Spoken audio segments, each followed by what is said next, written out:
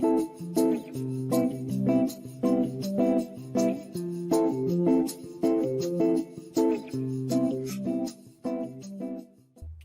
up, y'all? Welcome back to the Reality Kingdom, where we put the real in reality or whatever. Period. Period.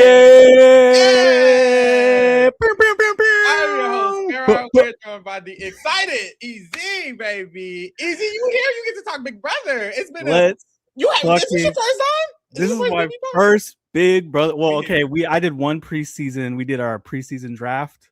Okay. Type situation, but this is my first live Big Brother podcast of all time on Reality Kingdom or on any platform. I'm so hyped to be here.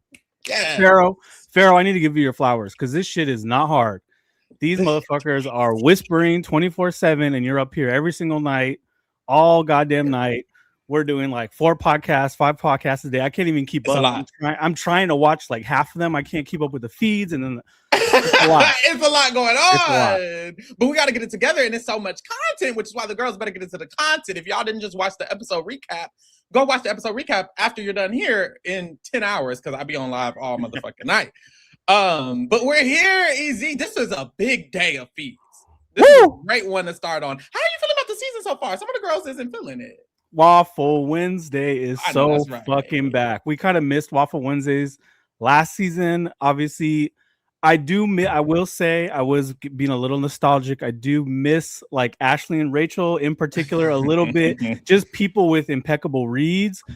I will say the diversity pissed me the fuck off. Like it feels like we're going back to the fucking ancient times where you have 2 black women and a cowboy, and literally it just looks real bright in there, and it's frustrating. And then a bunch of white passing, people of color that are trying to fill the mandate or whatever they're trying to do. So that's frustrating and it's bothering me, but I'm trying to just lock in and enjoy this crazy social experiment that we do every summer.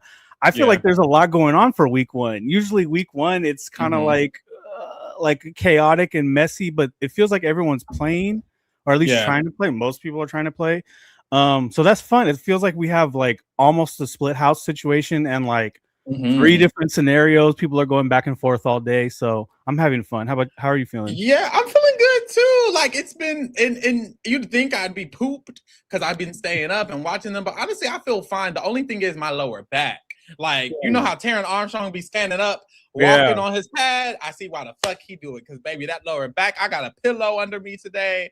I'm like, it's kind of too much going on down there. I need to get that right. But other than that, I'm chilling. Like, I'm having a good time. This is a great day of feeds, and it's a lot going on, so we got to get started. But first, if you are new here, first of all, subscribe. But also, make sure you understand that what we're going to do is we're going to go through the live feeds of the day, starting from last night all the way through to now, literally. And then after that, we're going to stay on live. I'm going to stay on live. Easy can stay on live if he likes to. Some other people will hop on, and we will just continue to watch the live feeds after the update is done. Boom. I have an announcement. Uh-oh. So, hold on, drum roll.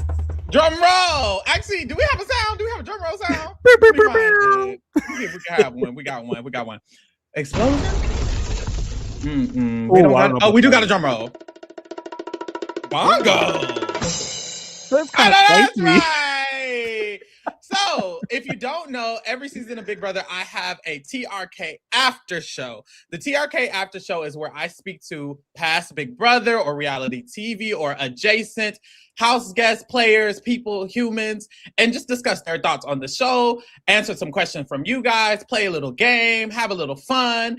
And we are, of course, bringing that back this season. And it is time to announce our first guest of the year, baby. The first TRK after show guest will be Miss Bailey Dayton, the icon herself. Everybody get up! Let's fucking go. I'm so hyped. You gagged me with this one. I had like a list of 10 people I thought it might be. You gagged me.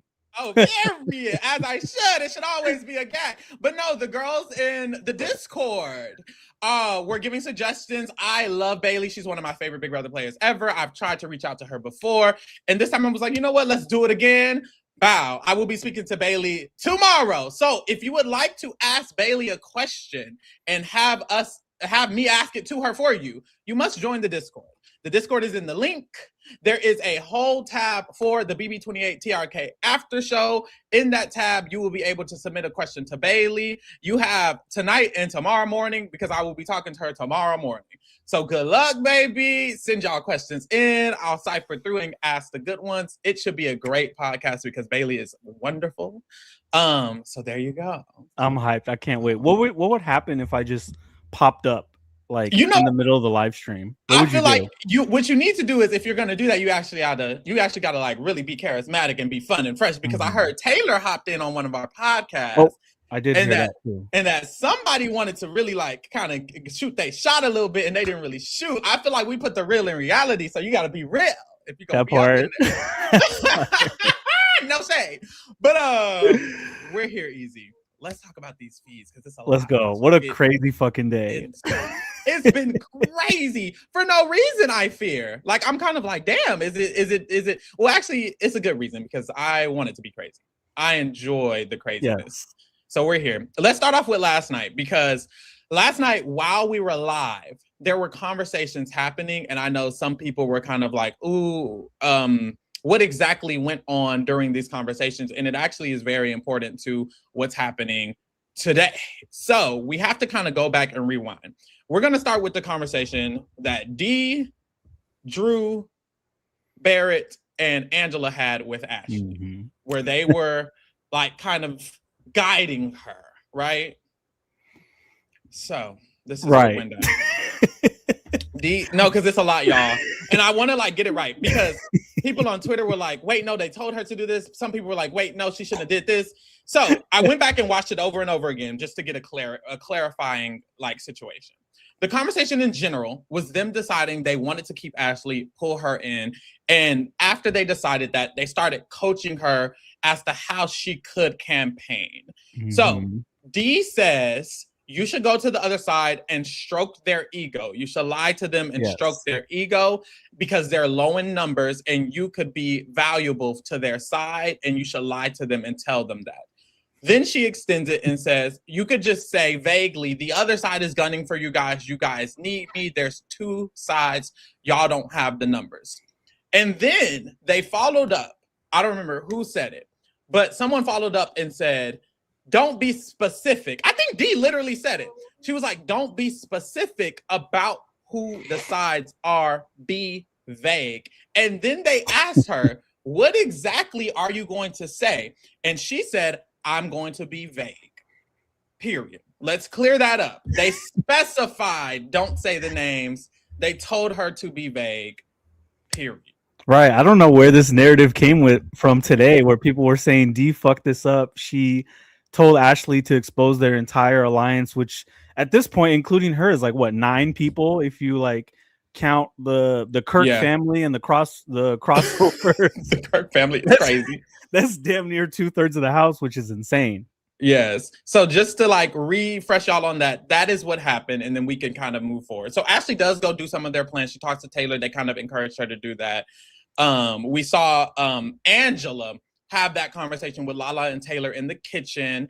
And in that conversation, Taylor threw out that Ashley was implying some things and Angela got a little nervous. And then she started spiraling. Angela has been kind of spiraling. As she should.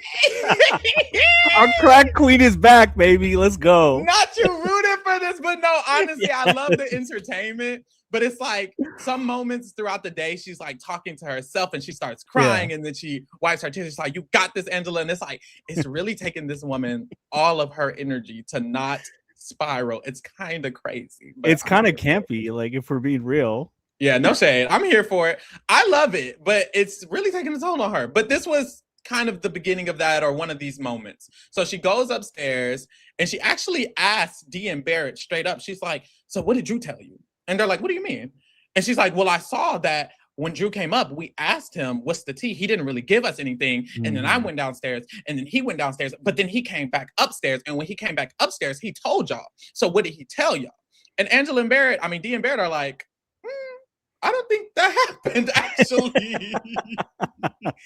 I actually think you made that up. And Dee's like, I feel like I'm being gaslit because by accident, like accidentally gaslit because this didn't happen. Drew didn't go back upstairs at all. He stayed a little bit and then he left. He didn't go back up. I think she just saw him up there after she left and thought he went back up. But it's like that just didn't happen. She was just being very paranoid. This is confirmation, like paranoia bias. Like if we've ever seen it, right? We see her defrosting. We see Angela. Didn't you say something about Drew's eyes, even like droopy eyes? Yes. and fucking Twitter went crazy. And it's like, here we go. It's gonna happen again. And she's gonna walk down those stairs. Drew. But now it's like it could be like who's gonna get the smoke? To me, like that should be in our bracketology. Is it gonna be Jason? Is it gonna be Drew? Like, is it gonna be Rome? Rome? Right. Yeah, exactly. Take your pick. It could be any of them at this point. I have a question. What do you think of her perception of Drew? Like, she does not trust him, and she feels like he's potentially a slimy person who's gonna kind of gut them. And a part of me is like, well, I don't think I'm too mad at her idea of that. But what do you think? I think she clocked him. Honestly, I think that this whole week to me is centered around the Drew Melody relationship, right? Which is a friendship, but also a budding showmance. You can tell that he's into her. You can tell that he's attracted to her. You can tell he's been flirty with her. And Drew is making rookie mistakes, even though he has potential to be a dominant player, right? Is what it looks like. But to me, it seems like he wants his cake and eat it too. He wants to be part of this crossroads. He wants to be with the Kirk family, and he wants to have, you know, his side alliances with what are they called, the Littles, Melody and the other white girls. So it feels like he's just got his hands in too many pots, and he's overplaying and he's getting overconfident. And I think Angela's clocking that, like. And I'm trying to remind myself she's the only person on this whole cast that's been in that house before, that's been in a pressure cooker like this before, and has played a similar game and been in alliances. So I feel like she has him clocked. Like she should be kind of paranoid now. Does she need to spiral? No, it's fun for us, bad for her, but yeah, I'm here for it. I think you're right. I kind of agree. It's like he does have all of these things. And Dee like slightly mentioned it a little bit at the end of like right before we went live. She's kind of peeping at T2. And it's like, I think it's important to consider like, do your allies have better positions or not? So I'm not too mad at her thinking this. He's getting clocked by people from both sides, right? Like we'll get into the like Mallory clocks his ass too. Like Lyric what does if she ever speaks. Right. So it's like, yeah. Shout out to Alex in the chat. Alex says, just got out of work, taking a shower, not touching grass till tomorrow. Save Taylor, fuck Devins. Shout out to Alex for being here. I know a lot of the people came in a little bit later. They kind of lagged to get in. So I just want to remind the girls, if you didn't know, I will be speaking to Bailey Dayton tomorrow. If you want to send her a question, join the Discord, because that's where you can send her a question. The link is in the description. Thank you. Bow. And subscribe. Thank you. Mallory and Dee talk because Dee has heard that Mallory is targeting her and will be putting her up. So, and that she doesn't like her. So Dee calls Mallory out about this. She says, well, girl, I heard you don't like me. You want to put me up. You want to target me. And Mallory was like, well, no, I'm not targeting you. I am going to put you up, but I don't dislike you and I'm not going to target you. I just said I'm going to nominate you. That's all I said, which she said what she said. She cleared it up. There you go. Period. I love what Dee's doing with all these social relationships. Like, how do you put up 4 people? Again, it's like with the Blockbuster, how do you put up 4 people and 3/4 of the house, more than that, probably 90% of the house isn't going to put you on the block next week. Yes. That's impressive to me. I've noticed on the feeds, Dee keeps saying that we're in the middle. I can't believe we're in the middle. She's like celebrating with Devins. And I keep tweeting. I'm like, well, no, Dee, you're in the middle. Like, I don't think that Devins and Angela are in the middle with you. And I'm almost like wondering if her perception is a little bit off or if she just doesn't give a fuck. She might just not care that they're not in the middle, and she might just be pretending with them, and she knows she's good but knows they're not good. And then the other option is, does she genuinely think Devins and Angela's in the middle? And a part of me is like, well, Devins could get nominated next week, and that's not the best thing for Dee. So I hope she isn't wrong, and I hope she just doesn't care. You know, I think she knows the truth. Like, based on her camp talks, she's like, it's gonna be me on like over everybody. She'll cut any of these motherfuckers. Like, Devins was against her on 50. Like, she doesn't owe him shit. Like, Barrett is gonna be a nice flirt man. I think that actually Dee and Barrett are positioned the best right now. I think that everybody else feels like they're either gonna get clocked or gonna get put on the block if the other side wins. within the next 2-3 weeks tops. I feel like her and Barrett are being smooth. They're good socially. They don't push too hard. They know when to shut up. I'm impressed with both of them. Yeah, I agree. After this, Angela and Chuck have a conversation while playing chess. They do this every night at this point, and it's the same conversation that they've been having, except now Angela is being a little bit more forward about pushing the fact that she wants a group to be made with their entire side, and she's trying to encourage Chuck to make it. She also had this conversation with Kamu and Haley separately, like, you need to come make this group and we need to do this. And she told Haley the same thing, and now she's telling Chuck the same thing. So she's trying to get them to make the group so that way it could be a solid alliance of 9, I think, 5, 7, 8 against the rest of the house. Oh, and Ashley. They want Ashley in it too. So at this point, it is still the 9 that she's trying to do. So that's what occurs there. After this, Devins and Barrett, they have a conversation. Barrett starts talking about what they need to do with the vote. And they're reiterating this, and y'all, put a pin in it. Like, truly, when it comes to the vote, everything is a grain. Everything is a grain until in the final jam, because at this moment, what they're saying that I'm about to update is not what they're saying currently. So I'm just telling you what happened. So what happened was, in this moment, they said that they are saving Ashley, and Barrett is just clarifying this with Devins. We are saving Ashley regardless, and we're evicting Taylor regardless. Currently, that has flipped, but at the time, it was the opposite. It was that Ashley is staying, Taylor is going. Boom. And the reason why this is such a mess, though, is that Dee told them, like, what, at least 4 or 5 times, if it's a tie, I'm breaking it to save Taylor. I'm not going to become enemy number 1. And I think she does a fantastic job convincing Angela and Devins in particular, the other icons, that this is the right move, because if she breaks a tie and evicts Taylor, now you're making 7 enemies potentially, maybe even 8. People are going to be pissed at you. You broke your word. You showed your cards. So she's already covering her ass. That's the only vote she could potentially make this week. Everybody else could be potentially exposed, and now she's trying to clean it up. Yeah. The gag is, it's not that if I was in the game that I would force a tie, but she would tell me that and I wouldn't give a fuck. Like, D, especially if I'm Angela and Devins, like, y'all are in a worse position than D, and D is the HOH doing all of this fucking nominating, getting people out, and she's in a better position. I wouldn't care. And I think she does, like you said, she does a good job, because Devins and Angela are like, oh my God, you're so right. We don't want to make you in a bad position. Like, they're helping her game. And it's like, well, no, like, let her break a tie, actually. And they are not clocking their position compared to her at all. And this is why Devins is a 2-time loser, Angela is a 1-time loser, and Dee is a champion. I know, that's right. It is what it is. And that's T. Earlier in the day, Jason had came to Devins and Barrett outside and they discussed a group, because Devins is trying to push Jason into this group with him and Barrett with him, just to kind of like make sure Jason isn't going after them. I don't think it's going to work. But in this moment, when he's talking to Barrett, he's like asking Barrett, hey, can you help me with Jason? And can you just agree to the group? So that way he thinks it's kind of real and stuff like that. So that's what he's trying to do with that. And then he starts talking about the other side. He's like, okay, Rome has a group over there. If that's correct, they kind of reiterate this all the time. Every time Devins and these people are talking to each other, they reiterate, Rome is over there. He has all of the control. He's working with Lala and Taylor. There's also these girls. They're over there. They're not with us. We have our side. So it's kind of the same thing over and over again. And then he asked about Angela, because he saw she was being a little frantic. And Barrett just explains, Taylor told her a little something. She might have thought something about Drew. So that's kind of what that is. And, Devins has advocated for Drew. So he isn't really bashing Drew in this moment, and neither is Barrett. And that's how that goes. I wrote down what Angela, I finally found out. Oh, Lord. Her self-talk. She said, I'm going to pivot and talk to people. I'm going to be pleasant. And maybe I'll make cookies. Oh, Lord. No, y'all. When Angela was talking to herself, I was in tears, Pharaoh. I was in tears. I was like, wow, this lady is finding it. And honestly, I fuck with her. Like, I love that she's trying so hard. Yes.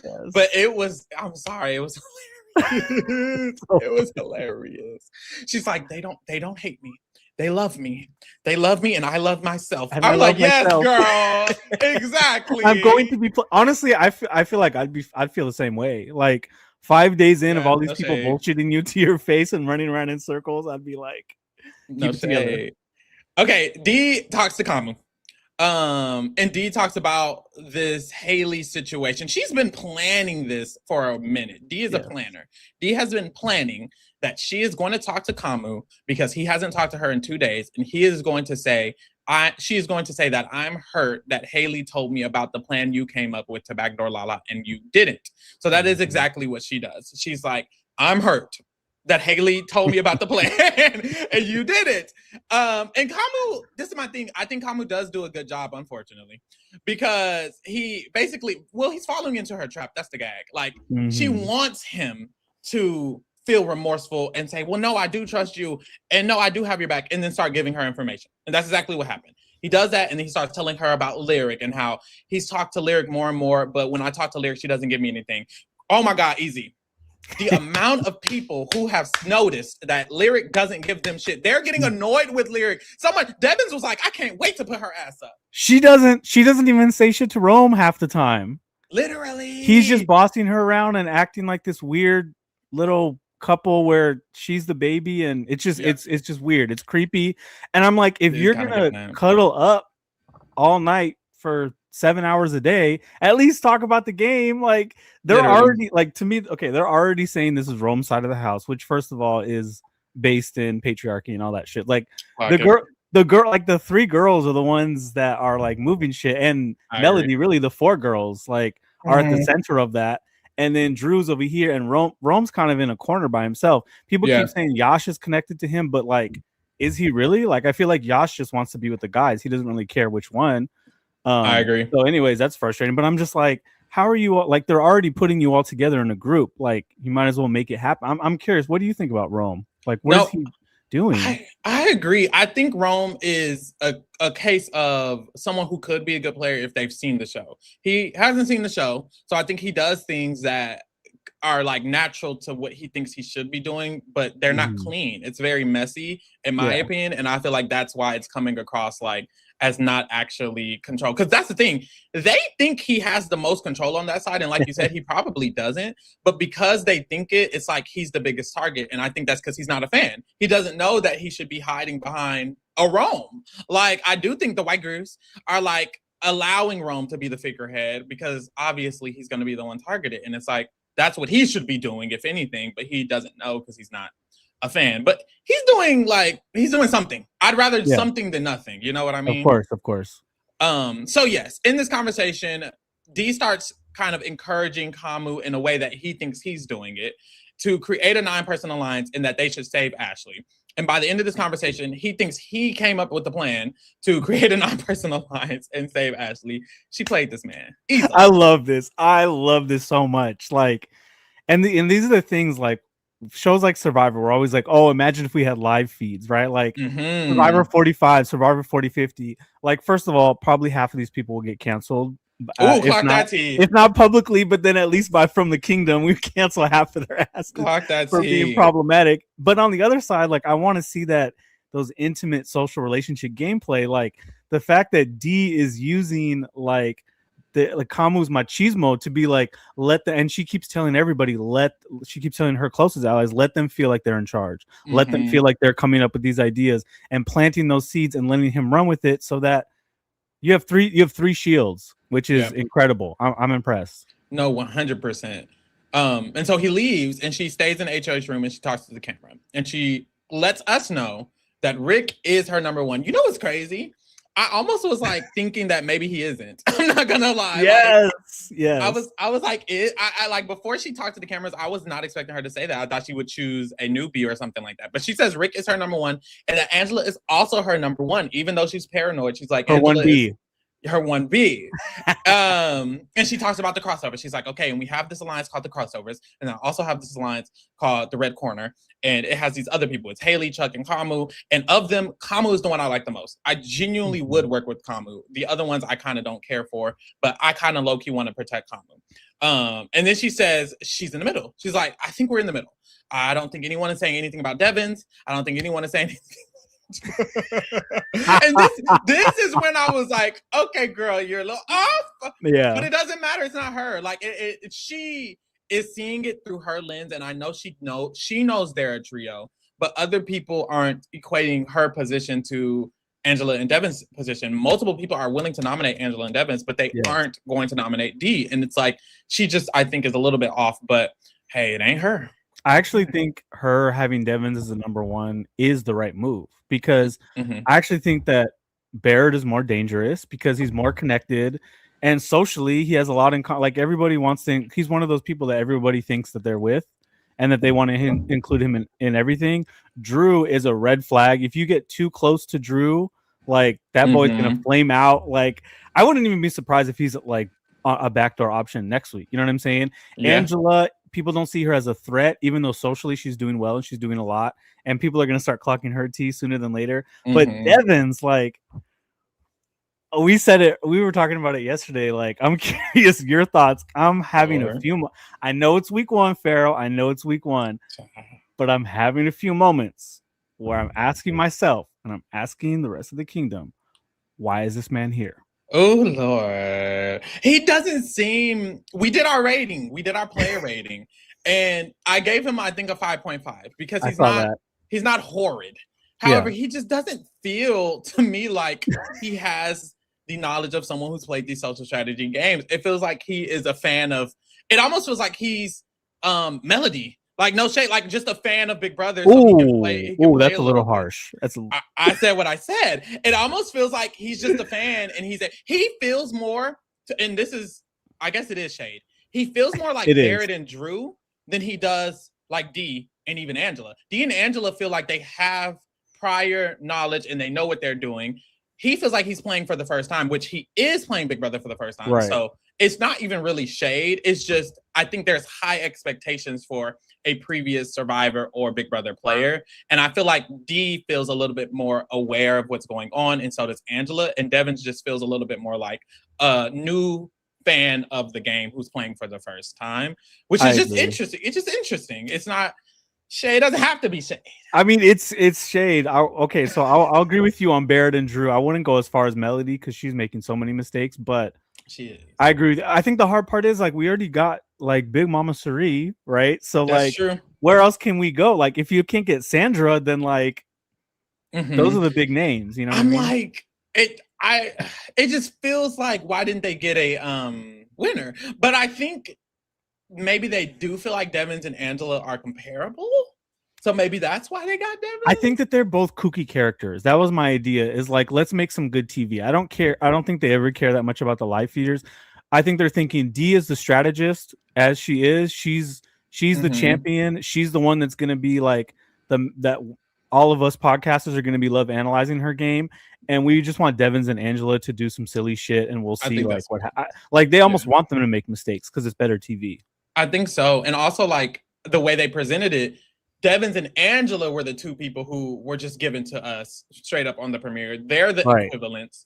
And then Dee is like above them. Clearly. Yeah. And it's like they know that. But also it's like, girl, if you're a fan of the game and you see how they introduce them, everyone should know Dee is going to be a powerful player, whether you've seen Survivor, whether you know her, whether you don't. Like, Big Brother is telling you this is Rachel Riley's replacement after she gets dropped into the volcano. This is literally bad. It was a dinosaur. She came out of the same jungle that a dinosaur came out of, fucking Velociraptor.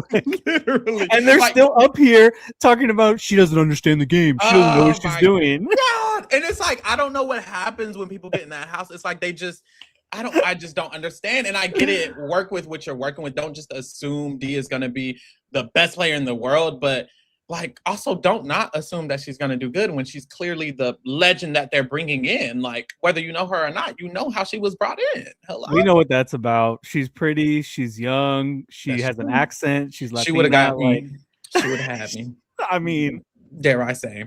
So Kamu does talk to Devins, and he pitches this plan. The plan of bringing the alliance together, adding Ashley. It's going to be 9 of them. Boom. So on the other side of the house, Mallory and Lyric, they have a conversation, and Mallory lets her know what Dee just told her, that people are letting her know that she has said her name and that Mallory is allegedly targeting her. And Mallory's getting worried because she's like, well, girl, who told her that information? I don't know who told her, and I've only told a few people. And I could have swore that same day was the first time she told Barrett. And in my mind, I'm like, well, Mallory, you need to put 2 and 2 together. You told all of these other people days ago. The only person you told today was Barrett. And she wasn't thinking. She didn't figure that out, maybe. She felt like it was Jason. She's like, I feel like it could be Jason because Jason is slimy and he's lying, which he is lying and slimy. So I get that. Okay, Mallory, let's be real though. She has a one-sided beef because usually people do this to house guests once they're out, but she's blaming all of her goddamn problems on Jason. Like all this bullshit can't be coming from one place, and it kind of is rubbing me the wrong way. I get why people are rooting for Mallory, and she's already getting the underdog nerd edit in the episodes, but it just bugged me. It rubbed me the wrong way. I did not like the way she was talking about Jason. It's like, also think harder. Like, Drew and Barrett are in both sides and all 3 sides of the house and in every single conversation. That's what I'm saying. It's just a matter of time. Those feeds are gonna hit like crazy when those could get exposed. Just wait. Boom. Speaking of Drew does go talk to Dee and they discuss the plan and essentially that they like Kamu and that Kamu's gonna do it for them and pull in Ashley. So put a pin in that. Haley and Kamu comes, they talk, and Kamu tells her the plan. He's letting her know we're gonna make an 8-person alliance, and bring in Ashley to make it 9. Haley starts talking about Jason and that Jason was giving her secret after secret after secret after secret, and that she thinks she kind of has some control over him. And Kamu was like, well, I don't know that you do. Keep an eye on that one. And she's like, well, no, he was telling me secret after secret. And Kamu was like, I just keep an eye out on that because I don't think he's with you. I think he's with the other side, which he would be right. Yes. So after this, Angela talks to Ashley and Haley. And let me pull these people on the screen because there's a lot of motherfucking names and I'm supposed to have them on the screen. Wrong people. Boom. Here we go. Angela was talking to Ashley and Haley. And Haley starts talking about how she wants to save Ashley, and they start conglomerating about this whole thing that Ashley should stay, and they're all discussing that Ashley should stay together. This is when the momentum is really, really picking up. There's already been conversations prior to this stuff, but now they're bringing in Ashley in it on all fronts. At first, it was just the crossovers, but now Haley's getting in on it. They're all agreeing with the same plan. Kamu has brought everybody up to speed at this point, really, about the fact that all 8 of them are going to work together and all 8 of them are going to vote together. And Haley tells this story. And Ashley leaves, and Haley tells this story about Lala. Haley is not fucking with Lala. Here we go. Every time who's shocked? Hold on. Who is anyone shocked that Haley doesn't fuck with Lala? Anybody? Chat? Anybody? Right. Haley does not like Lala, and every time she talks to Angela, they have to gossip about Lala. And this is really from Haley's point. I don't know why Haley always does this, but it's because she wants TV. That's the Angela low-key is clocking, because Angela's like, every time I talk to Haley, she's talking about making TV between me and Lala. So she says, Lala made a comment in the kitchen earlier, and she mocked her because Haley said, Angela. And after she said it, Lala started saying, Angela. And she felt like she was mocking her, and she didn't like that, I guess. Any excuse. And who's shocked that we go from Haley talking shit and trying to stir shit up from Lala to later in the night trying to get Taylor evicted, right?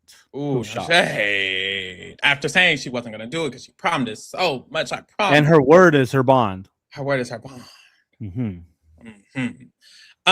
Then they talk about Jason. They both kind of get to the agreement that Jason is not to be trusted, even though Haley was just saying that she thinks Jason was trusted. She talked to Kamu, and now she doesn't really trust Jason. I think Kamu just influenced her, honestly, because now when her and Angela talk about it, she feels like, okay, wait, I can't trust Jason, which she can't, I would say.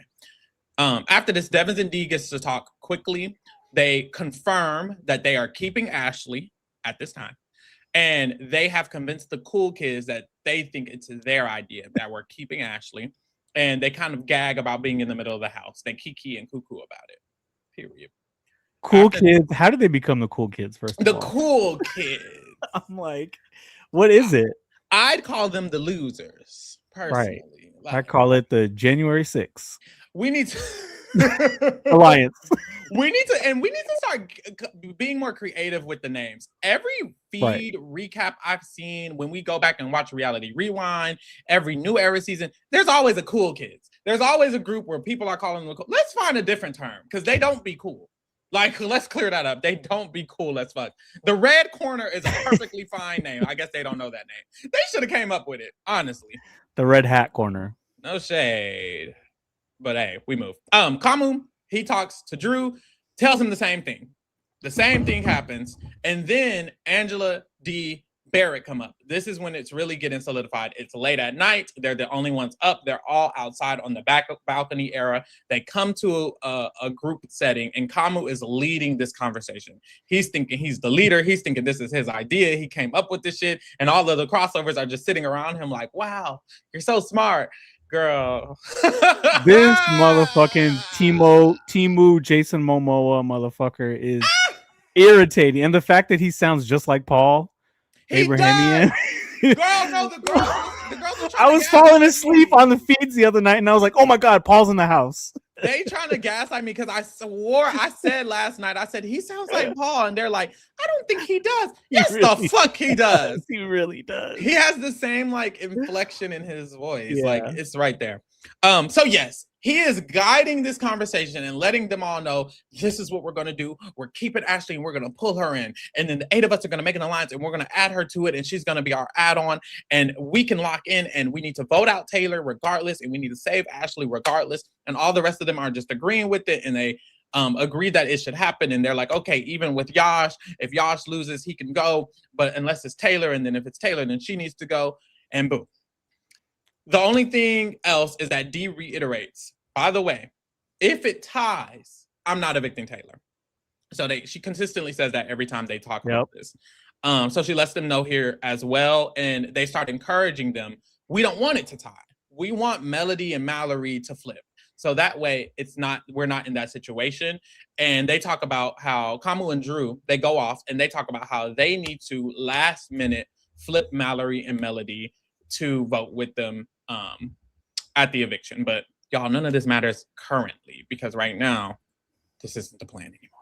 I hated this. I mean, Kamu feeling himself with all his betas and submissives of an 8-person alliance in this shit. But it's like, again, because the times where I feel like the better strategy would have been, don't tell Ashley shit. Be like, she's a mess. She's spilling people's tea everywhere. She's not connected. She doesn't even have a number one. Like, still right now, she doesn't have a number. From an hour ago, she doesn't have a number 1 or a number 2. Like, she's just a pawn in everybody else's game. Why not just not tell her shit? Organize your own votes, and then last minute let her know, like, if she wins Blockbuster, which way she's going. Yeah, like, it's that simple. I agree. I don't think the tell Ashley plan was that smart. It was weird because it almost felt, I want to say it almost felt a little Survivory, but maybe I'm just associating it with that because of the situation. It just felt like, oh, we can bring this person in on the vote and then move forward. And it's like, well, it's not that simple with Big Brother. You're living together. Yeah, like you probably shouldn't tell her all of these different strategies, and you probably shouldn't let her know exactly who's saving her and then expect her to just not do that. Everyone is also not that smart of a player, you know what I mean? Right. And that's another difference. I feel like in Survivor, 90% of the cast is a fan, 10% of the cast is not. And in this situation, it's almost the opposite. It's almost like you're working with a bunch of people who actually don't know what's going on, and only a few people know what's going on. So you can't do this like Dee, because it was Dee's plan. It was Dee's kind of advocation for it when they were talking. And I feel like in Survivor, someone who wants to stay would just do it and would shut up and probably would just vote with them and move forward. But this is Big Brother, and Ashley is not a Survivor player. She's a Big Brother player, and they aren't as smart all the time. And you know how you can tell they're not fans is Rick Devens walked in and everybody looked around like, who the fuck is this? Bro, let's talk about real quick segue to the episode. Stop bringing in these past house guests that are legends of the game to this cast. It's embarrassing how we walked Yo. in and no one moved. They were looking like, who the fuck is Nobody this old moved. man? And it's honestly, it just feels weird for Howie. Like it feels weird for Howie. It feels weird for Will. It was weird when it happened with Devin. Yeah. It's weird with Enzo. Like it's weird. Why did you cast? It's awkward. It's so awkward. It's cringe. Why did you cast this cast and did this twist? This should have been a BB23 twist where everyone knows the past house guests. Or this cast should have just been fans. Like, what are we doing? Connor said Howie look a mess. He looked like how he always did. If you ask me. No shade. No shade. Look the same. But yeah, that's just so weird. But anyways, that was the last conversation of the night.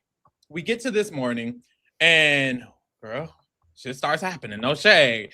Initially, Drew and Baird are reiterating the plan to Devins because he wasn't in this last conversation with Kamu, but they're just letting him know what we're going to do with vote and how we're going to try to flip Melody and Mallory at the last minute. Boom.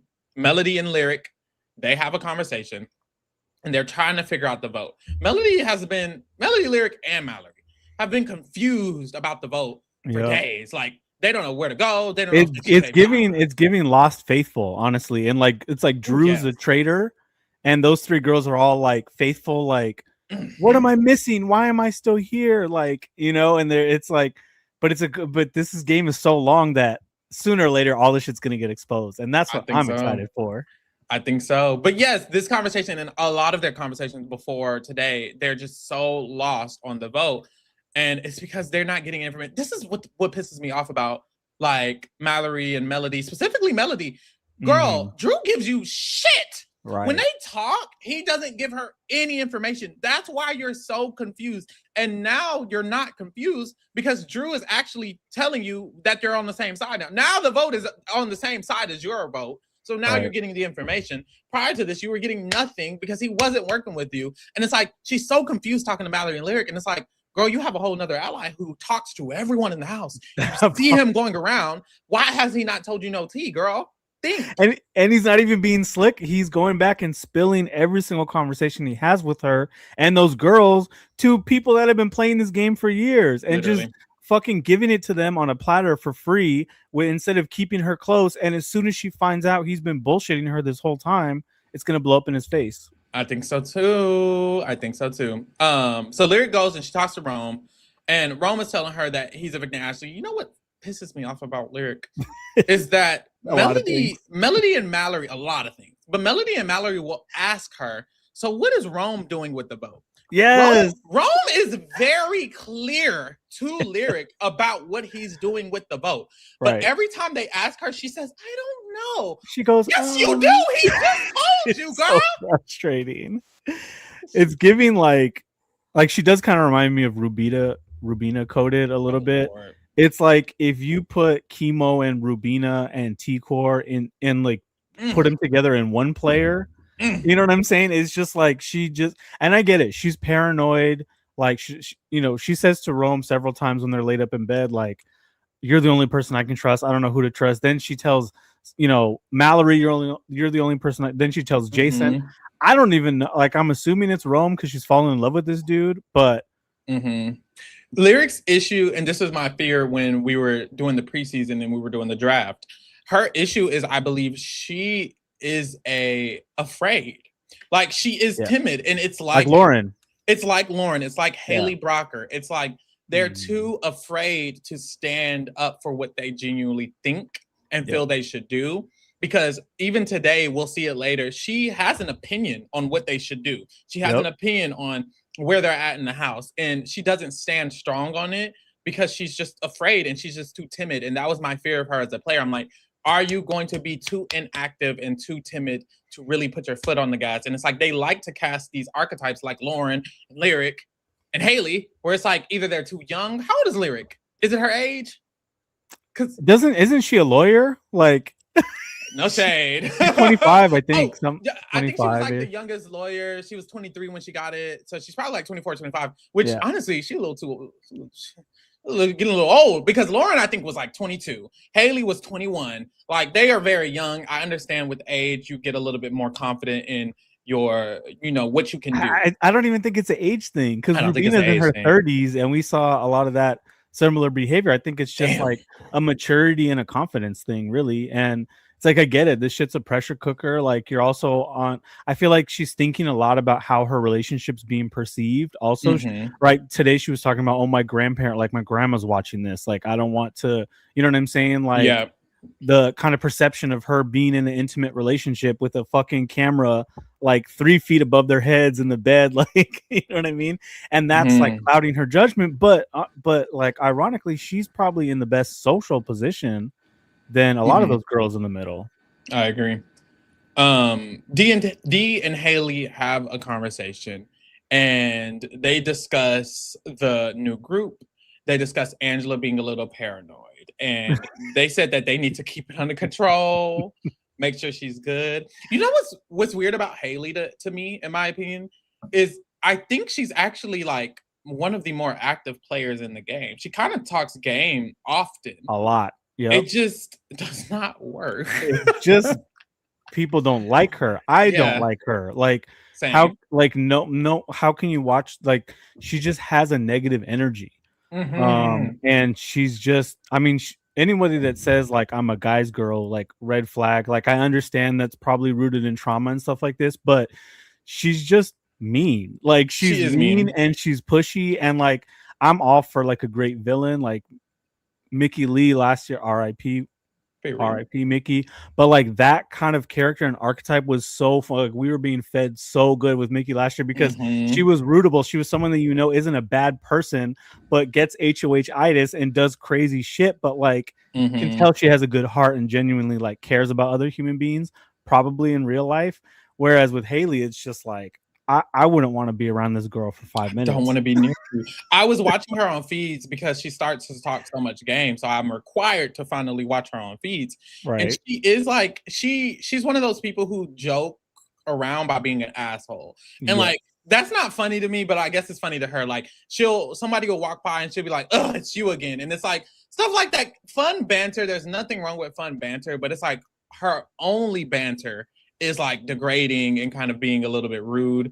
And it's like, oh, that's all you got, girl? Like, be funny in a different way. Like, right. Like for me, I'm like, with my homies, I will joke around like that, but that's like with like 4 people, not with like 17 people. Right. Also, the way she jokes with Kamu, because we need to be honest about this, because I think that she's feeling him. I think she's attracted to him. I think she's like feeling some frustration, you know, some pent up. There's some tension there where she's like poking at him, like, verbally a lot more than everybody else, and teasing him real hard. And there's some flirting going back. So keep an eye on that, you know, because there also was some flirting with Chuck as well. So yeah, that could be interesting. I think it was actually this conversation. It was either this conversation with Dee or a conversation with Angela. She mentioned, like, she got distracted thinking about Kamu because they started talking about Kamu, and she was like, "Oh no, they were talking about Rome," and she was talking about how at the beginning of the game, her and Rome were flirting. She was like, "I mean, I didn't really flirt with. I mean, he says that I said he's the finest in the house, and really that would be Kamu actually." But anyway, we can put a pin in it. And it's like, girl, you think about Kamu, we talking about Rome. Like, your head in the wrong place, no shade. But I think she's into him. And I don't think he's that into her. No shade. I think he's into Kamu, Kamu's into Dee. And Dee might be into Barrett. Child. Wait, who's into Kamu? Haley. Oh, I said he. I think Haley's into Kamu and Kamu's into Dee. And Dee is into Barrett, potentially. Yeah, but Dee will flirt with anyone to get further. I know that's right. She will. And also, I don't doubt that Dee wouldn't think. Dee has also mentioned that Kamu is the finest man in the house. She said it before as well. So, hey, put a pin in that. Angela talks to Dee again, and she's pressing her about Drew because she feels like Drew is having conversations and not telling them. And Dee is just reassuring her and saying, "Girl, it's fine."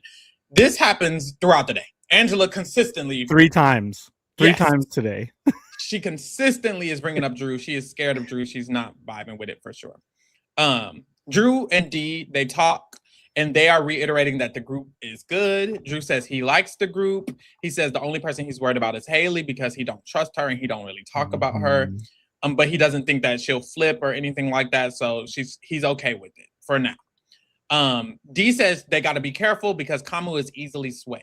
like we had one conversation with Kamu, and now he wants to vote out Ashley. He's Right. clearly easily swayed. Not just easily swayed, but like I'm gonna take the reins and now like get on my back. Like I'm the alpha. Like I'm running this shit, Swade. Like exactly. Oh, also in that conversation with Haley and D, there was one more thing she mentioned. She mentioned Devins. Haley said, "Do you think Devins would flip, or that he'll turn on any of us?" And D says yes. she says yes to Haley, but I thought that was interesting. I feel like Haley doesn't really trust Devins that much, and we see here Drew doesn't really trust Haley. I don't think any of them really trust. There's a lot of natural cracks between crossovers and the Kirk family in the bottom, and I feel like they're going to continue to grow and grow. Because I'm feeling like even if one of those 8 wins HOH next week, they're going to spend 48 to 72 hours arguing and debating over which 3 people to put up from the other side. That it could implode and one of them could end up on the block anyways. That's what I'm excited for, low key. I do agree, which is why I'm slightly surprised that D specifically doesn't have any strong strategic connections on the other side, because I'm almost like, well, girl, they gonna fuck up. Angela might flip. The red corners finna all go home. Devins is a huge target. Barrett and Drew have parachutes. I need D to actually low key be Jason's final 2 or something. Like she kind of does need Taylor, Lala, and Jason. I feel, because the white boys got the white girls, but she could get Lala, Taylor, and Jason on her side, and I think honestly she probably will start doing that. That's what I'm thinking when she's not HOH. So just that, like, that's the kind of shit that, like, you know, players like Ashley and Chelsea could pull off, and I honestly think D could do it too. I honestly think she is thinking about this, and I think it's smart. She's playing the long game, and she's still being social with these folks. Like nobody feels alienated by D. Like the fact that she was able to flip Mallory after putting her on the block and be like, I really like D after that. I think she's already plotting stuff. Like they have like a fake little like Latino thing going with Drew and Jason. Exactly. So I mean, whatever, it's something. Yeah, I think she can use those things, and I hope she does, and I'm sure she will. That's the thing. It's week 1. She's pacing her game, and I feel like other people are not, but she knows what to do. Exactly. So Jason and Angela are sitting in the living room. They're on the nomination chairs, and they're clearing the air, I guess. They're like just talking about how both of them feel like there's some tension and etc. And Jason's like, well, I thought you said this. And they had multiple of these too. They've had like 2, maybe 3 clear the air conversations between them throughout the day, because they feel the tension. It's literally that strong. Jason feels Angela not liking him. Angela can feel Jason not liking her. So it's like every time they come across paths, they have to like stop and be like, look, girl, is there a problem?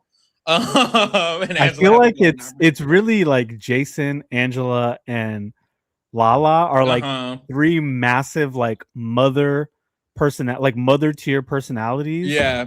Like, and there's just like they're almost so big that there's not enough space in the backyard for all, like they're gonna bump into each other over and over again. And honestly, if Angela was smart, she would stop playing in Lala's face and stop playing in Jason's face and create, like, where's her parachute? No shade. Who's gonna protect Angela when this shit implodes? Like, you think D isn't gonna toss her to the wolves? Like, of course she will. No shade. She should. And honestly, it's the issue is that it's obvious Angela is not with this side of the house, and it's obvious that Devins isn't, which is why they're the ones who are going to get nominated. D has made it ambiguous enough, and Barrett and Drew are always socializing with the other people. The only ones who are obviously over here are Angela and Devins. She doesn't do enough like disguising herself with the other side. She was doing it at first, and it just slipped and slipped and slipped, and now it's like, well, girl, we're putting Angela up, you know? So yeah. D and Barrett, they have a conversation, and D lets him know that Haley has made a comment about them being canoodled together a lot. And she's like, well, we got to put a pin in that a little bit. she says, there's so many pins to go around, Pharaoh. She says, we got to come back to that a little bit, because us continue to do that, people are going to start getting suspicious. So let's just hold off on it. Let's not cuddle as much. And they did a good job. I don't think they cuddled at all today. Thank God. They need to stay away from They were in the same room, but, you know, 3 feet apart. And also, Barrett has been leaving a lot of stuff in her HOH room accidentally. He like left his bottle, he left his hat, he left his shirt, he left his pants, he left his drawers. it was a lot going on. So, so yes. Boom. After this, D starts speculating. She's like, is Kamu in Rome? I think Angela's rubbing off on D because D has gotten paranoid this last like 2 days. She's like, right. is Kamu in Rome playing us? Like, is Kamu and Rome working together, pretending to pee on other sides and playing us? And Barrett's like, I wouldn't give them that much credit. He's like, I don't think love that from Kamu's Barrett. smart. I love that from Barrett. I think Barrett has the best understanding of people's intelligence level. Like, people think Rome is doing a lot more than he actually is. And I think Barrett is aware, like, he's smart, but not that smart.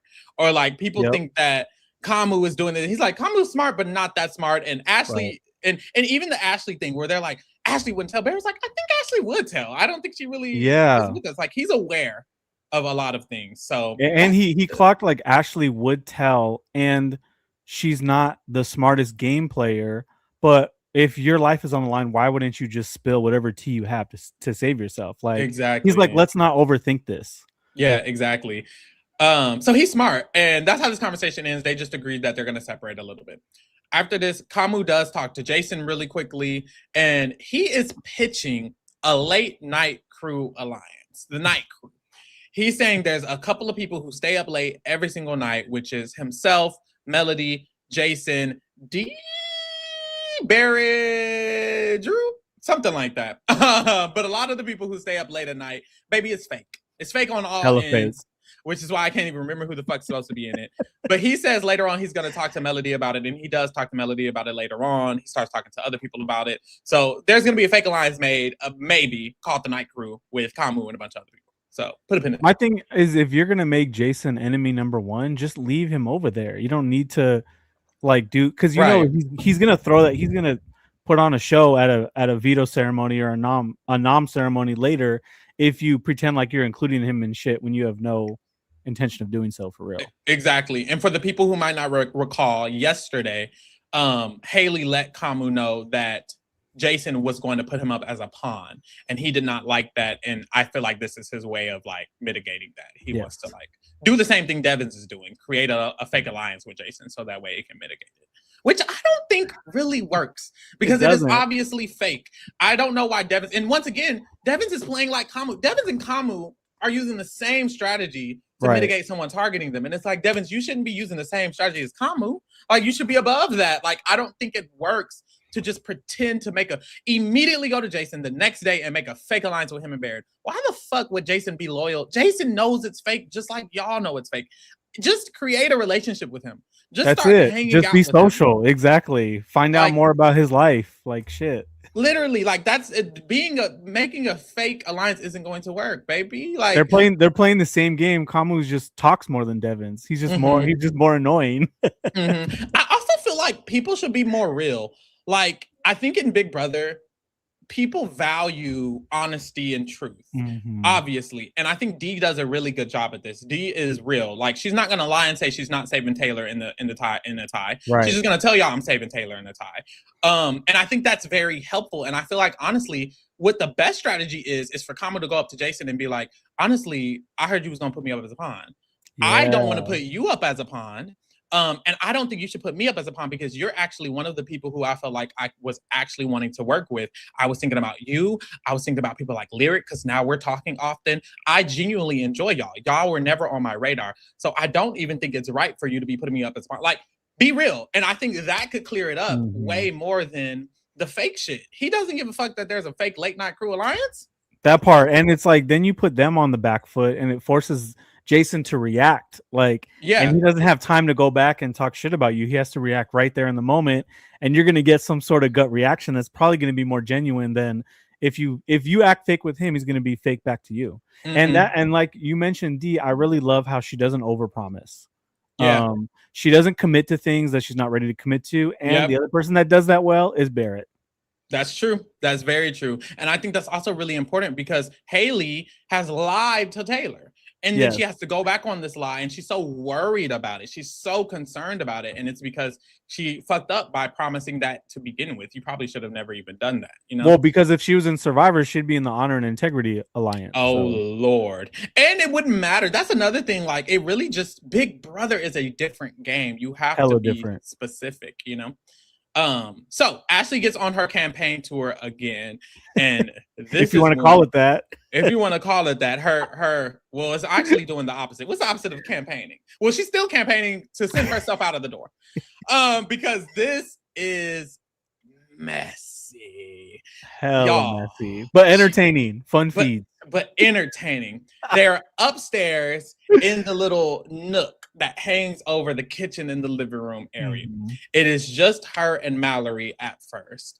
And she is telling Mallory her campaign. Remember, the crossovers encouraged her to go to the house or go to the other side of the house, make them scared, make them nervous, cause a little chaos, and say things, but be vague and don't say the names. Instead, Ashley was extremely specific. Yes. She said, girl, it's bad. Like, there's a whole other side of the house. They're coming up to me and telling me that they're going to save me with the votes. Mallory was like, oh, wow, wait, what are you talking? She's like, yes, girl, it's Drew, Barrett, Angela, Devins. D can't even vote, but it's D as well. D's actually going to campaign for me. She can't even vote, but she's going to campaign for me to say D as well. Yes. Kamu, Haley, and Chuck. All of them came to me one by one and told me they're working together. They're going to save me with the vote, and they're coming after y'all. That's the group. That's the motherfucking group. Y'all, she was so specific. And the girls on Twitter, I'm sorry, I don't know what was. The girls on Twitter was like, wait, no, they told her to do that. They did not. They did not tell her to do that. But they did fuck up in the way they approached her and talked to her about it. Yeah, like, they did. I hate. Oh, it was so cringy. She was sitting on that couch last night. And it's like Angela, right? Then it's like D, and then it's like Barrett, right? And they're like all sitting back, like, so how do you feel about like if we tried to like, you know, like save you, like get the votes together, you know, like us and literally maybe a few others. And she's sitting there like just say what you mean. Mind you, it's a whole alliance. Like, why would they sit there as an alliance and do that? I don't know. And my theory, and girl, I don't know if my theory is right either, because Ashley do seem just a little lost. But my theory was Ashley said this on purpose. I was like, she said all of their names because she genuinely likes Mallory and she wants to be honest with Mallory and tell her all the names. She repeated back to the crossovers that I'm going to be vague. And then she wasn't vague. And then fast forward to later tonight, she lies to Angela and Haley about this. She tells Angela and Haley that I didn't list y'all's name. I listed the other people's name. So I do think she was intentional. I think she purposefully listed their names to make Mallory and Lyric and even Melody aware of what was going on. I could be wrong, but the fact that she's lying about listing their names, I don't know. I want to give her credit, but then she might not need none. And then like an hour and a half ago, she's in the living room, like kissing Haley's ass, talking about they have a final two, talking about like me and you to the end, talking about like we're gonna save you, like don't listen to shit Melody has to say. Like, yeah, I don't know. I don't know what's going on up there with Ashley. I have to not give her that much credit, if I'm being honest. I have to just say she accidentally listed the names, or she just listed the names and she didn't know. But I'm just like, girl, why did you list every single name multiple times? Shout out to Alex. Alex says yes. They was like, oh, it's all going according to plan. Motherfucker, what? And they exposed our whole week. No shit. Now you're gonna be watching from home. No shade. Oh, like this was not smart. First boot down. She shouldn't have done it this way. But it's once again like the crossovers literally did tell her to go do it, but just not this. She's not savvy enough. She's not smart enough. She didn't do it right. Honestly. If Ashley had just picked a side, right? Like if she had told him, yes, I'm down, let's get it. Right. Like, I guess I'm number 9 in your 9-person alliance, but fuck it, at least I'll be here on Friday. Right. Then just do that. Or if she picked the other side and said, fuck them, I don't trust them. Like, exactly. But she's playing both sides from the block, and it's just insane. That's literally the problem. And we'll get to it because it's specifically the Melody conversation where I'm like, well, girl, you fucked up because you're not declaring you're on the right side. Right. So, yes. Just to clarify to you guys, she listed the names to Mallory. Lyric comes up in their mid-conversation, and from what I saw, she did not relist the names when Lyric was there. I don't think Lyric ever got the exact list of names. From my understanding, Mallory got it. Lyric came up and they were mid conversation. So she never got back around to listing all 7 of the names to specifically Lyric.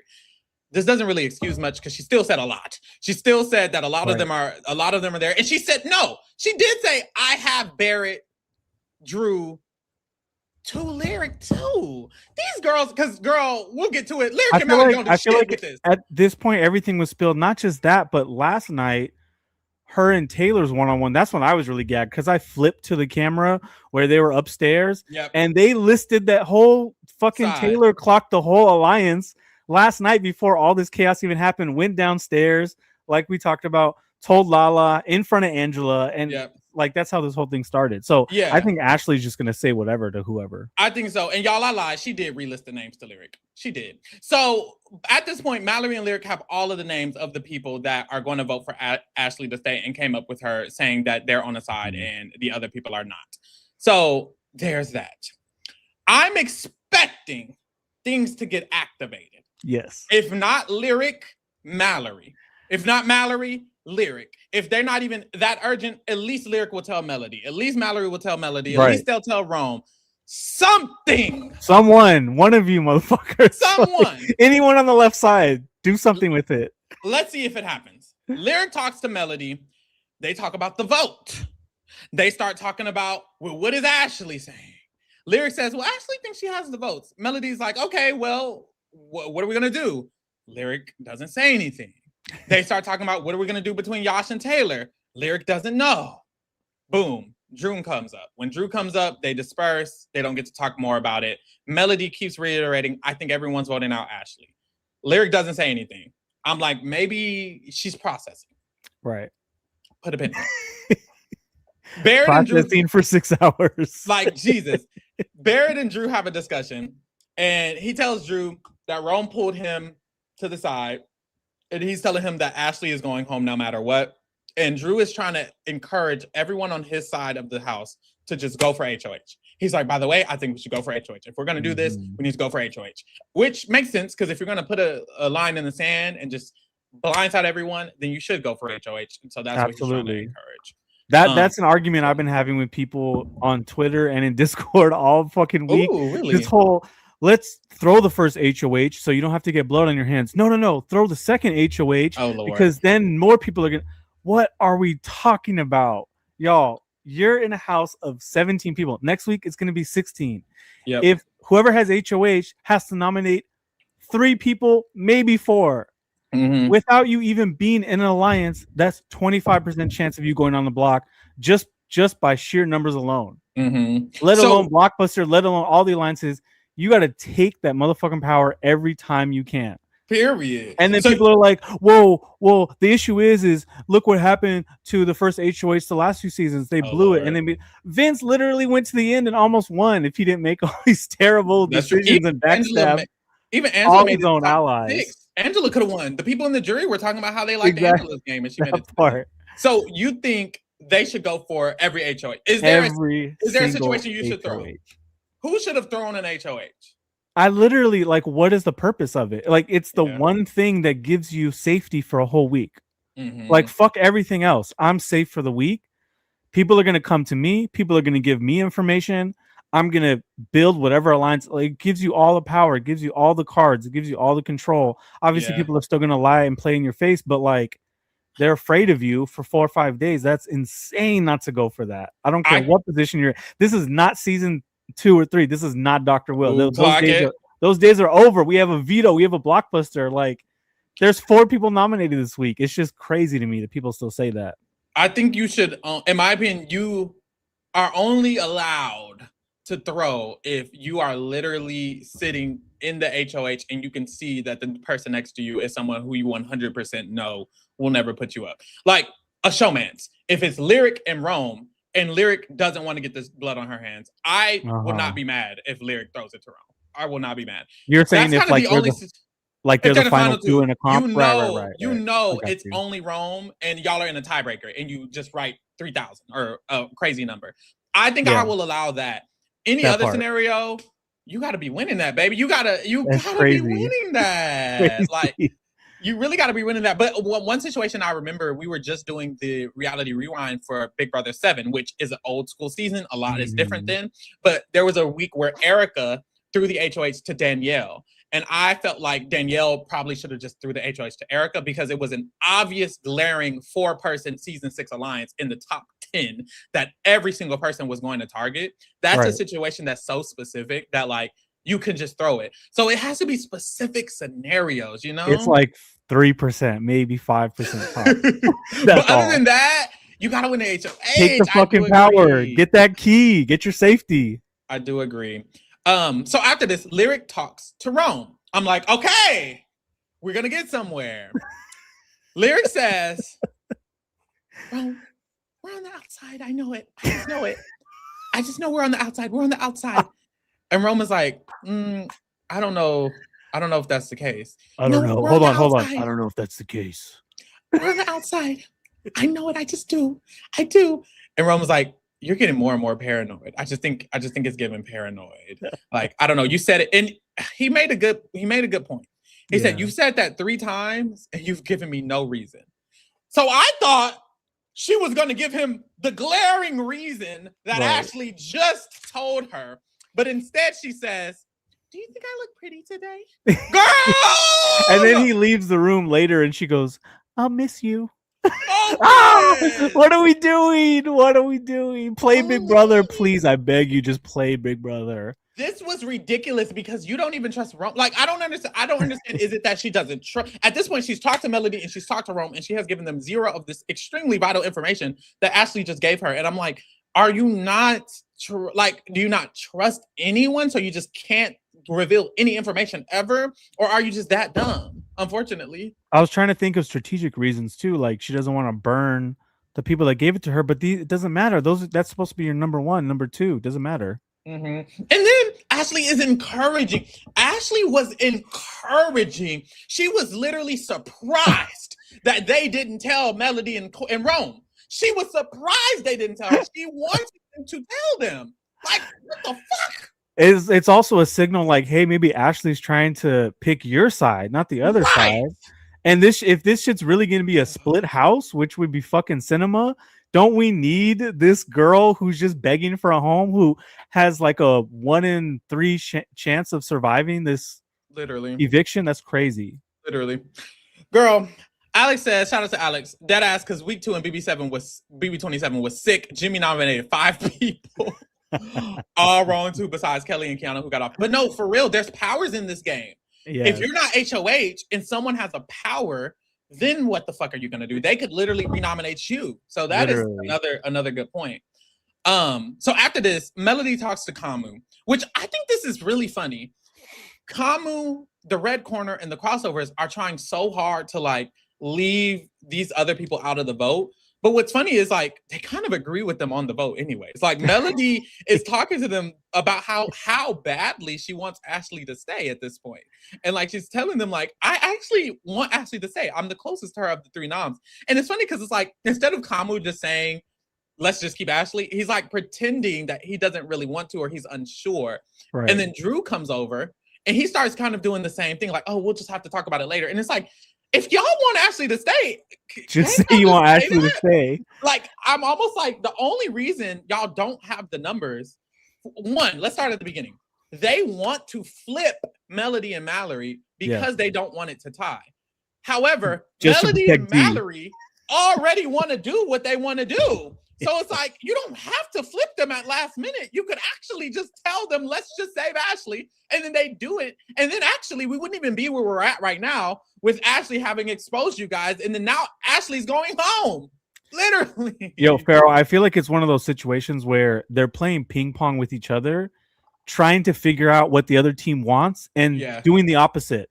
Yep. Whereas it's like, maybe you are just a line. And like, we'll get there with D towards the end of the night. Maybe it does make sense to just do the easy, safe thing and we can all sleep better. Yep. And literally. Let's just fucking see who wins HOH and then we go back to war. Mm-hmm. I think they're just so concerned about the split and figuring out what's best and what's not and etc., which I do think is important to consider, but it's landed all of them at just evicting Ashley, who is like the least of a factor of the people on the block, unfortunately. But like, not just that, but if we're being real, what the crossovers in red corner probably should do is take Taylor out, because which is funny, because 100%. that's what Haley gets to towards the end of the night, and she's kind of pushing these last few hours is like, well, there's this guy Yash who only wants to work with men. Well, we have men on our team, and he's transparent. He's a terrible player. He has no alliances, no allegiances, no number one, no secrets. Like all his shit's on Front Street. Then you have Taylor, who's clearly aligned with people that we're not. Then we have Ashley, who doesn't know what the fuck she's doing and has nobody. Like, it seems obvious to me. So it's like, Taylor, if they're not going to pull the trigger, what's the point? 1000% should be going for the crossover in the red corner. And what surprises me is that D'Angelo and Devin should know this. Like, I'm surprised that they don't. But I think the truth is that Taylor's the best player on the block. I think she's the best player who's nominated. So therefore, it's the hardest for people to come to the conclusion to vote her out. It's never really stuck. Even when people like decide, oh, it would be the best to take out Taylor, it always goes back every time, because this has happened throughout the week. Even within little groupings, people have considered it, and then they always go back on it. Even with the red corner, they were thinking it, and Kama was like, well, I don't want to vote out Taylor. So they never really landed on voting out Taylor. It's happened over and over again. It's because she's truly the best player of the three nominees. I don't even know if it's best player. Well, that's part of it, but it's perceived as a shot, right? It's like, if you're taking a shot at Taylor, you're taking a shot at the people that Taylor fucks with, when everybody knows you had two options that are nothing burgers in terms of alliances. So now it's a house divided. Now all of a sudden Jason or Lala or Rome wins HOH. Now like there's nowhere to hide. In New Era, people underestimate the power of being perceived as a big shot, like a big threat or someone attached to people. Yes. Rachel Riley went unnominated off of that alone. Yeah.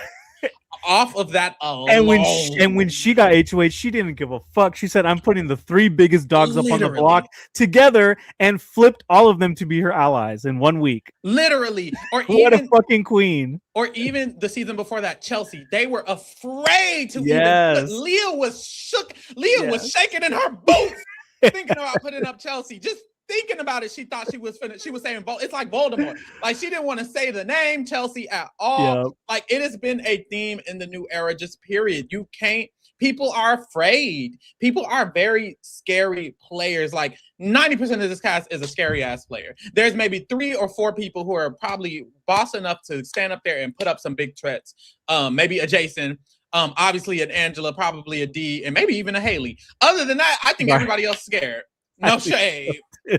No shade. I mean, I could see Lala doing it, but oh yes, I see Lala. The thing, Lala wants to be. I think Lala wants to be smart and bold at the same time. So instead of putting up Angela D and Devins, I think she said she wants to nominate Melody as like a pawn, and like someone else as a like pawn. Haley and Kamu. Yeah, so Devins. It's like I think she would be willing to do it, but she wants to play as smart as possible. But sometimes it's smart to just put up the bosses. It shifts. I mean, because you all talked about it on one of the podcasts the other night, it shifts the entire dynamics of the power structure of the house. Because whether they like it or not, the 3 people on the block have to campaign against each other. Yep. Whether they're meek about it or scary about it or direct, they have to. There's no other option for them.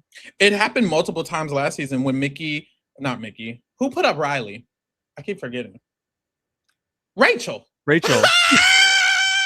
Rachel said all the big dogs are going up. That's a motherfucking queen. Because in my mind, I was like, no, I thought Rachel. I miss Rachel. I thought Rachel put up Vince. I thought Rachel put up Vince and Mickey and Morgan. She did, and she put up Riley. Damn! That was when Lauren was hiding from her, going up and down the stairs. Yes, and she was running away from Rachel. Oh no! She gagged the fuck out of Lauren. I'm sorry, because she said, if you take Vince off the block, bet you I'll pull up Riley. Cowboy, put that cowboy hat on the block. Oh, she gagged that shit. That's my motherfucker. Oh, we need her back, because why did they put that will in the house? We're not gonna talk about it. I know. Anyways, Mallory talks to Melody. So as a recap, Ashley have told Mallory and Lyric everything. Lyric has talked to Melody, didn't say shit. Lyric has talked to Rome, didn't say shit. Now Mallory is talking to Melody. I'm thinking, okay, Lyric isn't gonna say anything. But Mallory, she don't give a damn. This is Kelly 2.0. She gonna put it on the floor. She's a boss. She was just on the block. She was just on the block like a day ago. So this is cut to Mallory doesn't tell her shit. They talk about the vote.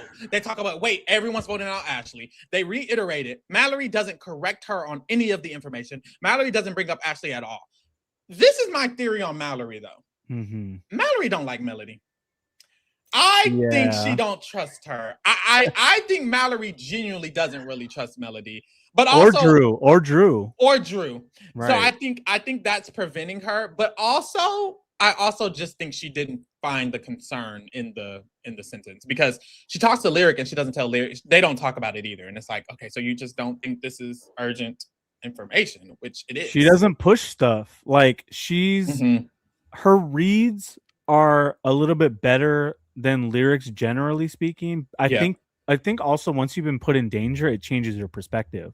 But I'm like, you were just the outcast. Like a few days ago, we were saying, oh, week 1 boot, bye. Like, let's start talking about week 2. If Mallory doesn't win that veto, she's out of here. You were in that position. Like, have a little bit of self-awareness to be like, I gotta shake some shit up. I got a lot of fire under somebody. At the minimum, spill what I know. So that was very frustrating to watch. I agree. So yes, nothing comes from that, which is surprising. Haley, she talks to Angela and they discuss how Rome is a thinker. Angela has been telling people this over and over again. Rome is a thinker. He'll sit back. And mind you, she's talking to Rome on the feeds right now, which is hilarious. But she'll be like, he'll sit back and he'll stop talking and he'll just, and when he does that, you know he's thinking. He's not talking, and usually he's loud. He's observing very quietly. Yes. Which, I mean, clock that teeth, girl. Do what you got to do. So there's that. Melody, she talks to Drew, and once again, they talk about the vote because Melody is so concerned about the vote, and Drew just tells her, let's figure it out and whisper to each other before the eviction. Just whatever I say last minute, I'll just tell you. I'm like, girl, what the fuck? This was crazy work. Like, it's such a red flag. I'm like, okay, Drew, I understand you're managing this well so far. Like, you want to have your cake and eat it too. You have your parachute, you have your main alliance, you have your shield alliance. But like, if that isn't a red flag, I don't know what is. And the fact that he hasn't really faced real consequences for it yet, unless I missed something, is insane to me. Yeah, like you're supposed to go in my number one. Like, you're asking me about my relationship and flirting with me all day, and then you're going to tell me, oh, I'll just whisper in your ear 2 minutes before an eviction is crazy. So boom, after this, we see Angela have a cam talk, which you kind of went over earlier. But she also mentions in this cam talk, she's concerned that Dee might be upset with her. She thinks Dee might find her as a liability to the alliance, and she's worried that that'll happen, so she doesn't want that to happen, which I had the same concern, but it seems like Dee is okay with it right now. Dee is like, look, I'm just going to mitigate it and move forward. So it's not as crucial as Angela is worried about, so she has to talk herself down, and you love yourself and you're good, and boom. So I love this. I feel like the way that Dee is managing her relationship with Angela so far is very impressive. It's actually kind of cute to watch, honestly, because it's like Dee tries to like calm her down, like, you know, be stress-free, don't be paranoid, like, let's talk it out, you know, let's talk about the options, like, let's be realistic, let's share the information we know with one another. And then sometimes Angela has a read, you know, and Dee kind of tries to lift her up a little bit and be like, we need each other, like, we're like, you're the yin to my yang, like, we balance each other out, which I think is the right move here, because what a lot of the men do, like, whether they're returners or not, is they just tell you what to do. They talk down to you, or they say, here's, like, the way Rome talks to Lyric, right? It's like very patronizing. And the way that Dee is working her relationships, it's like, we're a partnership. Like, you got this special sauce, I got this ingredient that you need, you got that ingredient I need, let's work together. After this, we see Melody, Rome, Lyric, and Drew make their 4 Seasons alliance. Girl, we know Drew finna tell on this soon. Right. So that's nothing. Throughout the day, Lala and Taylor do have multiple conversations about the votes, just to clarify, make sure it's good. Rome reassures them as well. At this moment, they're wrong. They think Taylor is staying, and she is not necessarily staying, so that's worrisome. But they're good now. So, Do you Jason, feel like this 4 seasons thing? Because I feel like, do uh-huh. you think that Drew will ever flip and actually make this his core? Because I think it's possible at some point. He should, but I don't trust that he's that creative. I don't Right. know. Like I almost feel like Barrett would have to come up with the idea and Yeah. tell him. He's so what is the word? Like he doesn't do anything he wants to do. He kind of just waits for someone to say it and then he agrees with them. Like after this whole debacle we're about to get into, Haley tells him, well, no, we should save Ashley. And then he starts repeating it. And then Dee says, well, no, we should evict her. And then he starts repeating it. I'm like, well, girl, what the fuck do you think you should do? Like, you have a game too. And that's my concern. But he should. He should. We'll see if he does. No shade. He's a little impressionable, a little immature. Yeah, I think that's what it is. I think he just needs a little bit more. Maybe Barrett will. Like, I think maybe Barrett will, but even him, it's like it's so hard to see either of them be active for their own game, but it's literally week 1. So yeah, we'll see. Jason checks in with Lyric, and then he also checks in later on with Lala. He's kind of feeling down, but girl, sometimes I can't tell if he's being fake or real because you know how he is. Clock that shit. So there's that. That was rough to watch on that episode, low-key. Oh my god. That was rough. Crazy, and the casuals are not liking it, which no. How could you? Like that was right. It was really it was mean-spirited. It's funny, but mean-spirited. Mm-hmm. So finally, Ashley talks to Melody. We get some real shit. They're in the storage room. Ashley is urgent. Mind you, she was very urgent when she talked to Mallory and Lyric earlier on as well. She had like a cadence to her voice that she was so concerned for them. And in this conversation, she is urgent. She's moving around. She's at the table. She's tapping on the table. She's like, girl, no, this, and this. Like, she is very urgently. And she's hella tall, so she's like standing over them. Yes, like... literally. Yeah. Telling Melody everything she told Mallory and Lyric. There's a group of people. It's this person. It's Drew, Barrett. She literally listed Drew, Barrett, Angela.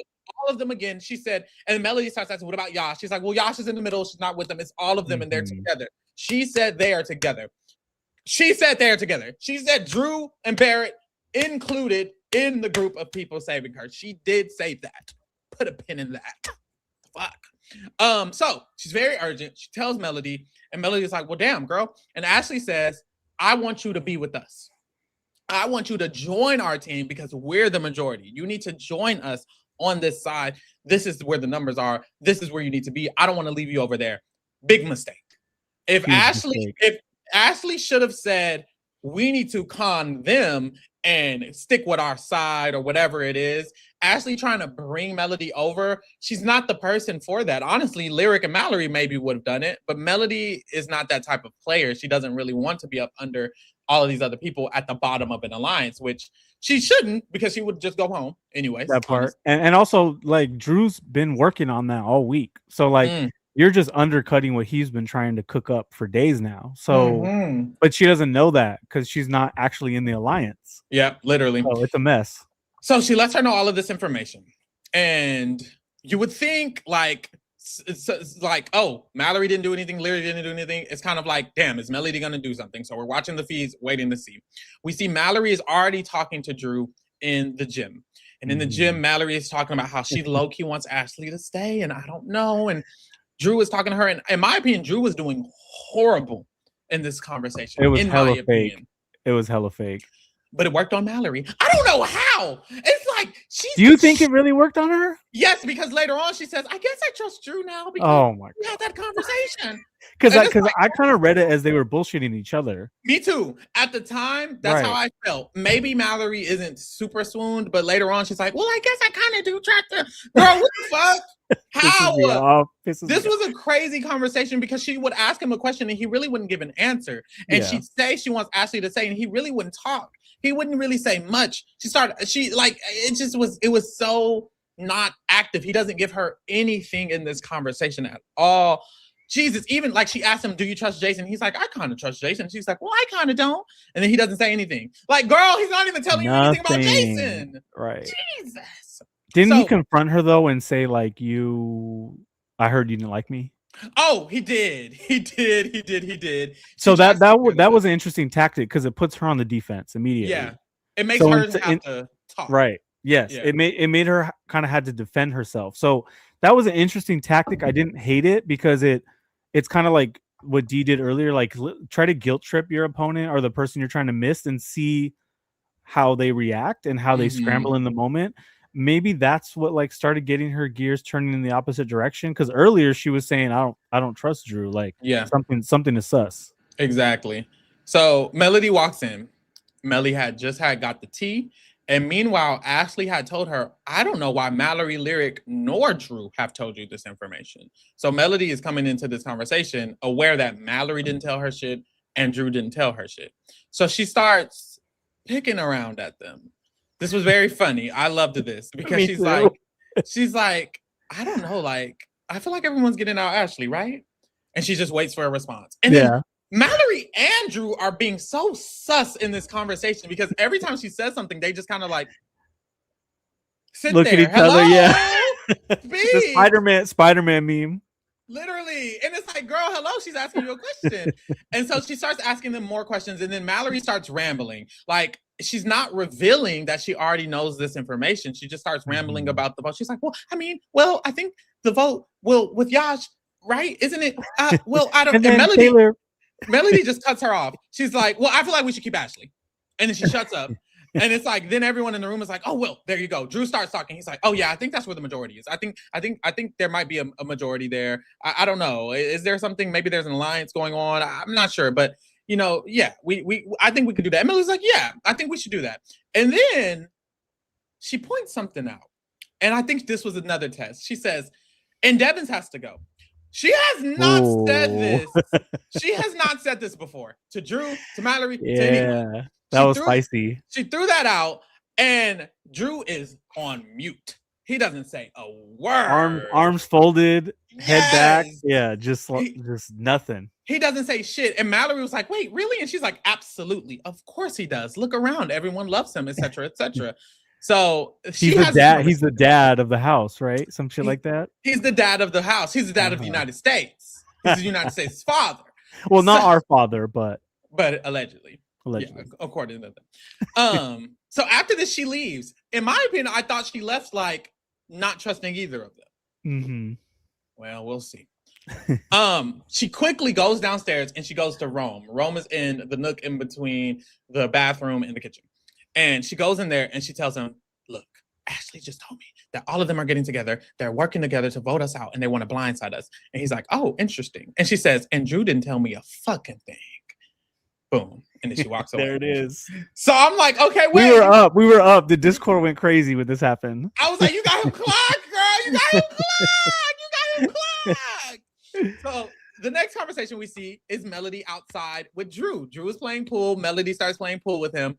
And she starts getting down. She's like, yeah, Ashley told me you were a part of a thing. And there was a whole team getting together to kind of like go against us and slide us. And she said you were a part of it. Like, I know you're not a part of it. I know you're in the middle with me, right? Like, you're in the middle with me, right? And Drew's like, wait, yeah. And she's like, because if you play me, like, if you're saying you're with me, and you're telling them you're with them, you'll never win the game. No one has ever won the game. Then you have no one. Yeah. And then you have no one. Which, just to note on that, I think she's right. Like, it is very difficult to win as the person who was in between the two sides. I'm almost like, bitch, who's done that? Because even other than June Song, or maybe even Andy, but even Andy, like, I'm like, girl, this is a very special type of thing to execute. Drew, are you going to execute that? Every other person who's like tried to be in the middle, they've lost. Even Tyler Crispin. Literally once in a decade it happens. Because you're going in with your bitter ass juror. Like, you're either going to piss off one side, the other side, or both sides. Exactly. There's no in between. That's the problem. Melody will be mad. If he gets Melody to jury, and she goes to the jury, she's going to know he was not working with him. She is going to be upset. Angela already doesn't like your ass. If Angela's in jury, she's going to be upset. The way you're playing the game is already going to upset multiple different people who could end up in the end game. And if he gets to the final two, he'd probably need to make sure Melody makes it far enough to be in the jury, needs to make sure the crossovers are far enough to be in jury. And I don't think they're going to respect him. Like, and this is week 1. But it's like, it's still something to consider week 1. You should choose to play the game in a way that you can get to the end and win in. And I don't think the way he's starting off is going to help him succeed right now. He probably needs to shift in a way that is more concrete, locked in, and not too flip-floppy, because I do think he will want to flip on the crossovers.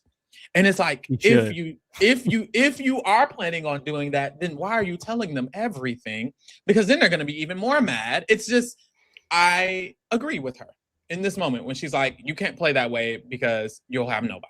The people you're closest to always take it the most personal. Exactly. Always, every time. Exactly. So good luck to that man. Barrett walks up and he joins the conversation, and she continues her intensity. She's very intense in this moment. She's talking to them very urgently. And I thought a lot of this was more intentional than I believe it is. Honestly, but I think the one thing that was intentional is she kept saying Ashley said. Like every time they're listening, she's like, yeah, Ashley also told me that you guys were a part of it, but she said, Barrett, you might be in the middle, but she said, Drew, you're definitely in it. And you know what? Yep. Like, yeah, she kept saying that the names were Angela and Devins and Dee, and then she included Drew, and Barrett, she said she thinks you're in it, and Drew, she thinks you're in it, and Barrett, Ashley told me you guys are with them. Like, she kept doing that. And obviously, at this point, we know Melody's intention is for Ashley to go home. When she talked to Rome in the Nook, she said Rome said Taylor definitely needs to stay then, and she agreed. And we know throughout the day she wants Ashley to go. And a part of me is like, you throwing Ashley so hard under the bus, like continuously saying her name and adding on to what she said and what she said. I'm like, okay, you must be trying to throw her under the bus and make them upset with her if they were part of this plan. Which is why I'm like confused as to why she's no longer clocking tea, because it's like, it seemed in this conversation she was so sure that she needed to use this strategy. Like, it seemed like she was intentionally making them feel bad. Like, she was making them feel bad. She was guilt tripping them in a way. She's like, you guys are with me. Like, we're in the middle. If we're all in the middle, we need to do something about this. And then they kept shutting her down. Drew was like, well, we should just vote with the House. And she's like, really? You think so? Because it's not really the House, it's a side. And then Barrett will be like, well, but if we do that, they'll come after us. And she's like, well, I mean, if we don't do it, they'll have Ashley as a number. And then Drew will be like, but Ashley's stupid. And she's like, exactly. Ashley dumbass will be with them. And he'll be like, well, no, well, can't we just try to pull in our own numbers? And then eventually, what numbers? Literally, eventually, after like going round and round with her, of her not agreeing, she just starts saying, okay. She's like, okay, you're right. And Drew's like, wait, no, continue to talk. And she's like, no, you're right. Okay. So in my mind, I'm thinking she got their tea clocked. She's trying to leave this conversation not believing shit, because they honestly did a terrible job. If you ask me, I don't think Drew and Barrett did a great job convincing her otherwise at all. They kind of it was the whole conversation was a mess. Like, they were stupefied. Drew, no, bro, they're playing pool, and Drew like missed his pool ball. Right. Swing and a miss. He's like, ooh, my hands are sweaty. Ooh, oh wait, can I get another chance? Oh wait. These weak arms are heavy. There's vomit on a sweater already. Literally, that man was nervous as fuck. He was so nervous. So for the first time in this whole week, he was gagged a little bit. Yes, he was shaking. He was lost.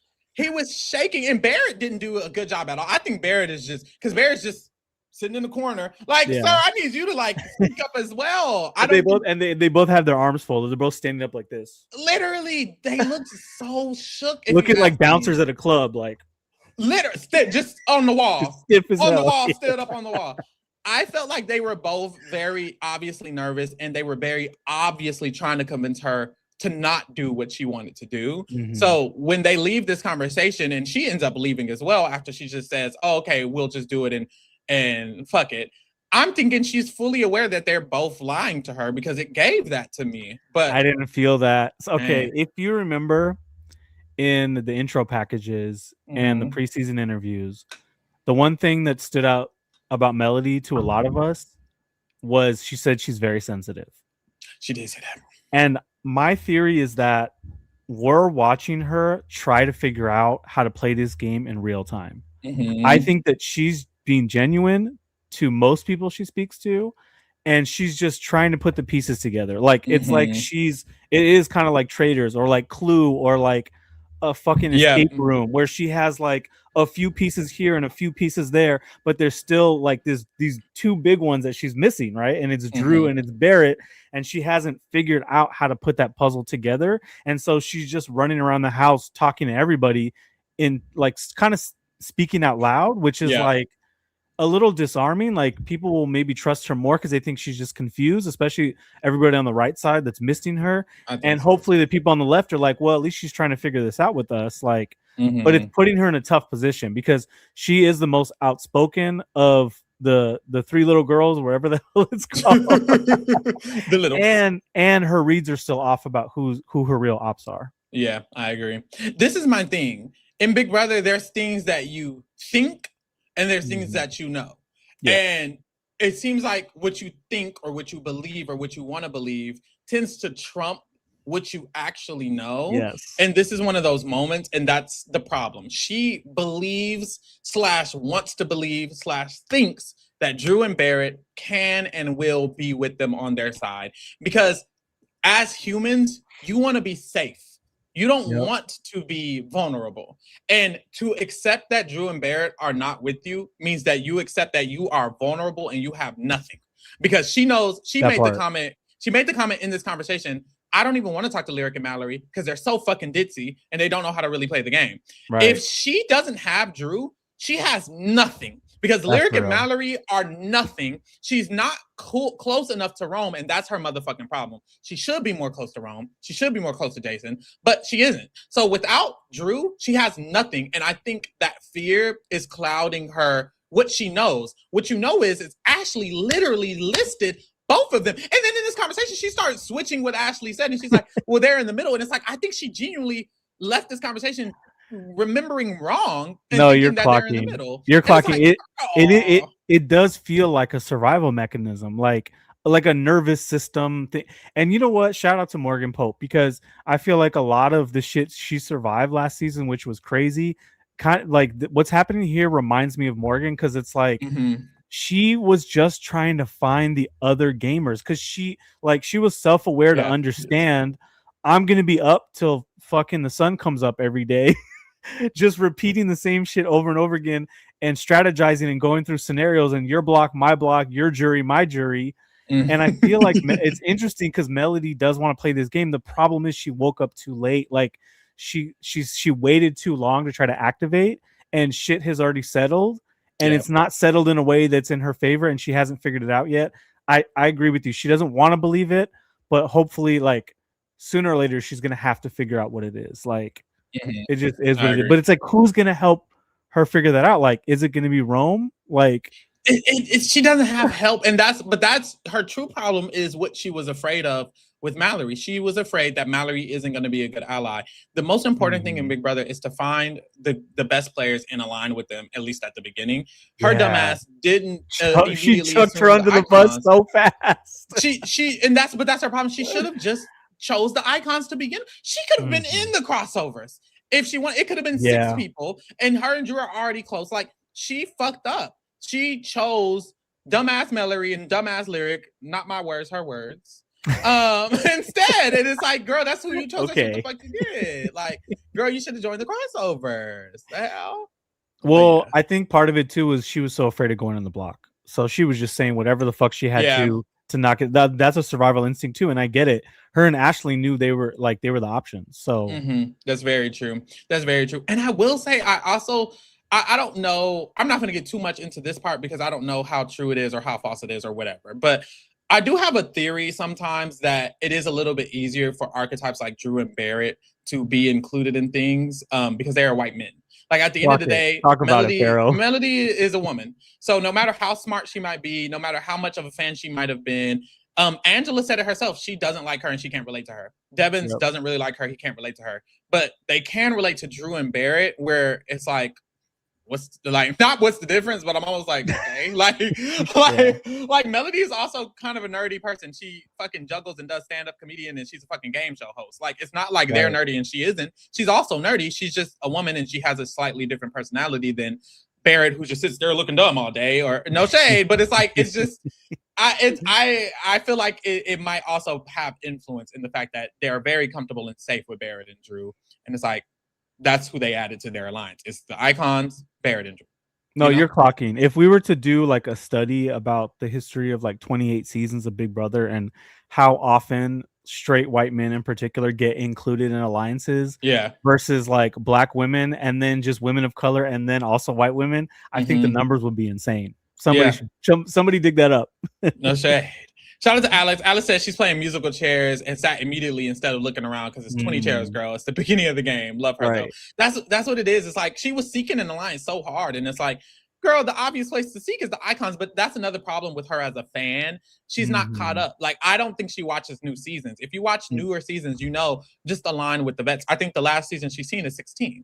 If you've seen 18 or 25 or last season, you would know that you need to align with the vets, and I don't think she has. I think she stopped at 16, and her dumb ass is stuck at 16, but that's what she gets. Let me stop calling this girl dumbass. Anyways. I didn't hear it. Because she's smart, but wow, I want her to do better. Barrett and Drew, they talk after she leaves, and Drew's like, Ashley sucks. Barrett's like, yeah, I actually want to vote her ass out now. Like, I feel like we should talk about it, but she can go. Which, that's why I thought this was intentional in a reaction to them. I don't think they should necessarily just immediately be voting out Ashley. They should think a little bit longer about it. But in this moment, they're like, fuck her. So let's see how it works. Because I think, technically, the reason Ashley is now going is Melody. Period. Like, this conversation is why Ashley is now going. If this conversation never happens, Ashley would not have been the person going home. It's because Melody shakes Drew and Barrett. Like, she literally shakes them. She puts them in a bottle and rattles them up and then releases them, and then she leaves.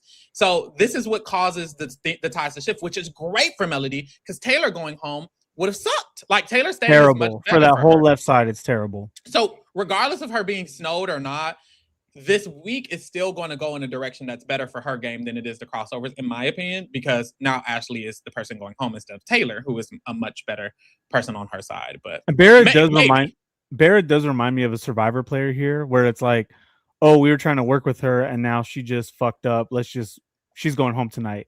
Yeah, like that was kind of the like it's like the scramble after the like immunity challenge, and Barrett's just like, I'm over it. Let's get her out. That is what it felt like. Jason and Angela, they have another one of their chats in the storage room, and Jason is like a little erratic, crying and saying like, yeah, Haley told me about you and Lala, and I just want to say like it's not. And Angela's like, wait, hold on, what you mean? Haley told you what? What about me and Lala? He's like, no, but you and Lala, me and you, there's nothing wrong. We're actually all good. And Angela's like, wait, calm down, babe. Like, what's going on? Like, did I do anything? And he's like, Haley was talking to me, and she was mentioning that you were upset about the Lala thing, and I just want to let you know that there's no reason for you to be upset with me. I'm not mad at you. I'm not mad at Lala either. I don't know why Haley did that. I just think she's trying to rattle me up. And Angela's like, well, girl, no, I think we're good, and I don't think there's a problem. And I was so hyped because I thought Angela was going to go off. Yeah, here we go. This was another opening for her. She controlled it. She did. She controlled it. She calmed it down. She like consoled him. Angela's doing a good job. She just is, honestly. And then she goes back to, and she wants to go back to the storage room and scream and cry to herself. Literally. So after this, Kamu talks to Drew and Barrett, and Drew lets him know, girl, Ashley done told the whole tea of the house. Like, she told everybody. She told everybody everything. Like, it's giving like we might need to vote her out. Then Drew goes to the back room and he tells Haley the same thing. He's like, it's bad. It's giving this. It's giving she needs to go home because she's telling everybody everything. Devins comes in. Haley leaves. He tells Devins the same thing. Ashley done told everybody everything. Her ass needs to go. I'm sick of her. I don't know why she did that. And then Haley comes back in the room and she's like, well, actually, I think we should still keep Ashley. And Drew's like, oh, okay, we should keep Ashley. That pissed me off so bad. Drew is just like, he's just like a puppy. It's like whoever he's in alliance with says, go this way, go that way. No, fetch. Like, and he just does it and just changes his mind like that. And then, but then meanwhile, the way he's playing in Melody's face is like the complete opposite. The opposite, literally. Yeah, he's like, oh, she'll do whatever I say. I've got her under control. Like, I got her. Don't trip. I think it's a comfortability thing. I think he's comfortable with running Melody in the White Girls, and I think when he's with people who are a little bit more stronger personalities, or from what his perspective is, I think he just submits. And he's a beta and a submissive. He's a beta submissive. Yeah. So yes, Haley is basically like, look, we still need to keep her. She's dumb, but we need to keep her. It's better for our games. And Kamu is agreeing at this moment as well. Like, look, I agree. We need to keep her. And they're talking to Devins a little bit, and Devins isn't necessarily saying one way or the other, but in this moment, they're kind of on the side of they should still keep Ashley regardless, right? I feel After like the Kirk family wants to keep Ashley more than the crossovers at this point. exactly, and the Kirk family will be right. Right. I dare I say, Yeah, I dare I agree. say. Haley goes and she talks to Angela and she tells her a little bit about this. And Angela's like, but where did this come from? And she says, well, Drew told us. And she's like, well, don't you think he's lying? Isn't he a liar? Like, are you sure it's That was true? funny. Are you sure? Angela doesn't even think it's true because it's coming from Drew and Melody and Rome. And these are the three people she likes the least in the house. It's literally the three of her ops. And it's all coming from them. And she's like, I just don't believe that it's true because it's coming from them. Wait, but then she also doesn't like Jason or Lala. So Literally. Angela has a lot of ops. Literally. So that's how it goes. And Devins tells Chuck the tea as well. So now everybody for the most part is nearly caught up on it. And Angela goes upstairs and she talks to Dee about it. And they discuss how Melody knew, Drew is saying this, and Angela's like, girl, I think Rome came up with a plan, told Melody to tell them about it, so that way that they can have this like beef, so that way we would want to vote out Ashley. And Dee is like, well, girl, I don't know. You're doing too much. This is a classic Angela moment. I loved it. I thought it was hilarious. Yeah. Dee's like, well, I don't know. And then Devins joins them, and Dee's like, look, I don't know that we should keep going back and forth with Ashley. They're trying to suggest that she talks to Ashley. And she's like, I don't think we should keep going back and forth with her. Who even cares? If she did this or if she did it, it doesn't matter. We need to just decide what we're going to do. And Angela's saying, I think we should still save Ashley because I don't even believe it. And Dee is like, well, if we save Ashley, do you think Mallory and Melody will even vote with us? And they both say no. Devins and Angela say no. I don't think Mallory and Melody will vote with us. And Dee's like, well, I'm not going to break a tie to save Ashley. Period. That's it. And then Haley walks over, so they can't really finish this conversation. But I think what Dee's getting at even here is, baby, we might be losing the point because I'm not even going to save that hoe. So if we don't even have Melody and Mallory and it's a tie, she's going to go game home over. anyways. Let it go. Let it go. Mm-hmm. I actually kind of agree with Dee here, because then they come down to essentially the conversation is about, do we want to show our cards? Because if we have a split vote week 1, now people have real information about who stands where and in what order, and all the bullshit we've been going Waffle Wednesday. Here we are going back and forth is going to come back to us. Now we have 8 people who could win HOH and be like, oh, you voted on the other side, you 3. Like, I'm gonna just pick 3 of y'all from the other side, versus trying to stay hidden, voting together, letting the consensus go, and you still have your structure. The problem is, because I agree in this situation, the problem is we talked about it over and over again. Why is this not a web? Like, it shouldn't have to be we're showing our cards. Y'all should already be able to convince Jason and Lala over here and Mallory and Melody over here to just vote with y'all anyways, because y'all should be spread out. And Mallory and Melody do want to vote with y'all. Dee doesn't talk enough to enough people because, and that's the thing, Drew and Barrett give so much fucking information, but they don't really give valuable information. They keep saying we can flip Melody and Mallory. You don't have to. They already want to do it. And if Dee knew that, I don't think Dee would be saying that. Like, Dee's concern is they can't even flip Melody and Mallory when before y'all even told Ashley this plan, Melody and Mallory already wanted to vote that way anyways. Y'all just need to talk to more people. Dee don't talk to enough people, and neither do the other icons. Barrett and Drew do, and they're not smart enough to use the information correctly. In this moment, Drew and Barrett should have been like, actually, girl, we're good. Because the T is, we don't have to ask Ashley to do this. Melody already told me she wants Ashley to say. She said it over and over again all motherfucking week. And I believe her. All we have to do is let her know that the votes are there to save Ashley, and they'll do it anyways. We're good. Don't tell Ashley anything. And now we got what the fuck we wanted, and Taylor gone. Thank God they didn't do that. Right. You know what's interesting? There's this narrative that the crossovers have built and the red corner that somehow the other side is hella organized. And again, of course, it has to be Rome, because God forbid one of these women can like pull an alliance together. But they keep talking about this meeting that they had that nobody was included. They keep talking about, oh, the people on the other side, oh, they're so organized. Oh, they're going to split the vote. Oh, they're not going to vote with us. They're not even fucking meeting or talking. I didn't see Taylor or Lala speak more than literally 4 minutes of game literally with 80% of the people on the left side of the map. Like, they're not talking to each other. It's just the perception. They're feeling guilty. The crossovers are feeling guilty because they know they're bullshitting half the house and trying to get away with it, and they're lying all day. So their guilt is confusing them and clouding them into thinking the other side is some organized front, where it's just a bunch of random people that aren't in alliance with them. Yep, literally. After this, Lyric and Mallory, they talk, and Lyric don't like Ashley. We already talked about the clothing incident, but she said that this morning Ashley woke up and came to the bathroom, and she told her, "Aren't you worried about your parents seeing that?" And Lyric was like, "What do you mean?" And Ashley was like, "Yeah, I was up all night and I could hear you making out and kissing and cuddling all night. Like it was all night." And Lyric did not like that, girl. Ooh, that was awkward. That was a concern for Lyric and Mallory. The other thing was Drew. They're like, Melody is working with Drew very closely. Specifically, Mallory feels like Melody has done a few things that are not in the best interest of their game. They're mentioning the Ashley thing and starting to talk about it. And it's like, well, girl, this was good for your game, actually. But she doesn't like it. Mallory does not like how Melody is moving. And she feels like Melody's being selfish and not with the interest of them.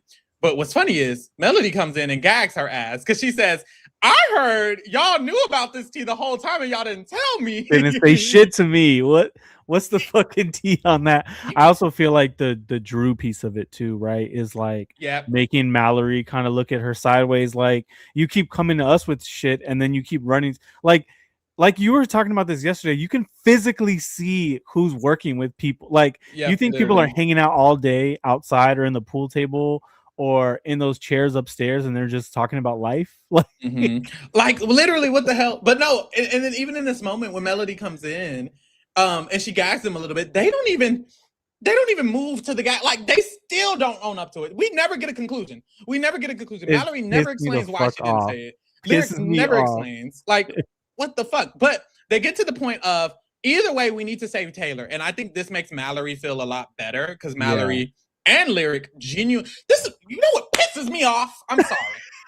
Mallory and Lyric have always wanted to save Taylor. Lyric hates since Ashley. day one. And they have never told this girl Melody that. So Melody being the only person being truthful and honest, they're never coming to a conclusion because Melody is wondering. She wants help. She's like, so what should we do? What should we do? Whole time, Mallory and Lyric always want to save Taylor. So the one time they come to a conclusion is when Melody pitches Taylor to stay because Mallory and Lyric was like, yes, we should. That's exactly what we should do. Okay. Jesus, they irritate me. It's like Melody's in the desert begging for water, and they're like pouring a few drops from literally like a giant jug of water. Like, and also, why aren't any of them talking to Taylor, the person that's actually on the block? Why aren't you coming up to her and being like, "We got you. You're not going home. You are with us. Here are the people we know we have. Here are the people you should talk to. Here are the people that you don't have. Here are the people you don't want to piss off." Like. There's no strategy. I'm like, there's an eviction to like this whole day. I was thinking it's Tuesday, right? Like they have 2 more days. It's tomorrow. The eviction is tomorrow. The blockbuster's tomorrow. And Angela has already explained to them that their whole day is going to be production and getting ready and getting makeup and cute. And there's not a lot of time to game talk. And they're just fucking chilling. Like, what is going on? Literally. So boom. Melody, Rome, and Lyric, they have a conversation and they talk about the votes again. They're basically just agreeing they're saving Taylor. Regardless, Taylor comes in and Rome reassures her that they think they have the votes, but they don't. We actually have the votes. We're going to lock in, which at this moment, I'm like, well, girl, hold on. Not necessarily. But yes, they have that conversation. Melody and Lyric, they confirmed their alliance name is the Sirens. They didn't like the Harmonic Hotties. Neither did I. So they're the Sirens. I like the Sirens. I like the Sirens, but it's like, can we get a little bit more poverty gameplay? Like, if you're gonna go that route, please, just like 8% poverty. That's all I ask for. Ooh, clock 'em, gag it. So there, they confirmed that Kamu and Melody, they talk to Ashley. They're outside, and at first it's Kamu and Melody, and he's pitching the Night Crew Alliance. And then Ashley comes over, and boy, she just starts spilling everything again to them. Like, she thinks in her mind they're both saving her and they're both aware of this plan to save her. So she starts spilling to them like, yeah, I mean, I was so confident I was going to stay. And then now I'm feeling a little weird because it doesn't seem like that's necessarily the case. Like, I mean, I'm counting the votes and right now y'all are saying y'all aren't sure, but I thought y'all were. And Kamu, you told me yesterday that you actually were going to be saving me. It was you. It was Drew. Remember, it was Barrett. It was Angela Devins. It was Devin. But I said that. And now I'm like, well, damn, I don't know. But y'all told me, and that's why I told Melody, because Melody knew, and now we all know that I'm saving, but it doesn't feel like y'all are confident, and I don't get it. And she was going on and on. Melody. Like it was bad. And then Chuck comes in, Kamu leaves, Chuck comes and she kind of repeats it to him as well. So now Kamu and Chuck are aware, like, damn, this girl is just saying everything. Like, Jesus. It's a leaky faucet for sure, and they have no idea what direction she's going in next. Literally. And while this is happening, Drew and Dee are having a conversation upstairs in the HOH room, and Drew is kind of like reiterating exactly what happened with Ashley. It's coming from him, the source, and how Melody came to him and telling her more details of exactly what happened. And he starts saying like, yeah, I mean, so I feel like we should like just continue forward with what we're doing, right? And she's like, so Dee's asking him like, so what do you want to do? He's like, I think just don't do anything, just do what we were already going to do. And Dee was like, well, if Ashley stays, that would be a lot of chaos going on, and then everyone's going to know where we're going to vote. And Drew's like, oh, so what do you want to do? And she's like, I mean, I don't have a vote. I don't have a vote. So how do y'all feel? Like, do you feel like it's okay to have chaos and have everyone's lines drawn in the sand and everyone knows where you're going to be? And Drew was like, well, so we should get rid of Ashley. And he's like, yes. He's like, okay, yes. I think we should get rid of Ashley as well. Like, let's get rid of her. I agree. Like, Jesus, man. I love the way Dee is working these people, because it's the same thing I would do. It's like something you learn in like communications and like sociology is like, you can like lead by asking questions. Like, let me ask you first, see your opinion, and that will let me know how I need to pivot or frame the narrative in order to get the outcome I want. Exactly. And she does it over and over and over again, instead of half these people would just walk in and be like, we need to do this, we need to do that. And it's like, well, hold on. Like, do you care what I think? Do you care about my position in the game? Like, are you thinking about us as a team? Like, are we aligned, or are you just saying what the fuck you want to say? Like, literally. So Barrett comes in, same thing, reiterate to him, actually, maybe we should vote out Ashley. Angela comes in and she ain't about it. You know, Angela doesn't really believe it happened. When they bring it up, she's like, well, do you really think Ashley did that? I don't think Ashley did that. And Drew is trying to like say, well, no, I think she did do that because she was listing more of the specifics. And then he got a little bit of it wrong. And she's like, well, no, she wasn't even there for that part. So I know she didn't really say it. And he's like, well, no, I mean, she didn't say that. I mean, you're right. She wasn't there for that, but he's struggling. And so Dee is just like, okay, let's clear it up. Angela, I feel like if we all vote one way, then they're going to know there's a division and they're going to know we're on one side of it and attack us. And then Angela was like, oh, you're right. Like, it took Dee stepping in and kind of clarifying for Angela to find the big dog in the room. Literally, right. The real player. And then she says, and then Dee follows it up with, she's like, has anyone talked to Ashley today? None of them have talked to Ashley today. It was crickets. It was crickets. And that's what kind of got Angela to kind of like calm down and kind of agree. So now their consensus is they are going to evict Ashley regardless, and they're going to save Taylor regardless, which is the same consensus that Melody and Mallory and Lyric just came to as well. That's what Rome and Jason are doing. So it seems like everyone in the house is going to evict Ashley regardless and save Taylor regardless at this point. Period. As they should. Chuck talks to Haley and he tells her that Ashley was acting the fool and that she mentioned her name. And so Haley has to call Ashley out. Kamu also affirms that this happened. Haley calls Ashley out in the middle of the living room and she's like, girl, why are you telling everybody the tea? Why are you telling them that all of our names? And why are you saying that it came from me specifically? And Ashley's like, wait, no, I mean, I'm not telling them. I mean, I thought everyone knew. Like, everyone knew. So she starts this conversation off basically excusing what she did by hiding the fact that everyone just knew she was staying anyways. And then Haley keeps pressing her. Why did you say specifically me? Why is it giving like it's coming from me? And then Ashley starts exposing, well, they told me to do this, actually. Drew, Barrett, Angela, and Dee, they sat me down and they told me that I need to go to the other side and I need to tell them that there's another side against us and this, and this. She starts exposing the crossovers. If Haley was smart, she'd probably have a problem with this. She'd be like, this was hilarious, yo. Like the look on Haley's face, she was Mhm. like, she was gagged. She was like, wait, are we exposed? Or are we not? I can't tell. Am I in this? Am I not? How come no? Like you could see the wheel spinning. Like, how come nobody told me this? Does Chuck know this? Does Kamu know this? Okay, fuck it. Control it. Like you could see the wheel spinning, and she's trying to quickly adjust. Like, how do I work this conversation? Yeah. And of course, she does what Haley always does. Yep. And Angela walks up in this conversation, and Ashley starts admitting to Angela that she did this, but she's framing it as if she didn't say their name. She just listed all of the opposition's name, and they figured out who she was referencing, which is a lie. But she's explaining this to Angela. So now Angela can't really use the excuse that she didn't do this, because it's like, well, girl, she just told you she did it, actually. So there's that. Alex says, LOL, Ashley's a fucking mess. I love this update. Ciao. Ashley is today was a fucking roller coaster. Like I'm sure that it's flipping again right now as we speak. Literally, it's only 11 o'clock here, y'all. So they could be doing this another 3 hours. Girl, we're gonna be up all night. They have had a lot of game conversations while we've been live. We're almost done. Dee talks to Devins, and she just breaks down the fact that this is what's going on, and we're probably going to start just evicting Ashley. And Devin says, whatever you want, I'll do. So he kind of just agrees with her, even though he tries to get the logic, but regardless, he says he's just going to do what you guys are going to do. So Devins is down with the plan. And then the last conversation that starts happening before we started going live was in the hammock. Mallory, Melody, Barrett, and Drew are having a conversation. And Melody is kind of giving away a lot. She's like talking about how she feels close to Lyric and Rome. She keeps doing that.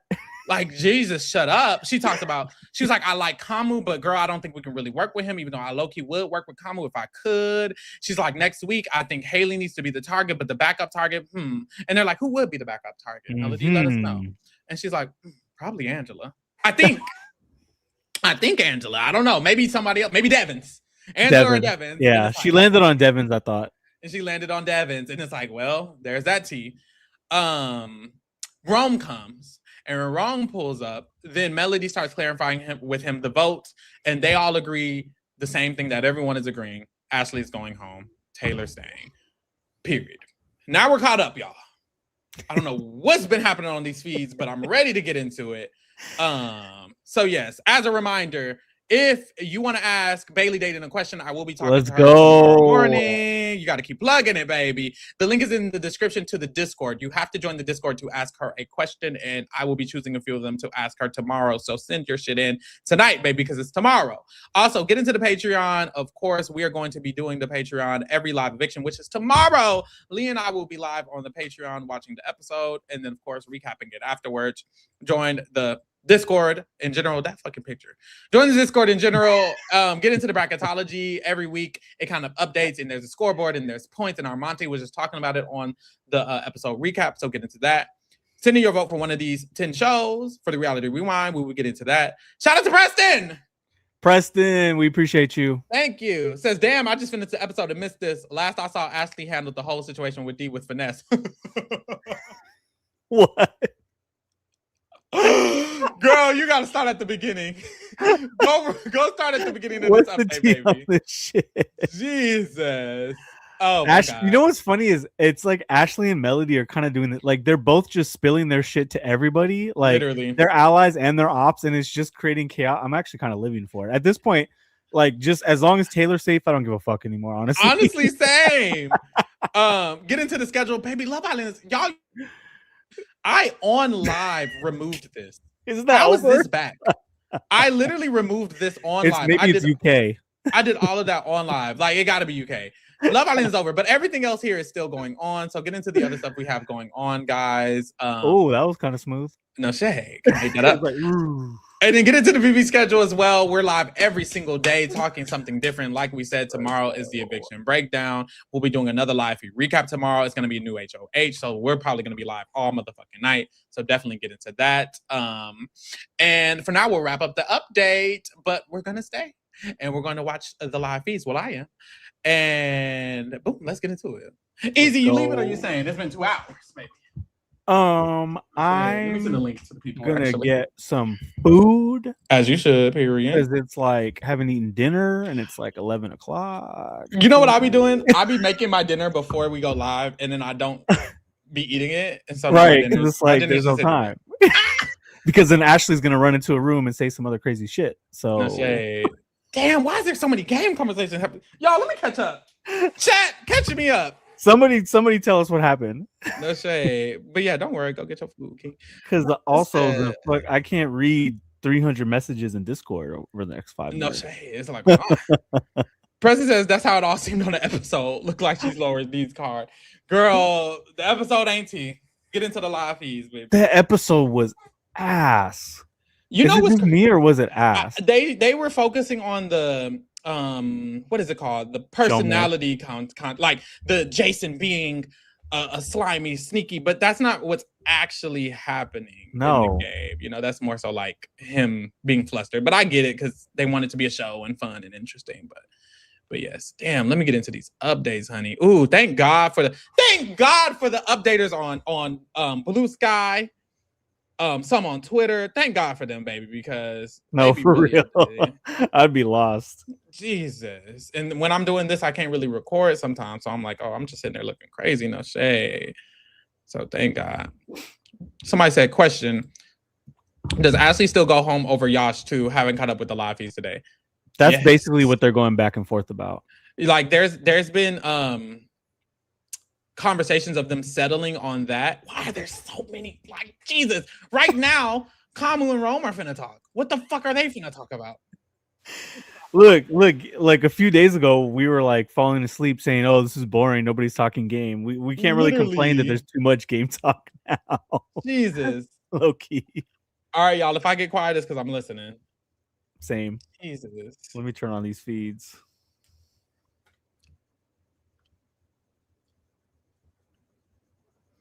Because at the end of the day, it's like, what they keep talking about is who does Yash really benefit? And it's like, the problem is the perception that he's hella close to Rome and that he's a comp threat.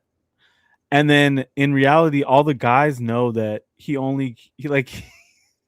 I posted on Twitter about this yesterday or earlier today, that yesterday he was trying to propose 8-person alliance with every man in the house plus 2 random. It was like Melody and Lyric or something, like 2 girls plus all the men. That's 10 votes. Like, let's just create an alliance right now. Like, everyone with a dick plus just 2 more ladies to get me enough votes so that I'm safe tomorrow. Like, and all the dudes are just standing there nodding like, yeah, interesting. Like, yeah. I'm like, how do you not read a room and understand not a single person is telling you, yes, we're going to save you? So I think the problem is like, who is incentivized besides Rome at this point to actually try to keep Yash in the game? Yeah, exactly. And it should be, that's the thing. He hasn't done a good job making people who should trust him, because I feel like he might actually be loyal to Rome. But I don't think Rome even trusts him enough. But at first he did, but now he's like, even he's considering not doing it. People like Melody, she wanted to, but she wasn't sure because she thought he was spreading rumors, but he hasn't talked to them in a while. It's like, he just needs to do better at that, honestly. Well, Rome said something interesting to Lyric about Yash. He was like, he's going to be seen as like a shield for me. So if he's off the board, then it might lower my threat level, because as long as people see us together as a pair of 2 athletic guys that can win comps, that might be a problem. And I see the like logic in that, but also if he is actually a shield for you, then what happens if he does go? Like, then you're just left standing there by yourself. It's like you versus all the vets and the people that they're protecting. I don't know. I don't feel comfortable calling them icons personally, because I mean, no shade. Like, D, of course, is an icon. Angela is iconic. Angela's iconic in her own way at times. Like, she has iconic moments. Like, I see that. But Devon's, I honestly, Devon's flipped the coin, y'all. Like, I'm All sorry. together, it does feel like a big word. It feels Huh? like a big word to call It's just just a word to throw out there. them. No shade. Why can't we just call them vets? Like, But they're not vets because they haven't never. Dee and Devins haven't played. They have to say icon. but they're vets They of. say stars, reality stars. Is Devins a star, Pharaoh? They're reality players. He's a star because he was on 50. I think I'll allow it. Okay. I guess icon is icon because he was on 50. But was everyone on 50 an icon? No, the fuck not. Damn. Can we be real about that for a second? Reality TV vet. Gotta be specific. But that's so long. That's why I just say vets. Like they've played a CBS game. Okay, vets. I say vets too. Combined, I started saying icons because the people in the house say icons. Combined, they've played 5, so that's a lot. Mm-hmm. Wait, no, D's also on the challenge. Combined, they've played 6. That's a lot.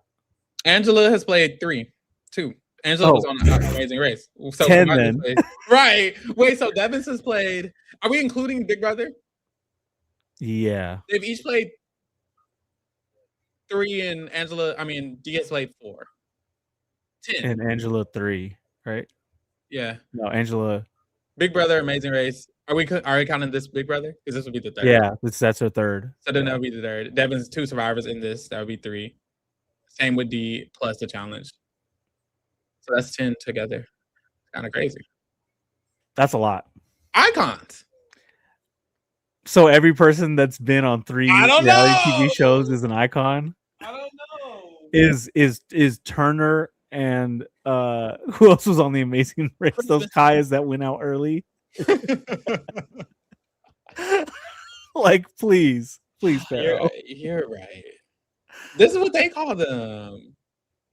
Okay, let me get these updates. Hold on. Ooh.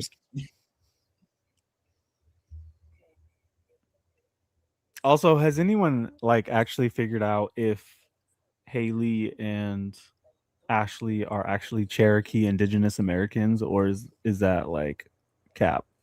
No, but Rome is apparently Armenian. Oh, I could see that.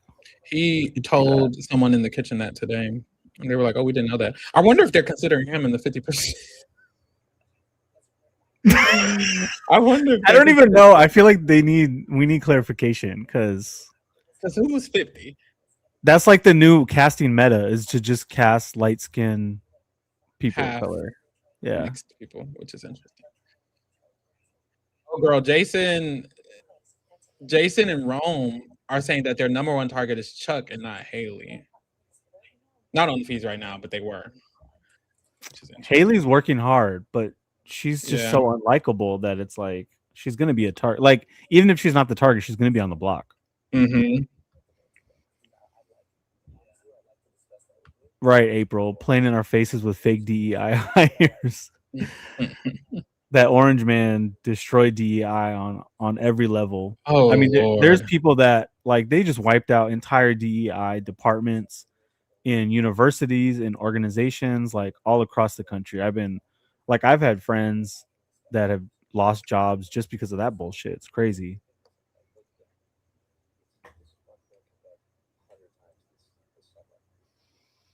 Oh, the two alpha males are talking. Mm-hmm. They're agreeing to have each other's back, allegedly. Meanwhile, they're each other's number 1 target. If somehow all of this in the next few weeks ends up with an actual guys alliance, I don't know if I could watch that. Oh Lord, play out. Thank God they kind of butt heads because they all want to be alphas. Honestly, not Drew.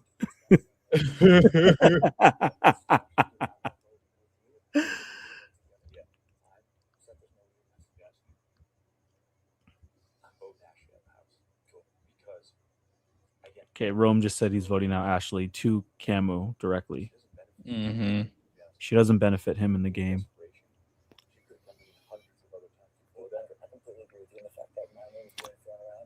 Yeah, that part, Scott. Like Yash is the number one like male centered person in the whole cast.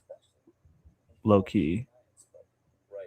Low In terms key. of gameplay, like he literally said that. He just wants to work with the guys. Him going is a win to me, regardless, but we'll see.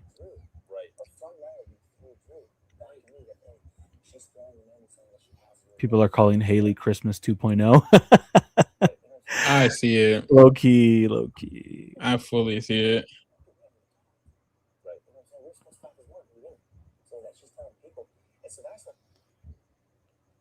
I will give Camu that is hella active and socially he's doing very well. Like there's not I can't think of one person that's like I can't stand besides D. Right? Like people don't really dislike like they're not working with him, but they also don't dislike him. Yeah, he's likable. I think he's gonna make it to jury based off of that because even Melody and Lyric said they want to use him. And then D says she wants to use him, and it's like, why everybody think they can? In which way exactly, D?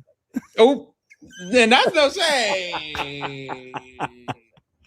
She needs somebody to stay in the house who she can have fun. Yeah, as she should.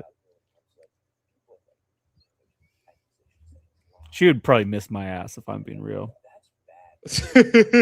No, honestly, saying she's honest. I would genuinely want to work with her. It's just like you have to game better than her. You have to position yourself better if you're gonna do that, because otherwise, which is so hard to do because she's so smart and likable at the same time. Yeah, I see the updates. The girls were saying what we were basically saying. She needs to have a parachute of Lala and Taylor potentially, and apparently she's doing that. And it's like, she should. Yeah, I mean, look at what she was able to do with Camilla and Tiffany, right? Like that would have been a nasty trio if they had made it like past a few more. If they had gotten through that stupid blood moon and whatever.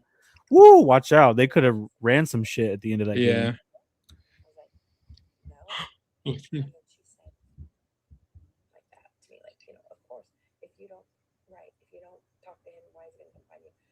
I'm hyped about Bailey. That's a big get. I'm excited too. I'm very excited. Pharaoh's been putting in work, y'all. Not just up here, but behind the scenes too. It's a lot. I'm trying to.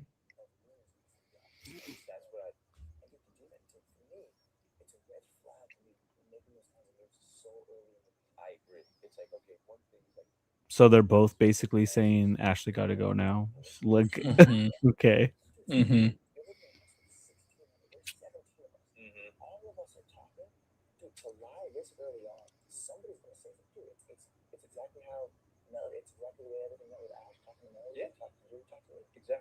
a big fucking game of telephone. It's gonna get back. It's gonna get that word will spread 100%. Especially at that point. I feel like the final 6 is gonna be like some combination of like Barrett, like one like Lyric, like one of the littles. Yeah. D, and then like Camu, like one of the like Kirk family, and then like one of like maybe Lala, you know, like someone who they don't see as a threat. I think it's gonna be like one of each corner of the house as well. I was looking at the cast, and I was like, honestly, it's giving like one of each, and that's kind of what ends up happening with Big Brother. It's like the people end up taking out some people from each one. Like with the red corner, Haley and Chuck, y'all probably won't make it. And even with the crossovers, maybe one of them won't make jury, or maybe one or two. Good luck. With the sirens, 2 of them are probably going to be gone. The love triangle, 2 of them are probably going to be gone, but it'll probably be one of each little group making it. Honestly, it hasn't been a steamroll, and there's like seasons haven't been steamrolling in a while. Like that's not really a thing, you know. So, well, in the new era so far, so I don't expect it. Which has been more fun to watch as a viewer. Yeah, exactly. I've loved it, and also like the blockbuster has changed things around, because somebody could be a blockbuster king or queen, and then you could never really get them out until like Kelly. 6. Anyways, hi Kelly. Kelly came in what place? Like 5th, 6th, something like that. Yeah, which is insane considering she literally volunteered for the block 2 or 3 weeks in a row. And then everyone saw her as expendable, and she snuck all the way to the jury. It's crazy. Mm-hmm.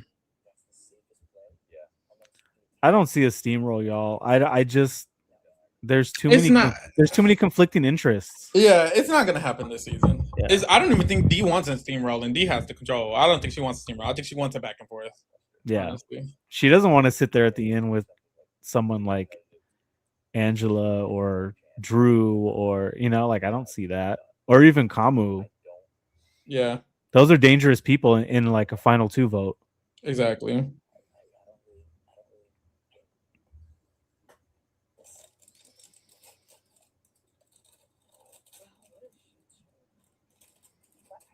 I will say because I'm never been like an Angela stan. Like I think she's funny, entertaining TV.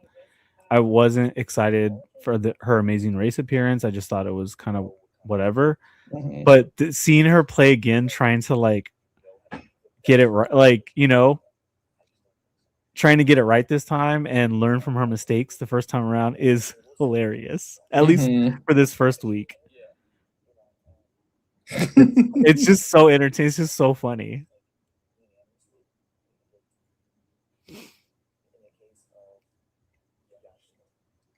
I need to watch this Angela and D conversation about working with Taylor. They keep switching it off. Yeah, and Haley's there. Haley's there now, so they're not talking about Haley's it. everywhere today. Yeah, she's been going to work. Yeah. Her and Angela woke up this morning like activated, and then Haley kind of took the baton halfway through the day. Mm-hmm. I'll know for a fact once I sleep on it. Yeah. When I wake up, I'll know which one I'm going for. Okay. So let's reconvene in the morning. Is that deal? No, absolutely. Let's do it. All right, go. Hey, I appreciate you, brother. Always. And dude, I always talk. I was gonna say the same thing. I feel like D is also gonna think like second half of the game at some point and start to think, do I want to go up in all these like physical comps? Do I want to go up against Camu, Haley, and Chuck every week? Yeah, that's true as well. Or go against, like Lala, Jason, like, you know what I mean? Yeah, Lyric. that's very true. I mean, I do kind of appreciate that they casted just hella athletic people.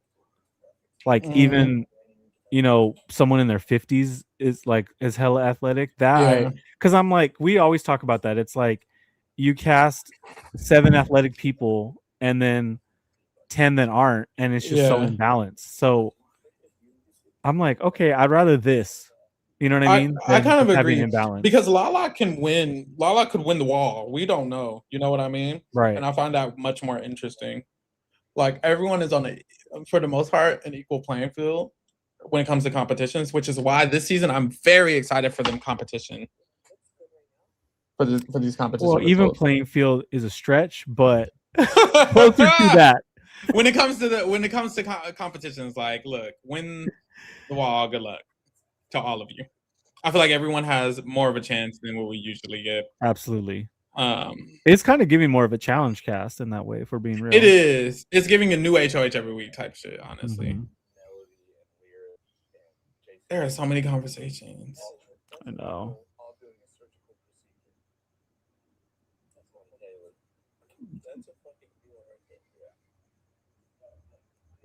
Oh yeah, dude. Good night, all right. Good night. People are going to sleep already? Girl, what time is it? 11? 11:30. Oh, they're going to sleep early. I know Lala goes to sleep pretty early. Oh, let me listen to this. Get that beauty rest.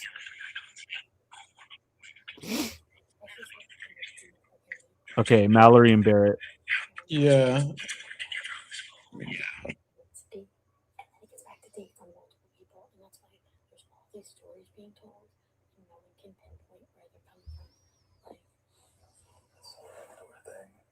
Like it's funny. He also fully blamed it on me, and I'm like, do we have to do that? Because it made Haley mad. It was like made me pissed off at me for every moment of time. And that's messy. Yeah, that's messy. And like I feel like he's going in the diagram, being like, yeah. And like he's also gunning for America's favorite. Yeah.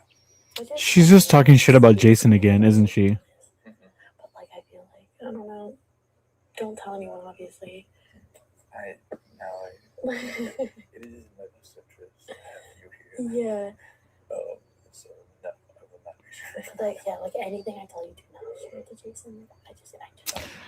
Mallory's one-sided beef with Jason is getting weird. Like I understand he's doing weird shit himself and being a little problematic, but like it's a lot.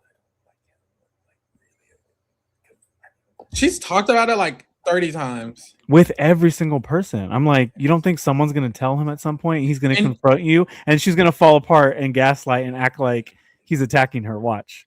Just watch. he hasn't even really done anything. I'm kind of confused on like what she feels like he done to her because I'm like, I think she's blaming all the stuff that Drew's doing on Jason, low key. yeah. Because she's confused because she sees that there's an alliance she's not in, and it's like she doesn't know who to blame. So she's just putting it all on Jason. Yeah. Because she doesn't like him.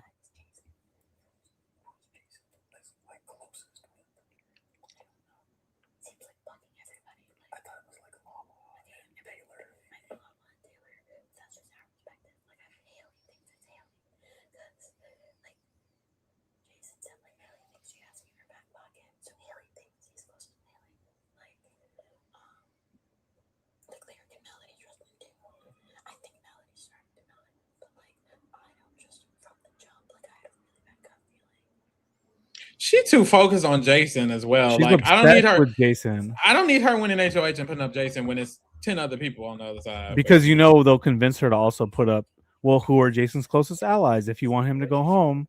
Mm-hmm. Can you imagine a Mallory HOH with Jason and Lala on the block? What a fucking nightmare. Yeah. And just saving the whole entire right side of the board, both alliances. I would cry. What a nightmare. I would literally cry. I don't think we could do that for a whole week on live feeds. No shade. Oh, we got another super chat.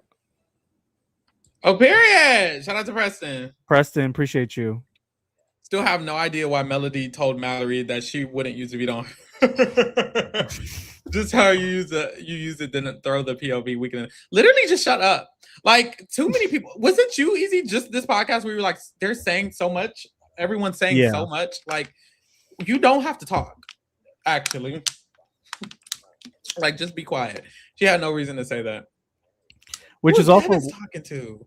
Like I was like getting on Devin's a little bit earlier, but then he did say something a few times earlier today where he was like, I'm just gonna shut up and say nothing. And I'm like, yeah, in a house where everyone's saying too much, like not a bad strategy. Yeah, I do agree. Short term. I do agree.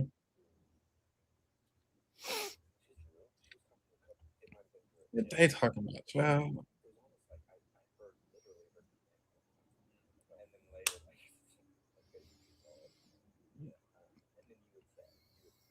Devins does at least have more experience lying on TV than people like Barrett and Drew. That's true.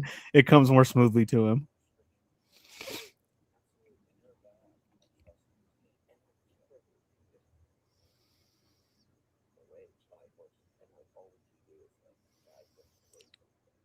Ooh, jump scare. Rome kind of looked like Riley right there. Unfortunately. They're not even talking about nothing through. I mean, they are, but it's becoming. But it's not. It's like you're Yeah. someone I want to trust in this game. Like the most generic Big Brother statements. Yeah. Mind you, we're a weekend. Y'all have different sides. They try. Rome does this often though. He like makes his rounds or whatever. Which is smart. Yeah. It's better than just laying in bed all day with Lyric. Mm.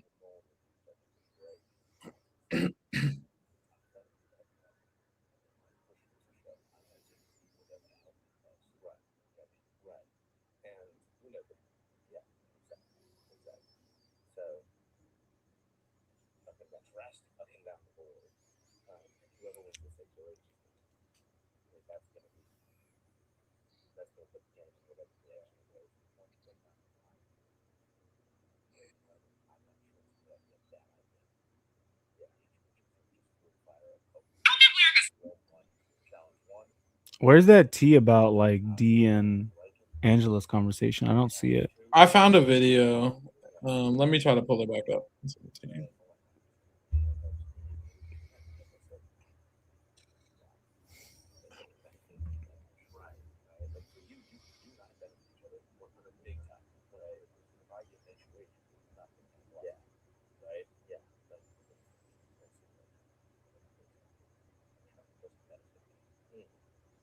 Alex says we definitely get in a booth with this open ass backyard. I'm glad though, because I need my people to win power. I think the left is going to be better at booths. I'm not sure. I don't know. If it's a booth. Wait, aren't we also voting for something? Yeah, power. Well, a chance to get a power, but I don't even know when that's going to happen. Maybe Sunday. Yeah, Sunday's episode, like so. Because if it was tomorrow, they would have told us today, right? Yeah. I think. Well, that's the thing. The crossovers are now trying for it, allegedly, which is like Angela. I think will be good at a booth. Barrett, Drew might be good at a booth. Do you feel like it's another thing they threw in there to just try to save the vets another week? 100%. Aren't the vets just gonna get it? Right. Like, isn't Devon's just gonna get the power? Like who's giving it to like Yash? Literally. Like, I'm certain Devon's is just gonna get the power and then boom. You think Devon's more than Angela and D? According to, I don't, but someone told me that the casuals really like Devon's. So I'm going based off of that. Like I would have thought Angela. Mom? Yeah, the Facebook's moms don't like Angela, I don't think. I think they like Devon. That's true. So I would have assumed Angela, but people have corrected me and said it's probably Devon's. Someone says, isn't the week 2 HOH usually completely luck, or is that week 3? It depends, because one of these seasons it wasn't. Last season they didn't have a luck HOH at all. So it just depends. But Felicia won week 3. That was rolling the ball or whatever. Honestly, if they did the roll the ball every week, I'd be happy. Me too. I like just like fully equivalent luck based. Yeah. I don't mind that at all personally, but I see why they want variations. But yeah, I think it's probably going to be a booth. Truly. Okay, I found the video, I think. Okay, now we got D, Haley, Angela, HOH room. Ron be lying.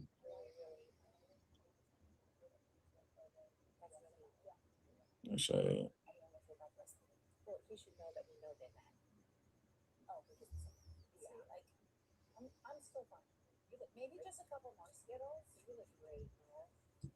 Shout out to Dave.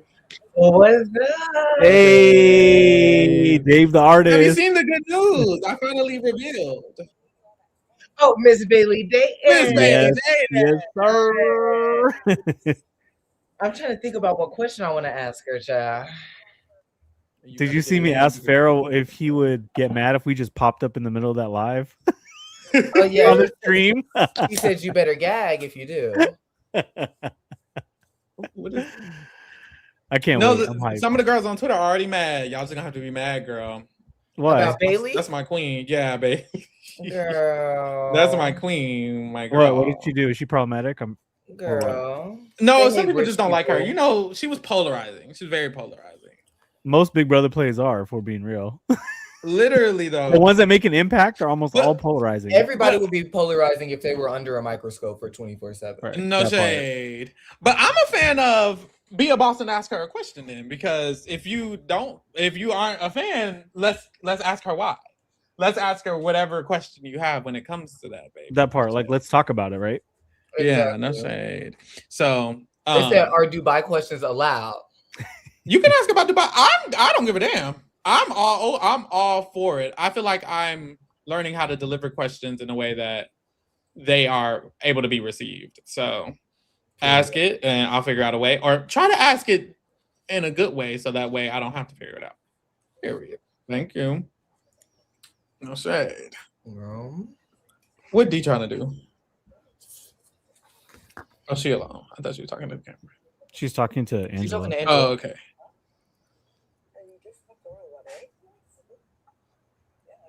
Uh-oh. I got him thinking. No, low key, JJ. What should I just say? When I asked why she ain't cool with Day anymore.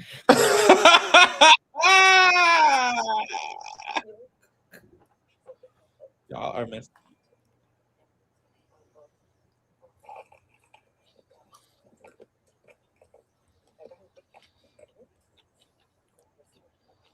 A lot of people, a lot of alumni are surprisingly very open to answering any questions, honestly. But is it surprising they want to be on TV? Like, these people are people who applied to be on a show where you are literally watching them 24/7.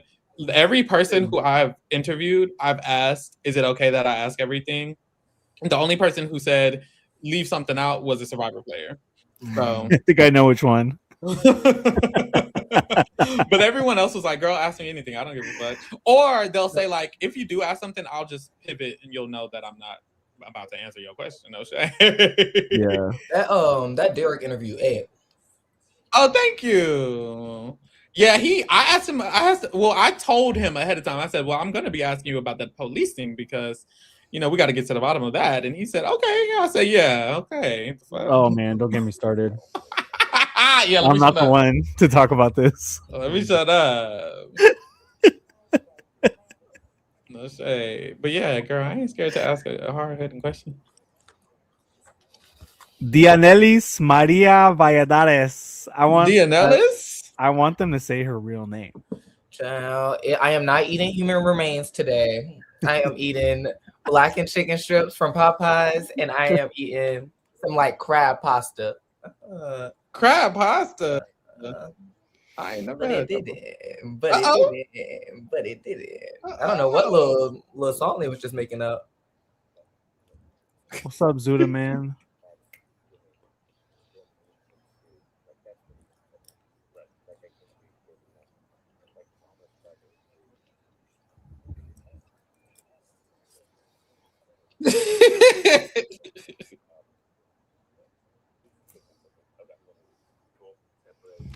I'm honestly hyped to see who's going to be on the after show every week now.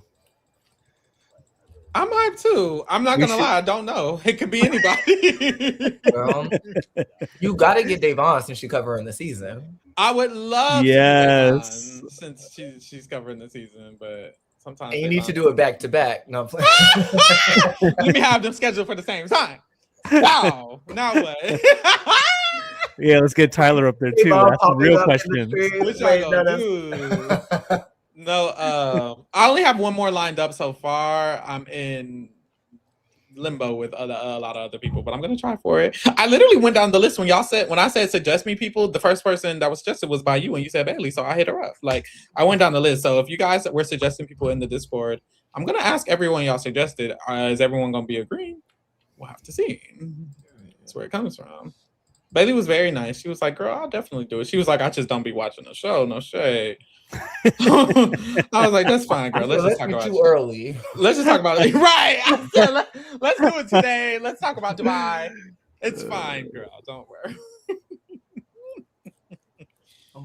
What they finna talk about, y'all? Haley. I don't want to hear shit she got going on. Let me get my food. I'm hungry. Hold on.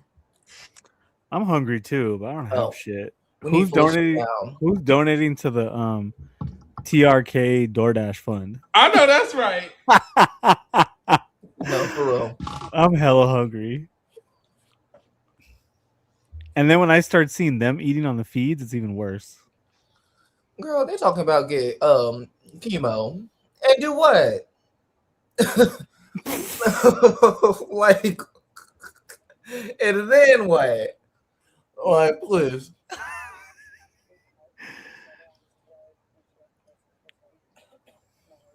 No, a Chelsea conversation that might eat. You know how she feel about the gays. Well, let's talk about it. Like Pharaoh said, I would love to have a discourse. They think it's going to be unanimous. So everybody is doing Ashley either way, and then Yash over Taylor. Yes. Okay. As far as we know, but we've been on for 2 hours, so. But it's like, baby, everyone knows. So it's like, just because y'all vote with everybody that doesn't. I mean, I guess it does kind of hide it a little bit. It doesn't make it as obvious, but baby, it's out there already.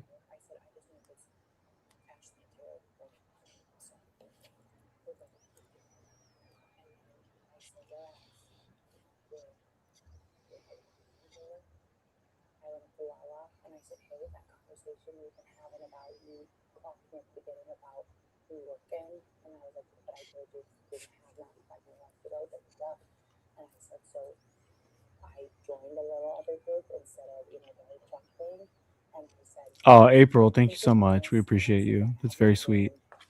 Got a super chat. Oh, what April said. I don't think I can pull it up. Oh. Pharaoh has to. Oh, DoorDash darling. Hey. Period. Cute little $9.99.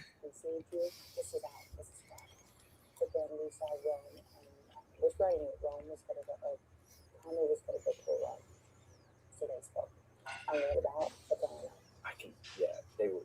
I think Kami was trying to feel out to make sure that side of the house was on the same page. Right. And he gave me the nod that that side of the house is planning on keeping Taylor. So that's what we want to do to stay. To not make our thing obvious. Yeah. We want to. And I told Yash, right. We want to keep Taylor no matter what. If it's Yash and Taylor. Damn. Melody ate that. Melody ate that so bad. She don't Did want she? the whole house into a unanimous vote. Was it her? Was it actually Melody? Well, I don't know, really, girl.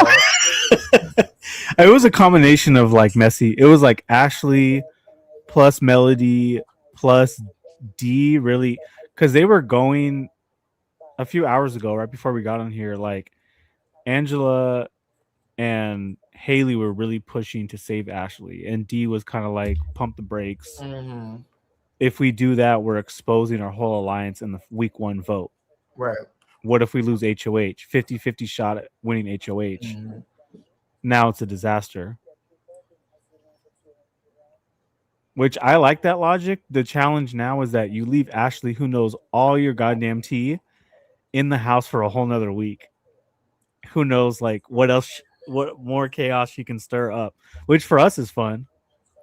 Yeah, I think honestly, you get Ashley out, and I feel like Taylor low-key becomes. I don't know. Taylor been losing me a little bit. Like, I feel like when I try to think about Taylor long term in this game, I don't. Like, I just don't see her making it too much further. She's in a tough spot. I think the challenge is that her, Lala, and Jason are being lumped together in every single conversation we're hearing, but they're not actually locking in. So it's like, if you're already going to be lumped together, then why aren't you locking in, baby? Like, what's annoying the fuck out of me. This could literally be the game of trios. We could have the Littles if they actually lock the fuck in. We could have the Lala Jason trio. We got the vet trio. Drew and Barrett could be creating a little trio. Like, there could be all of these little trios around the house, but people aren't solidifying. But I think eventually people are going to wake up to that's kind of where this game is shaping up. You have the Kirk family. You have the the gays and the blacks. You know, you got the sounds like Mean Girls when they're showing them around the school. I really hope the Kirk family sticks. I've been trying to make it happen all week. The Kirk family is crazy.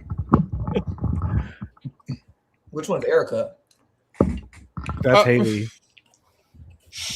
Erica's her middle name. Kamu is Erica. Well, Kamu is Kamu Kirk. It's like Fields. Like, it's an actual Kirk family. Let's see.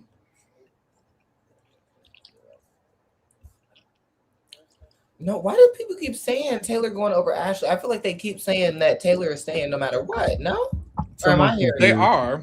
Oh. Yeah. They're saying Taylor over Ashley, like save Taylor over Ashley. Yeah, they gotta be. Taylor is safe.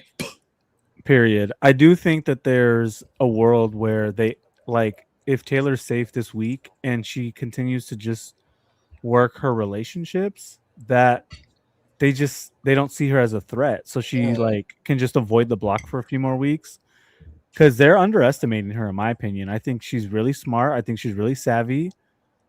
I feel like she could win a comp or two, like if she gets a little further. Like there's some untapped potential there. She's just had a hard week. Have not, and you're on the block. Like, and you lose veto. Yeah, and I think that's really what it is. I think the week is just getting to her. So I do hope that she stays this week, and then like an ally of her gets HOH, and she can kind of relax and like settle in. Because I definitely would love to see what Taylor looks like in the end game, but I just don't see that happening. If this whole shit implodes, this whole structure, then there's a lot of possibilities for her because people do generally like her. I think that if they didn't genuinely like her just as like a person in the house, then she would be number one option to go tomorrow.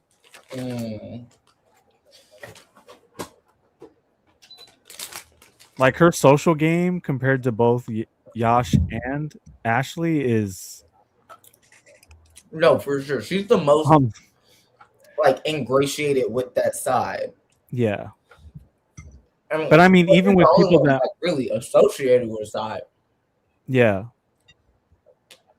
But I mean, even the people in the crossover and Kirk family, like, even though she's not with them, they still like her. Like, they're like having her around. And yeah, I mean, Dee's been advocating for her all week. So, like, I haven't heard a single person, like, people are starting to here and there, like, try to defend Ashley behind her back.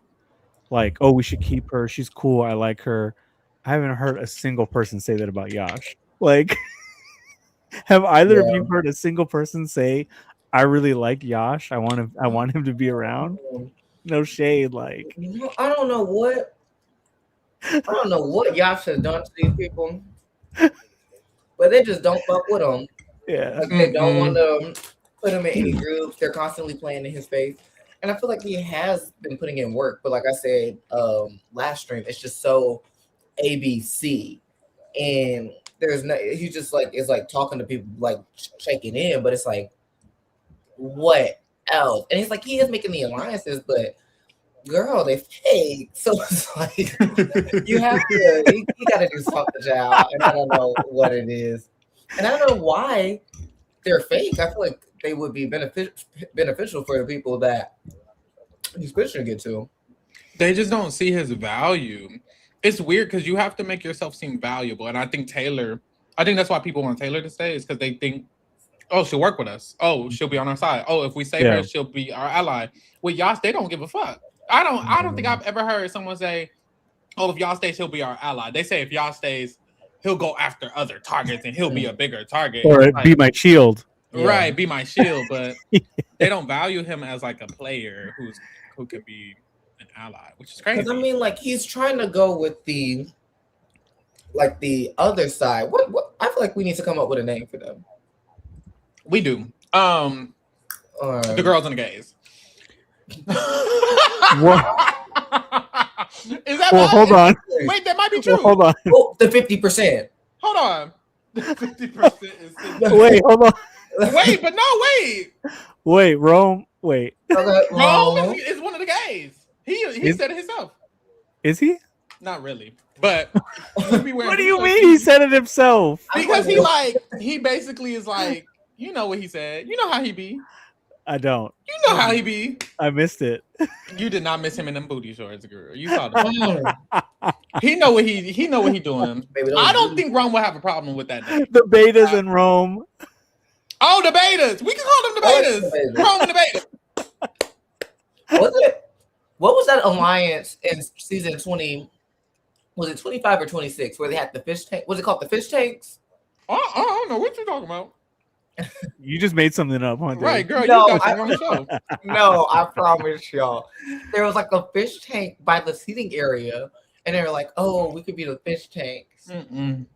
Okay. I ain't never heard of it, and nobody in the chat know what you're talking about Well, either. if you have one fish and then you have another fish and you put them both in a tank, then you got a Now fish you got tank. the fish tank. No, I swear. So we have Rome's betas, and we have the Kirk family. Kirk family and friends. Because what are the crossovers called? They're not in the Kirk family. The Kirkovers. The Kirk The overs. Kirkovers. That reminds me of the Holdovers. Isn't there like a movie called Yes. The Holdovers? The Kirkovers. So we got the Kirkovers and we got The I Betas. think we should just call them the betas. Like The Rome's a betas, the beta betas. too. the betas and the Kirkovers is long. Yeah. The red and blue. The Kirk out. Bitch. The Kirk Kamala out. and let me stop. Oh, okay. The Red Okay. Cross. Oh, okay. Oh, okay. Oh, okay. The fish tanks. BB Twisted, Tucker Rubin, and he was he go don't let them. Nah, y'all made that up. I thought they were called Best Friends Forever. I could have swore they were called Best Friends Forever. Any alliance that Rubina, Chemo, Friends. They were P4, friends. any weren't they? alliance. Frenzy. They were frenzy. They were frenzy. Any I alliance think that might those have been three the are one- in does not exist. I think that might have been the one with Angela. I like the Kirk out. The Kirk out is fun. The Kirk Kirk out out is really crazy. good. What about the other side? The Betas. Kirk out and betas. I like that. Kirk out, betas, and Ashley. Girl, I'm gonna just call them the whites and the POCs. Let me stop playing. Lord, this is the issue. This is the issue. On this right side, we have the crossovers. And we got Haley, Kamala, and we know Chuck want to be white. At this point, this all the white people. If you ask me. See. No shade. That's the race war. It's the race war. No shade, but Chuck is Rome is Lakeith Armenian. Stanfield in Get Out. oh my God.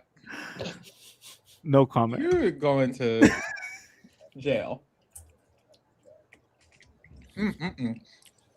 Because Lyric is Hawaiian, Rome is Armenian, Jason is Latino, Lala and Taylor are black, Yash is Indian. Okay, so the 40%. The 40%. I like that. Oh yeah, Lyric is Chinese. Lyric is Chinese. What about Melody and Mallory? They not in the alliance.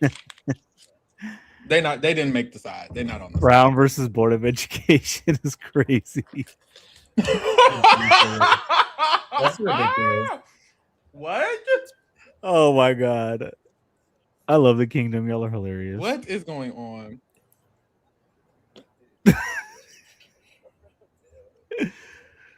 I'm sorry.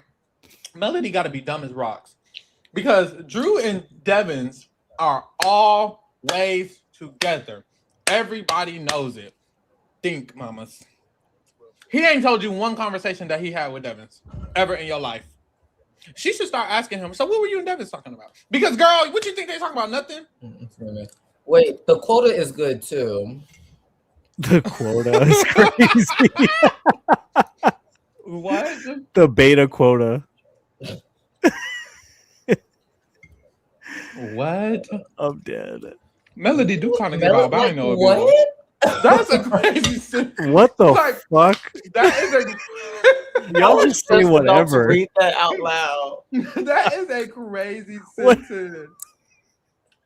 And Jay talking about some clock it. What? I hope that's not what Melody. you're talking about. Kenzie, Melody. Girl, ain't nobody else talking in the house. Right. Like I'm not the biggest fan of Drew. I'm not the biggest fan of Devins on Big Brother. And they just talking to each other about nothing. Well, something, but a whole lot of something nothing.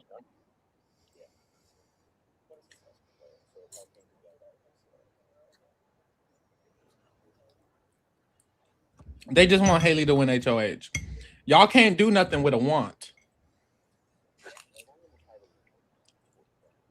Cause like, how y'all gonna make that happen?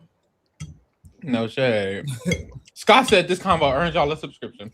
Y'all go subscribe Oh, to the YouTube. Thank you. Yeah. that's right. If you're on the Twitter and you're listening and you're enjoying it, go to the YouTube and subscribe. Thank you. Appreciate you, Scott. Detrius says he's not the biggest fan of Devins in general. I like him on Survivor, I believe. I believe. Devins is younger than Rob. Rob, which one? Cesarino. What you mean by younger? Who said that? JJ. What you mean by that, boo? Like actually or like in their heart? Like actually, girl. You can see it. Shout out Alex. Shout out Alessandro.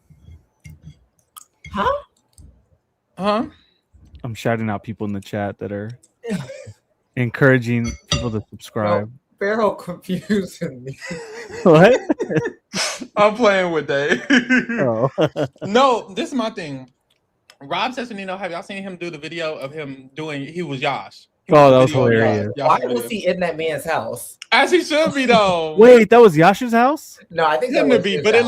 it looked like Yeah, it. it was like It was very similar. Like similar as fuck. everything was to a T. Maybe that's why maybe he's like, oh, this looks like a house I own. This looks like my house, so let me do the video. But that was funny as fuck. But Rob looks good. Rob does look good. Rob is 47.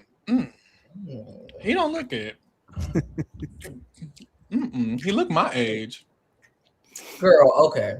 And Rob is a Libra, so you know what he got going on over there. I would say that you look 47 as well. So I meant like he looks 27. Oh, Right. He he's a beautiful, beautiful man. Truly. And he just gets more beautiful over time. I ain't never seen nobody age backwards. y'all, why is the "We'll Be Right Back" screen so ugly? Like, I wish it was just the little screen grab for the camera. Like, that is just so much more pleasing. Wait, which screen grab? When you like go to the app and it's like the little colorful shit. Yeah. And it's like that instead of camera one. Dare I say it's growing on me a little bit?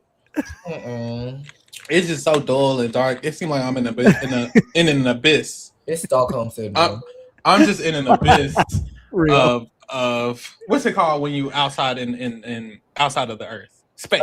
Blake, the cool kids are the red corner. The Kirk family.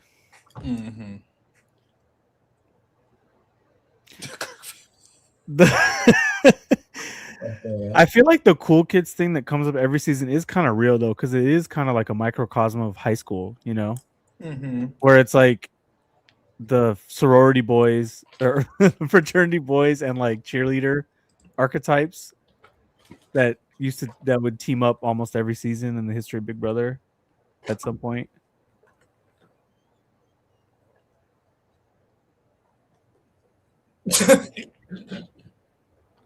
Oh wait, they're talking shit about Jason. Yeah, I had to listen. I was like, what's good? That just kills me because why are you telling people that you're using your sexuality and your dead mama to manipulate people? Like really lying on your dead mama. But I mean, shit, it's his dead mama, so he can do whatever he want with her. This nigga Chuck is whispering, honey. Is that Chuck? It looks like Chuck. Jesus.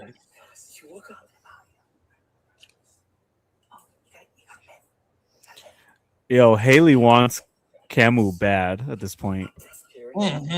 She wants him. Haley looks. I shouldn't speak about it. So yeah. Okay, you don't have to. I don't have to. I wasn't gonna drag her, but it's just like, okay, you know what I mean? Right. I think tans are beautiful. I do. Why y'all? That beauty pageant ass answer. Why y'all?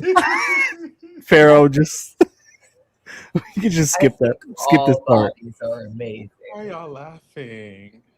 This is crazy. Oh, the chat is Girl, I just need to know if let me go get some fruit before y'all. Please, I can't read this chat.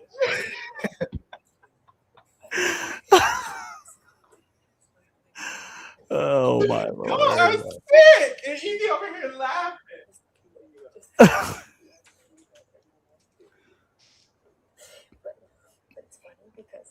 I need them to kiss already.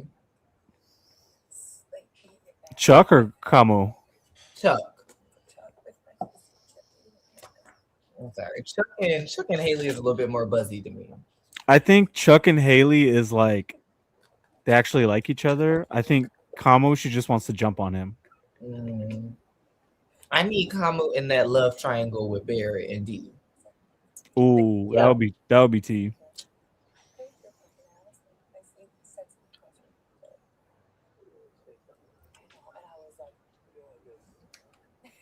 Oh my God, not they paid to do it. Oh my God. Paid to do what? Let's see what a fan said on the chat. It's Alex again. Shout out to Alex. We must read these. It's required by YouTube studio law. Says, well, I'll do it. She looks a mess. Cakey, red, white. Not cakey red.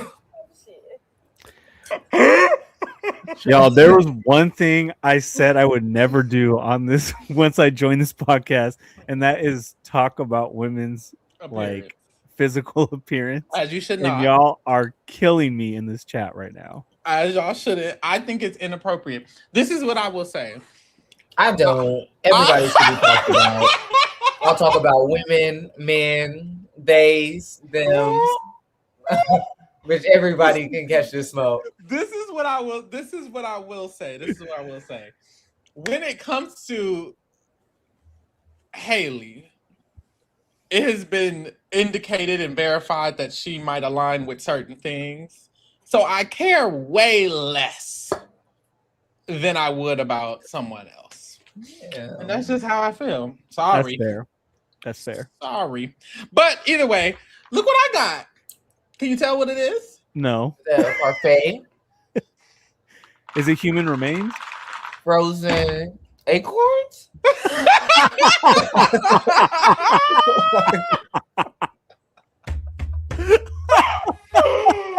He called you a chipmunk. Bro, these are grapes. They're frozen grapes. Oh. Have you had them before? It's kind of like ice cream. Dave. They have like the texture of like ice cream. I don't know what else to tell you. You know what's good? They going to bed? They going to bed, bitch. What the fuck? It's like 11. It's 12. It's 12:09. What's good though? You know me. I like food. I want to know. They did a lot of game talking. They could go to bed. We got enough right there. Dave, what's good? What do you mean? You said, "Oh, you know what's good," and you were talking about food. I don't know which food you were gonna reference. Oh, just like the candy grapes. Were you? Yeah. You twirled them in the sugar. Yeah, which I'm like, sometimes it can be a little bit too much. Yeah, but very sweet. Yeah, but it be hitting sometimes. Okay. Oh no, that's actually not what I was gonna say. You just lied. Yes, frozen blueberries. Yes. It's like smaller acorns. Oh, I have blueberries. I should freeze the blueberries. Let me do that because it's not eating. I'm not liking the. It's my first time getting blueberries. I'm not a blueberry girl. Really? And I'm not loving the taste. It's like, it's not bad. It's just new. So maybe I should freeze them and try that. I love a good blueberry because it's like you just pop them in. It's like nom nom. Why did you say this, bro? Are y'all seeing? What the fuck? This is crazy. Are we seeing what? Your favorite showmans? The challenge. He's like coaching her on how to play this game again. It makes me sick. Is anyone else like creeped out by the way they talk to each other? It is very weird. No, that conversation they were having in the room, and like, nom nom nom nom nom. Like, actually, no, thank you. It's so weird because she's like, yes, oh, what now? Ooh. He's very like it's Dom Subby. It is. It just Very is. dumb subby. And if they like it, I love it. That's what I was gonna ask. Like, there's versions of that aren't toxic, right? Yeah. It feels like she accepts that. I would hope so, of course. I hate what she be doing with her hair.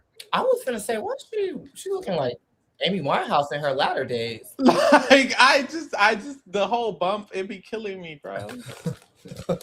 Or like sometimes she just have it sticking about, which honestly I kind of love it. It's like I hate it and I love it. Like I'm jealous.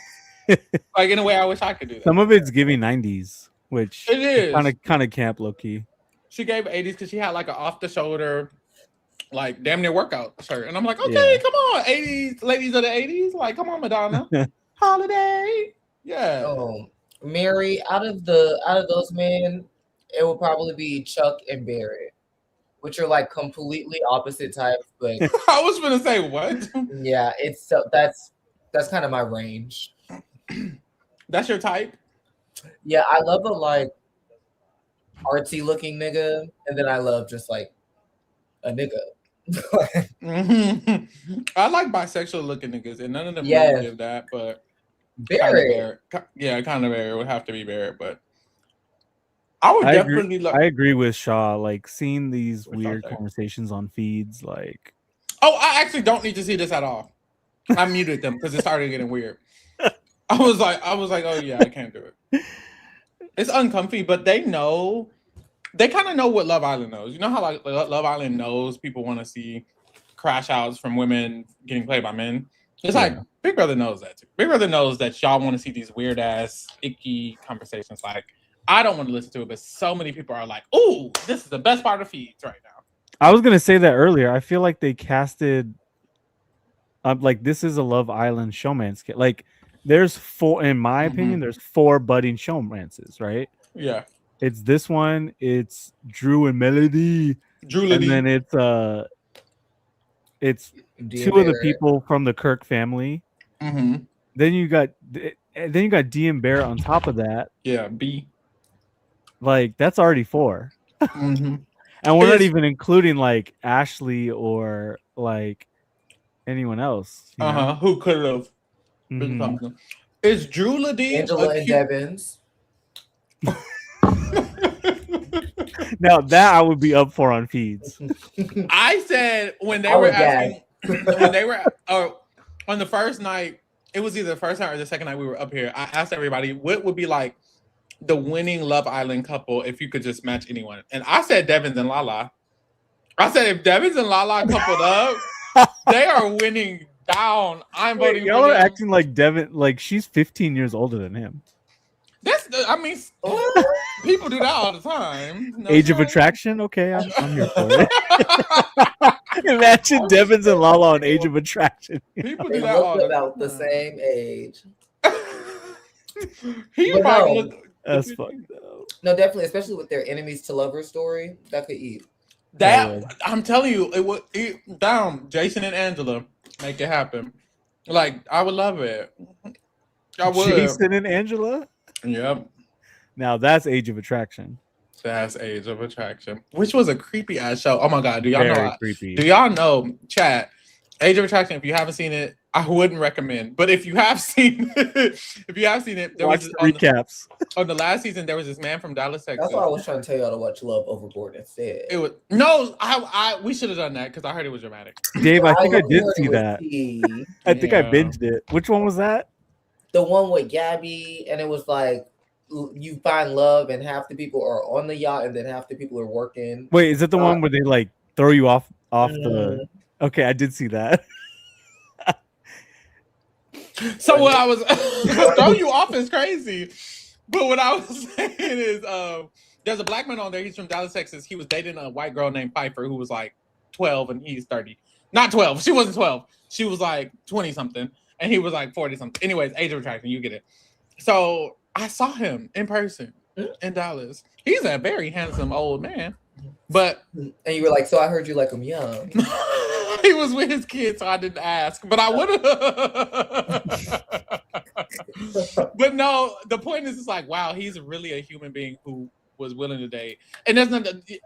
I don't know that there's nothing wrong with it. I won't say that there's nothing wrong with it, but his body, his choice. I don't know what to say about this. Let's just move. Let's just move, baby. I just gotta stop.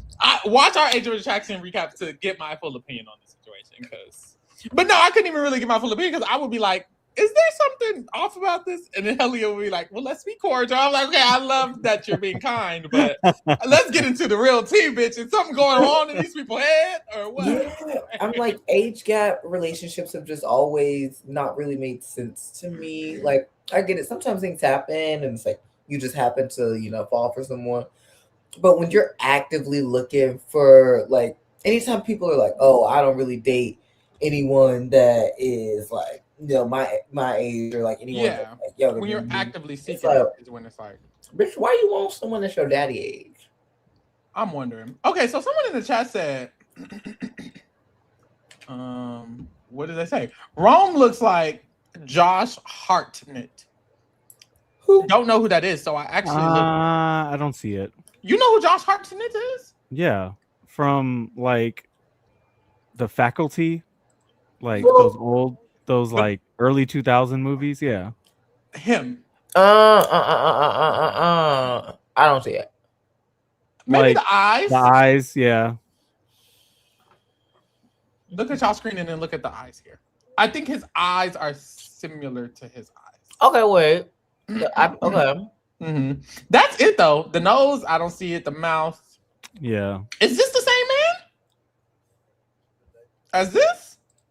That's when he was younger. Oh, I was like, what has he been in recently? He was in that M. Night Shyamalan movie. Oh yeah. The phone or whatever, red something. The concert one. Oh yeah. Where he's like he's like the killer or whatever, right? Yeah. Trap. Yeah. I know that's right. Oh, he was also in the fact. Okay, this is what you was talking about, the faculty. I don't know who this man is, but I thought you were a movie buff, Pharaoh. Not really. Allegedly. Allegedly. I'm an aspiring movie buff. Okay. Yeah, I'm trying to get there. So I like movies. Yes. I'm not a buff. Yeah, I like movies. I'm not a buff. Period. Drop your buff. Speaking of. Are they finna all come outside and chill? Girl, let's play a game. What game y'all want to play? Speaking of movie, y'all movie buffs? I'm not a movie buff because my memory is so shit. But I love seeing movies. We can play. But actually, I know I'm not a movie buff because I be falling asleep in movies. I actually just went to see Toy Story, and both me and my nigga fell asleep. Toy Story was good as fuck, boo. I haven't seen it yet. It was funny. Asia sent this game earlier, and it was we have to like rank the options 10 through 1, but we don't know what the next option that's gonna come up is. So we kind of have to like, yeah, hold on. Oh wait, why is this looking like this? This wasn't the one we was on. Hold on. I just as soon as I started watching these shows, I just became more obsessed with the series than movies. Oh, I feel you. I could never really get into series. Like, it's rare when I get into a series and I'm there for it. Okay, so like this new House of Dragon season is incredible. Girl, I was trying to get into Game of Thrones and I just stopped around like season 3 or 4. Oh Lord, all these damn apps and shit. We're gonna do blockbuster movies.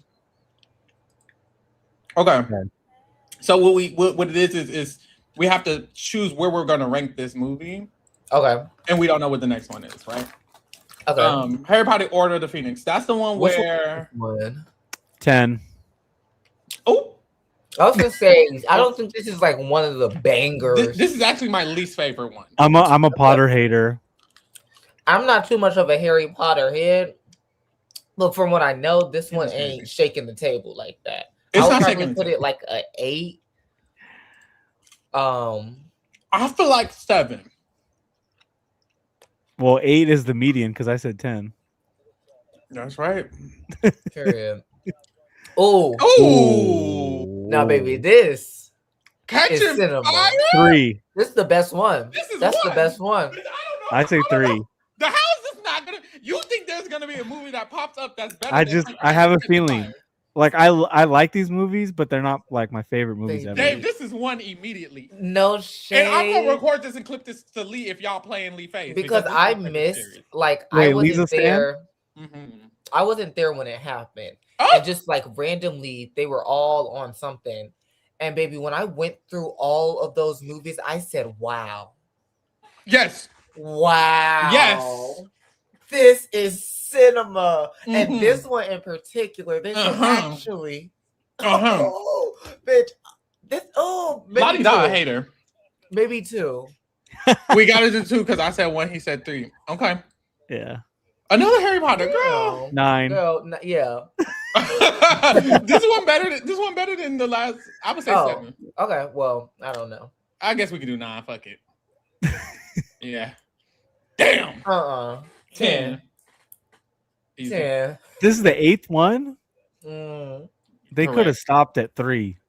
They could have 10. stopped No at the shade. first one. Okay. Oh, wait, is this in game?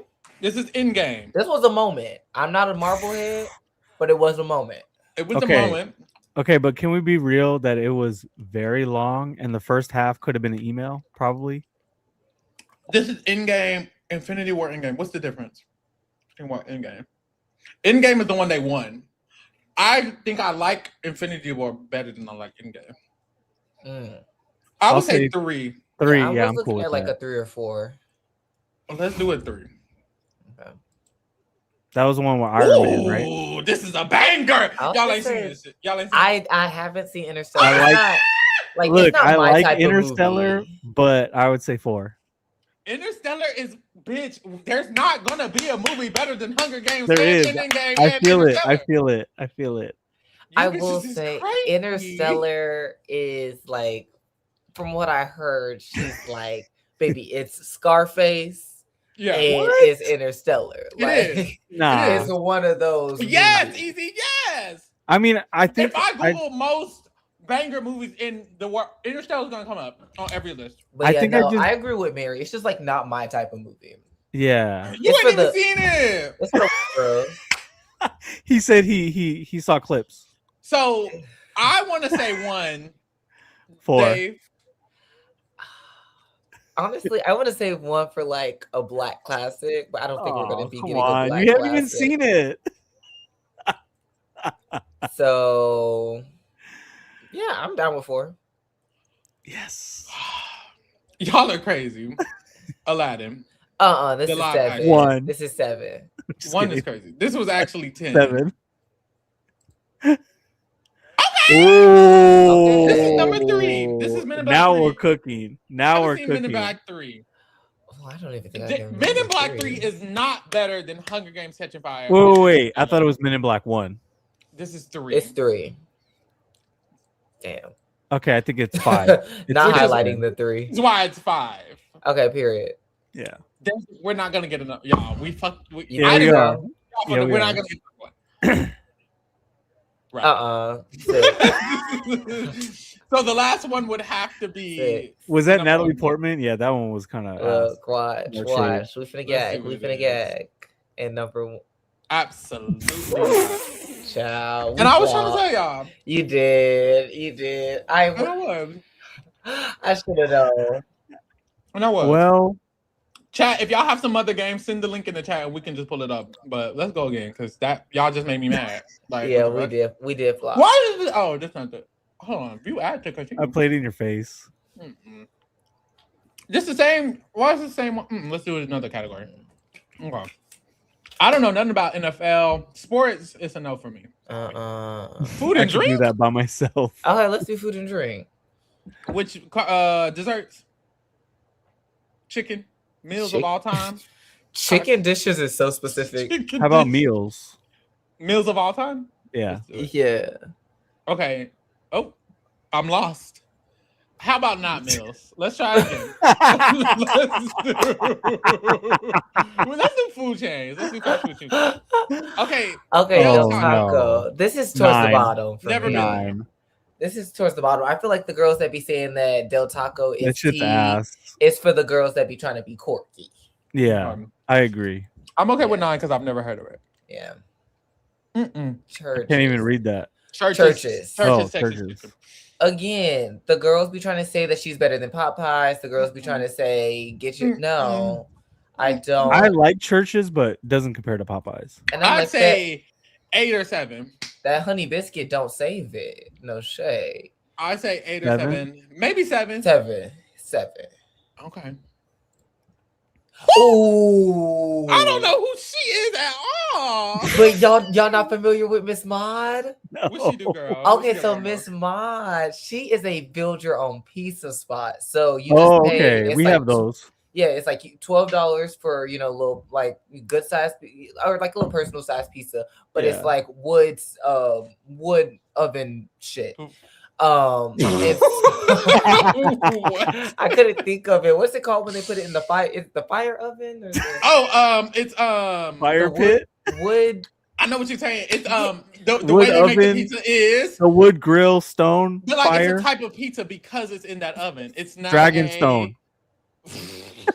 The pizza is now pan Wood grilled. No, what is it It's called? like, but yes, it's like that. They put it in Deep that. dish. Deep dish? No, that's like Domino's. You just saying anything.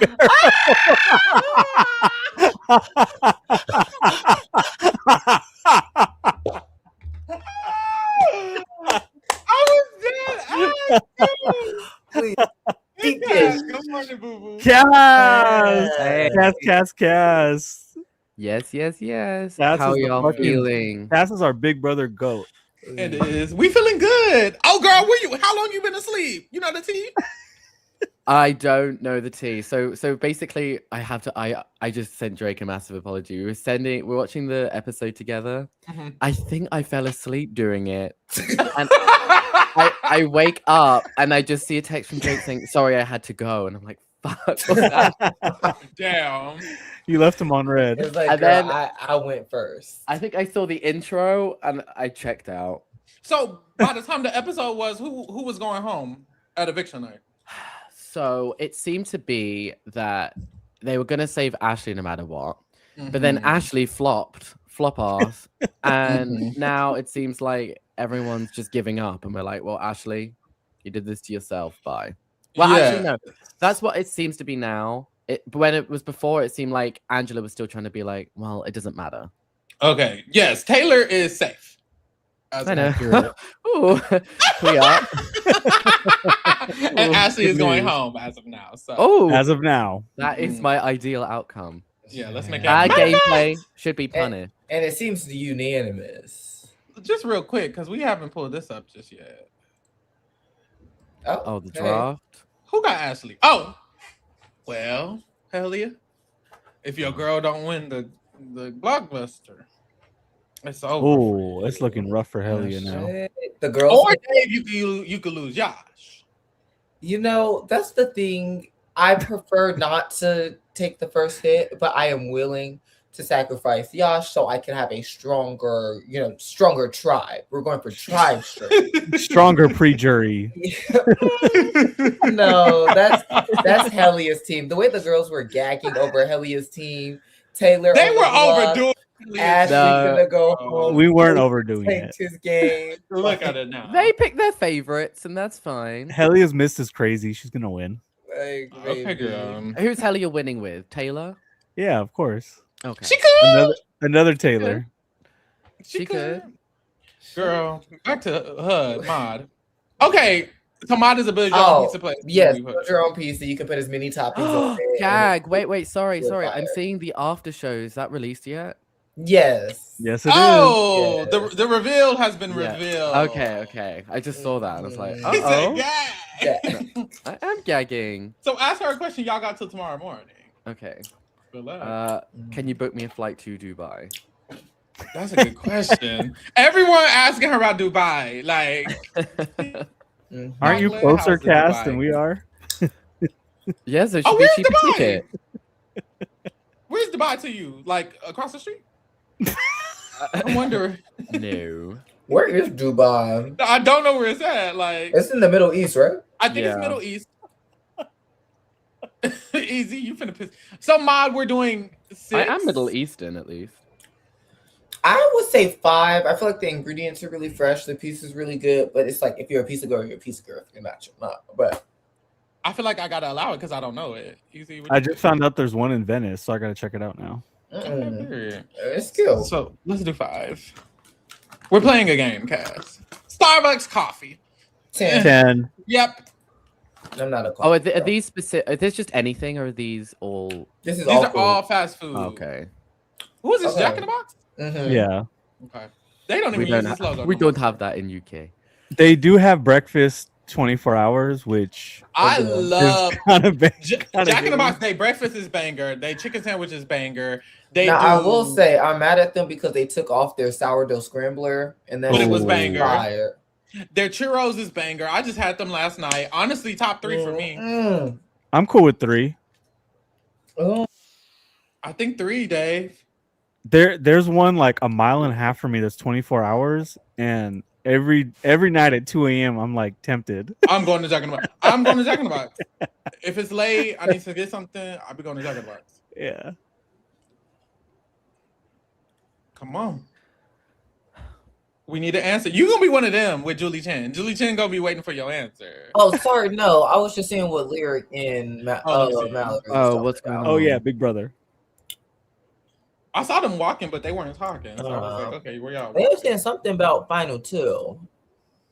Okay. Okay.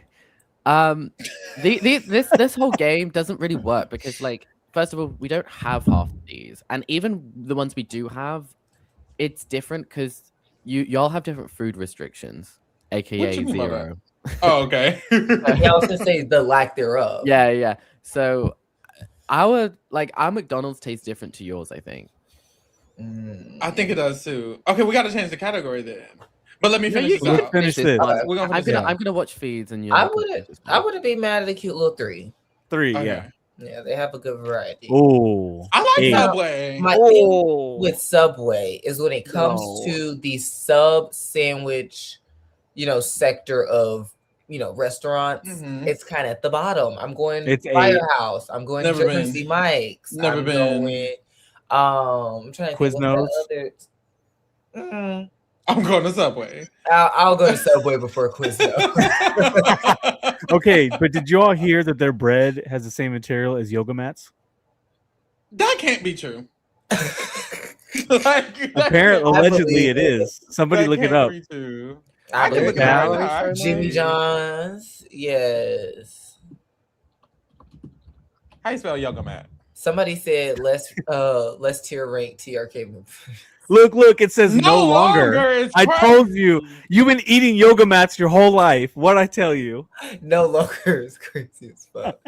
No longer is insane. As of 2025, What the fuck? Okay, yeah. Let's go ahead and do. I gagged you. We gotta do it low It's then. 8. Okay, It's so what are 8. we thinking? It's 8.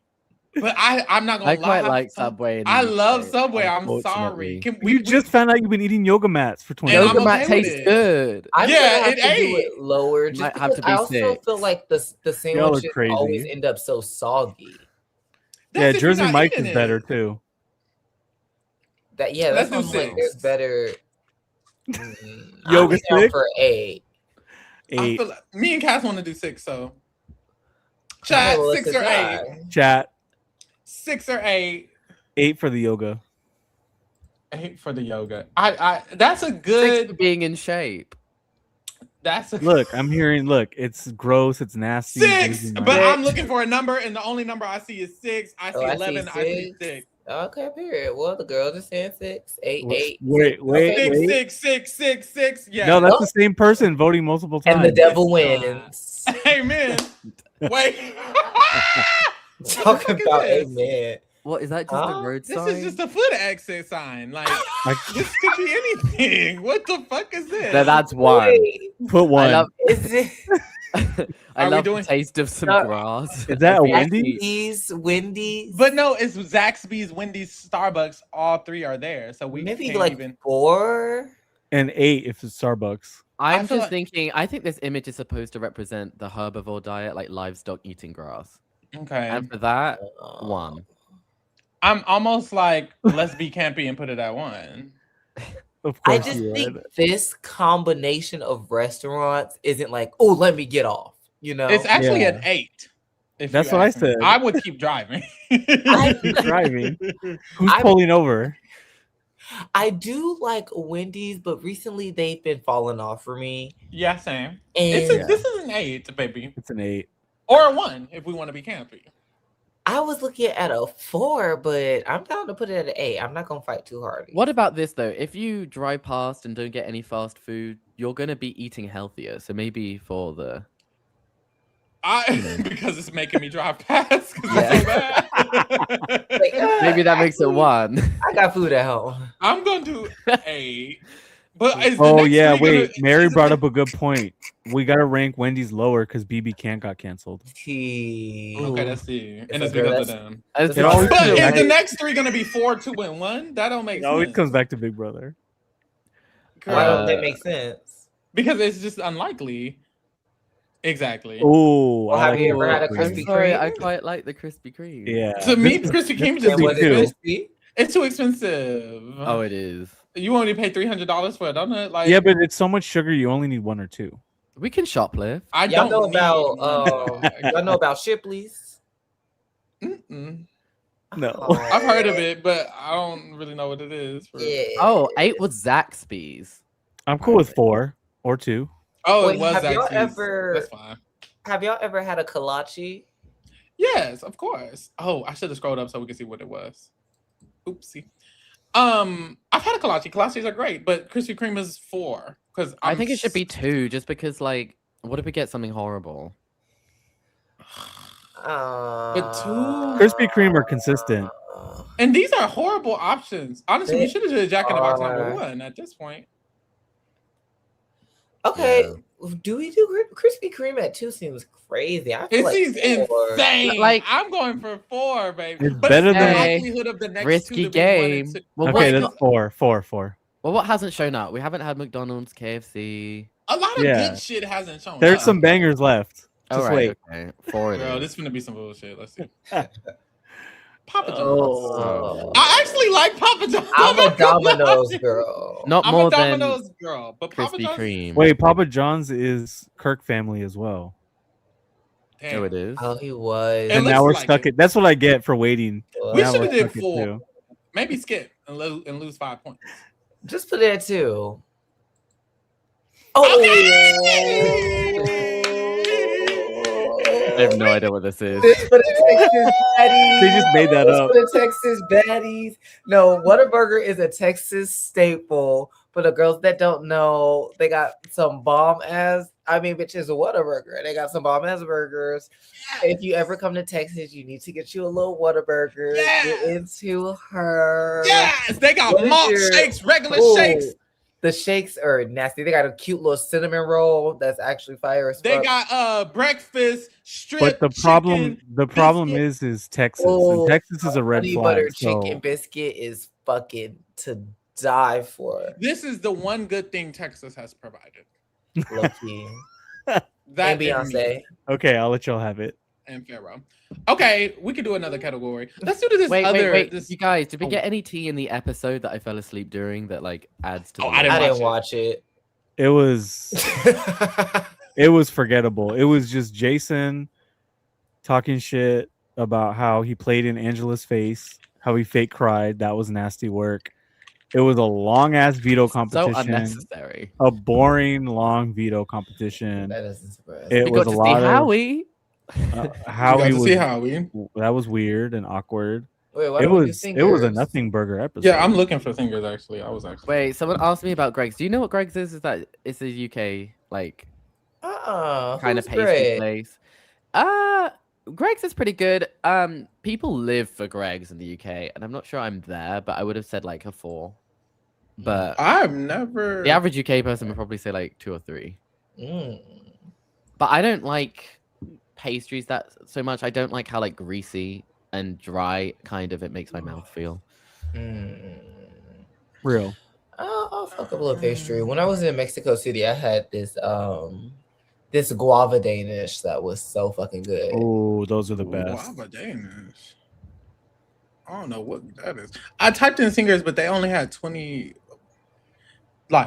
different variations. And I was like, okay, well, I don't like that one. So I'm looking for like another ones with singers on it. How would I know if he really loved me? No, that's all right. Not how he was Botox down. That's how he looked, y'all. Is that not how he looked? That was so awkward, y'all, that competition. Wait, chat. Did you guys watch the episode? Did anything like new? I'm telling you, that was it, Cass. I'm like, he doesn't believe you, Easy. No, wait. Apparently not. Wait, Chad, I want to know too. It was it was Mallory with the underdog edit and Taylor saying I need to win and not winning. It was just what you expect. What actually was the competition? It was like putting pipes together. I want to say apparently Melody and Barrett flopped bad. Did you see that? Yeah, they were a mess. Oh. Someone said, "Do y'all play Sporkle?" I don't know what that is. No, Sporkle, y'all would eat. So if you go to Sporkle, it's like a quiz. So there's a bunch of Big Brother quizzes you can do. That'd be really cute. So it's like name every house guest, but that might be a little hard. And then you have to type them in, and they fill in on the sheet. So search Big Brother at the top. Okay. How will I know? You might have to specify US secretly. Child, hold on. I'm getting confused. Okay. Yeah, Shaw said that everyone flopped except Mallory. Oh, big Oh, Mallory. that's right. Not the little one. Okay, CBS reality shows. So you can do maybe right? US repeats or something. That's like players who have played multiple times or something. Let's do it. Okay. Oh, what you mean by this? So it shows you the number of times the players have played and their most recent season. So on the left it says that they played 2 times and their last season was BB7. So it would probably just be Period. Will. Okay, so hold on. What we do? I gotta Boogie. Oh, you have to no, press Boogie play was quiz. 14. And then So we got 6 minutes. We got 6 minutes to get. 6 Okay, minutes, bet. Let's go. you're on. We can do this. We can do this. Okay, well hold on, because I don't know how to type for real. Okay, hold on. Play quiz. Go. Okay, Will. Boogie. Janelle. Chicken Danielle. Oh, because they got Dan and Danielle. Damn. And then you got Danny Briones. Damn. There you go. Dan, Diane, Nicomas, Erica.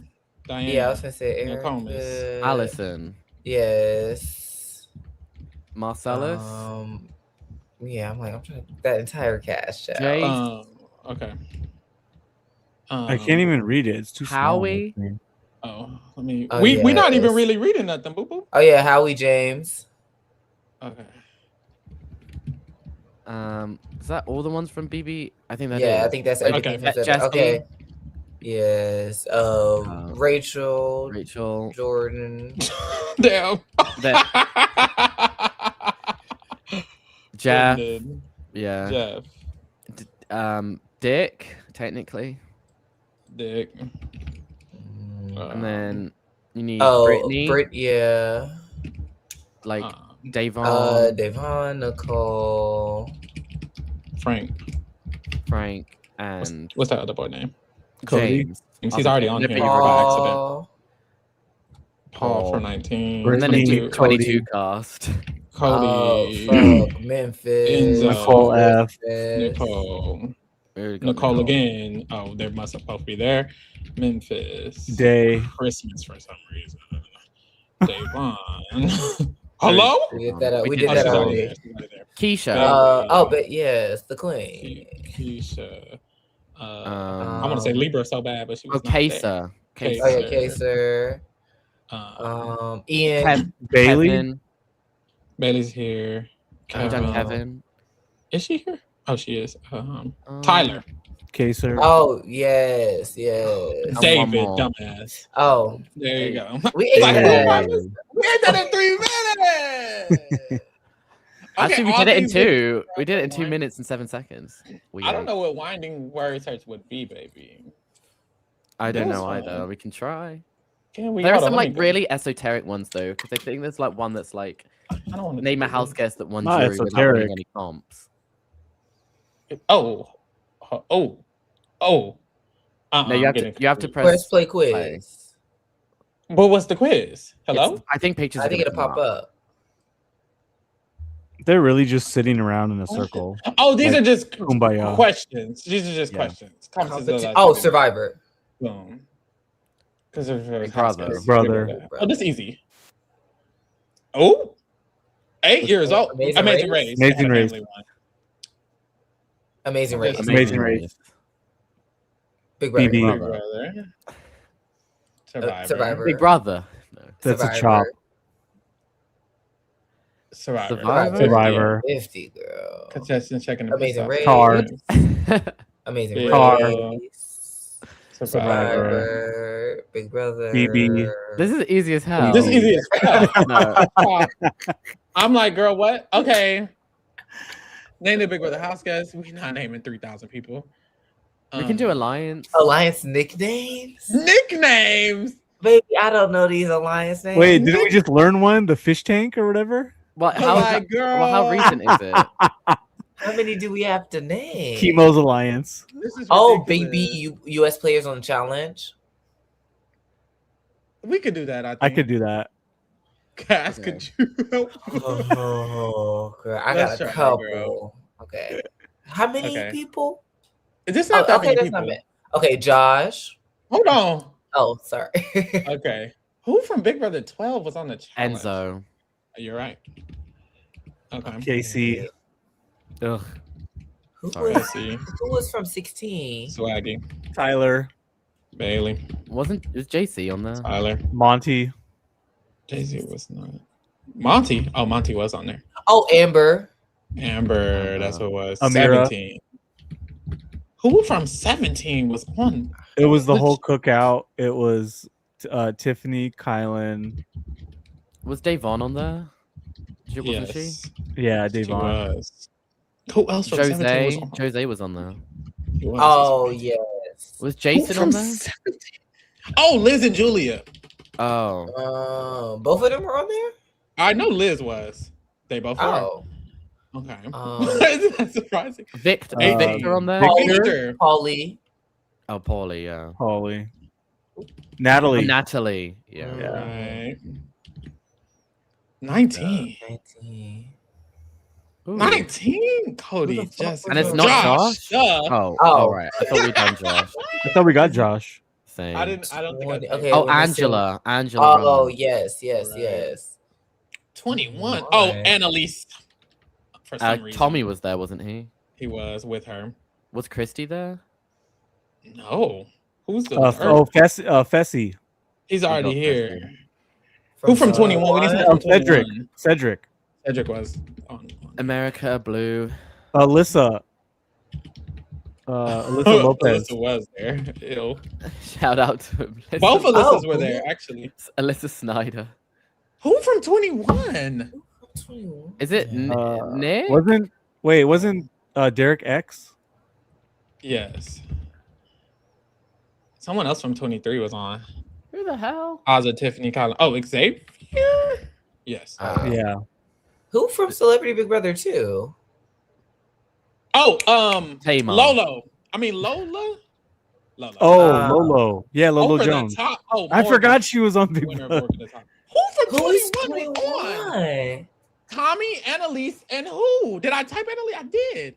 Did won David? Oh, no. What, David on it? Oh, David. David, what? Why? He better not have it. Why the fuck was David on? That's Why ridiculous. was it getting We called ate back? that up. We ate that Yeah, up. we did eat We that. did eat that up. That's fucking 5-1. They mean the votes? I don't know. Oh. What they mean by that? Keep by the. Oh, no, that's not what that means. Girl, I'm Wait, confused. wait. Man, I can't believe I remember. I don't half like of those. these. I don't think I like these. Okay, What you fine. Yeah, mean? this is weird. Yeah, Wait, let's move. season 7. Wait, Oh, what? it was supposed to pick which 5 people was from season 17. I'm assuming. Oh. We're not doing that. Okay. Seasons. We can do that. Ooh, You pick the BB seasons. Final Highest Four. premiere or main twist? That could be cool. Wait, where? Who? Y'all confused The Big me. Brother US seasons. Can you pick the season of Big Brother described by its premise or main twists? Ooh, okay, wait, that's Let's kind of do fun. it. Wait, who is Lyric talking to? Oh, let me listen. Because I don't went full Thank screen. Not what we're supposed to be doing. Oh, talking to Mallory. Do y'all think Mallory has a thing for her? I don't know. Ooh. They sleep. A Child. little crush? That's interesting. Oh, wait, never mind. No. Oh, Pokemon. That would be T. Oh, girl, I don't know Pokemon. That's where the original. Yeah, 150. Just the originals. I think I can do that. I think I Pokemon? could too. I Okay, let's see. Describe the BB season about the BB season. Battle of the Okay. Block. But the BB season. 16. yeah 16. Yeah. Oh, we only have up to 21. Two houses found out they were related. Season 5. Do Five. you not assume? Yeah. 12 new contestants were Oh, coached. 14. 14. 18. 18. Yeah. That was scary. Power of veto. 2. 3. 3. Three. Yeah. 2. 2. 20. Yes. 20. 11. 11. Wait, I thought that was. Oh, yeah. Thought it was 10. Can't come back. Ah! Oh, my God. Speaking of 21, David. Lord. Salvatore is that 11. was 12. That was 12. Fuck 12. Temptation 21. That was Oh, 19. no, that was 19. 19. Or 18. No. Because Back to 19. basics. Shout out to 10. season 10. 17. Get ready for a takeover. 4. 4. 9. 9. 9. 7. 7. Every house has new one. Other house has 6. 6. Summer of Secrets. And that's 8. 8. 8. 1. What? Oh, okay. I got confused. I was about to What? say. 3 13. pairs, 13. and then 15. Okay, that was kind of easy. Oh, why That did was they do kinda any of the easy. newer seasons? No shit. Okay, Because let's. it was that was probably when it was made. It's an old quiz. Yeah, it's probably true. Okay, let's keep looking. Can you name the BBS winners? That's easy, right? Final Yeah, that's fours. Can you name easy. the final fours of each season? Ooh, We could do I don't that. know if I Could we? could. I could. Okay, let's try. Okay, Cass Armstrong. Oh, and Yeah. we got 10 That's a minutes. Let's do it. lot. Okay, so we need to do it in 5 minutes. Okay. We need to How do it about in 3 and a 5 half? Okay. minutes. 3 and a half? baby, I'm not gonna be no help. Me neither. You know, you can help. Y'all, I've got It's like this. it's there, but it's not. And we're only doing to season 19. Like, we're not even doing. Yeah. That's Okay. harder. I remember the newer True. ones. I was here to say I have more of a better grip on the modern shit. Okay, let's. I don't know, BB1, baby. I do. Eddie, Drew. Josh. Was George there? No, Josh. You're not even. Oh, we gotta go in order. Curtis. Oh Curtis. no. Jamie. We have to go in order. Will. Will did not win. Oh, yes, he did. Nicole. Monica. Monica. Hardy. Hardy. Lisa. Danielle. Jason. Amy. Oh, I don't know why I thought it was my Oh June. wait, Amy's the one that came back, right? Yeah. Allison. Robert. Erica. Erica. Darren Kitzbell. Drew. Cowboy. Diane. Nokomis. Oh my God, this is crazy. Maggie. Maggie, Yvette, Yeah. Janelle, April. Shout out to Busto. Yes. Boogie, Erica, Janelle, Will. And then Dick, Danielle, Zach, Jamaica. You're doing this alone. Adam, Ryan, Sheila, Sharon. Mhm. And then it's I don't remember this shit. Memphis. Dan, Memphis, Uh, Jerry, Keisha. Jerry.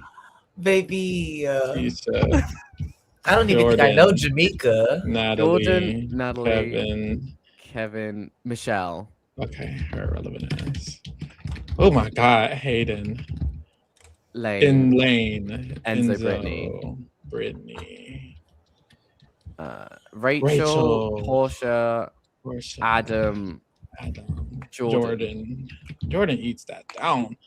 I'm so hungry, y'all. Ian, Dan, You still ain't got no food. Danielle. Danielle, right? Shane, Andy, Gina Marie, Ugh.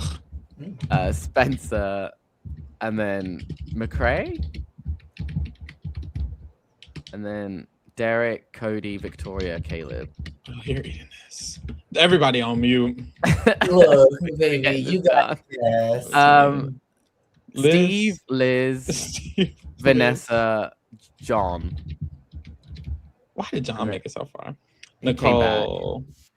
Nicole, Paul, James. James, Corey Brooks. Shout out to Okay. Chuck. Josh. Josh, Paul, Christmas, Kevin. Oh my God. Christmas is crazy. Let's not do this again.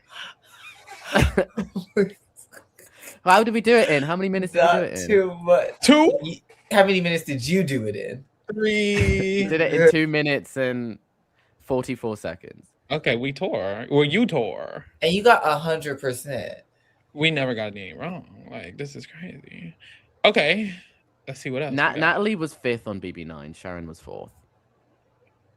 Yeah. Girl, Per y'all wanna letter. fuck with him, child. Yeah, I don't know what that means.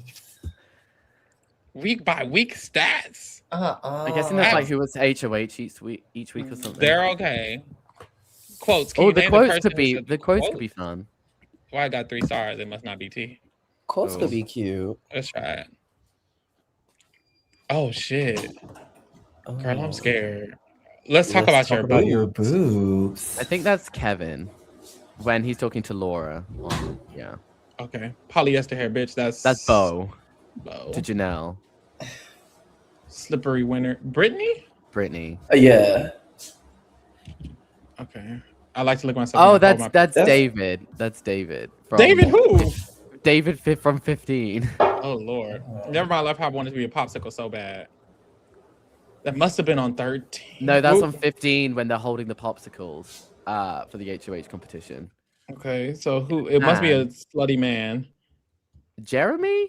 I was thinking Jeremy. Yeah. Yeah. Bye bye bitches. No. Janelle. You think it's easy being this good looking? It is. Will? Sounds like something Will will say. Yeah. I hate Big Brother. That That could be anyone. literally anyone in the world. Skip. Go next. I don't know what the fuck that is. I realize it's not Chilltown, it's Dr. Willtown. He's just a janitor. No, you have to press next on the thing. I don't know. Like how to if do you that. go up Got you. to yeah. Who's whispering under the covers? I can't tell. Mallory and Lyric about nothing. That's very intimate. It is. Oh, that's Bunky. Is that Bunky? It's somebody from 2 or 1. 2 or 7. I don't know. Me neither. I thought there was no Chilltown. Couldn't tell Oh, you. that's Howie or George. They kept saying that. There's so many Chilltown quotes. Like Jesus, and it Oh. wasn't Howie or George. Skip. Oh, James. I just guess nothing happened in that hot tub. Couldn't tell you. Is that Nicole when she's For talking about sure. Will? Wait, no, it's Rome. I was about to say. Oh, it is Rome. Okay, girl. I've got more angles than a geometry textbook. Is that Could be anything. Bronte? Bronte. She's the Okay. mathematician. Don't pee on my leg and tell me it's raining. Somebody said that. That sounds like Diane? No. Nicole again. I don't know. Nicole? No, it was someone sassy and a woman. Is it? No, it's Marvin. Is it? You ain't. Your boobs are a lie. Your face is a Oh, lie. Reagan. Okay.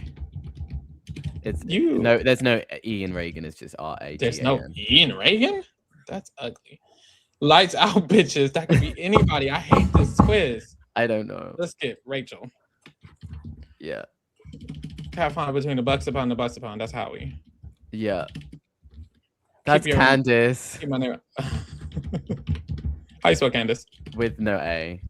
It's No ICE. A? ICE. Wait.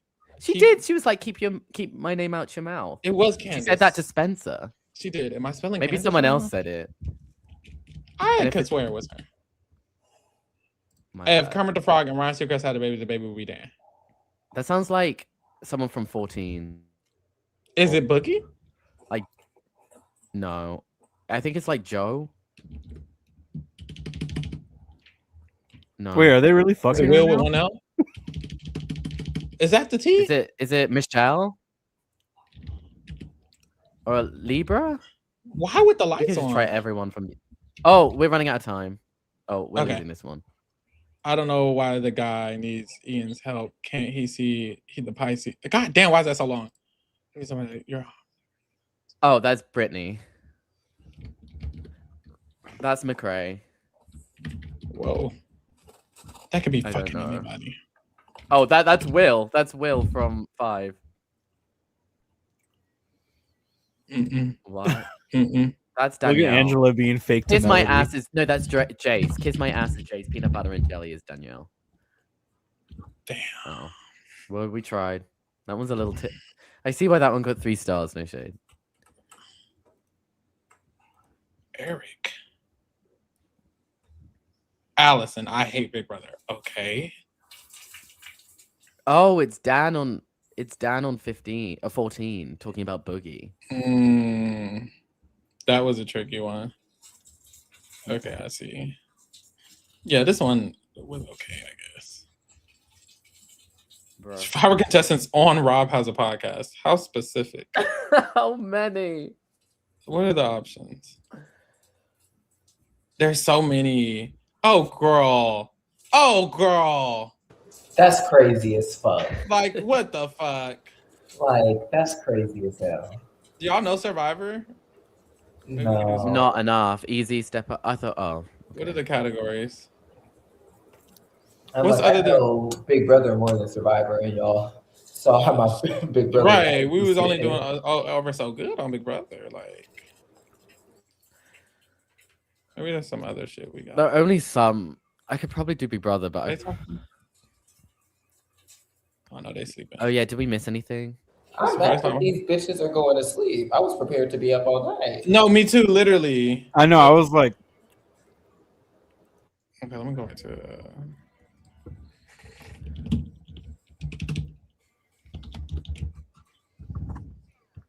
You have to do US because otherwise you're gonna get. You're right.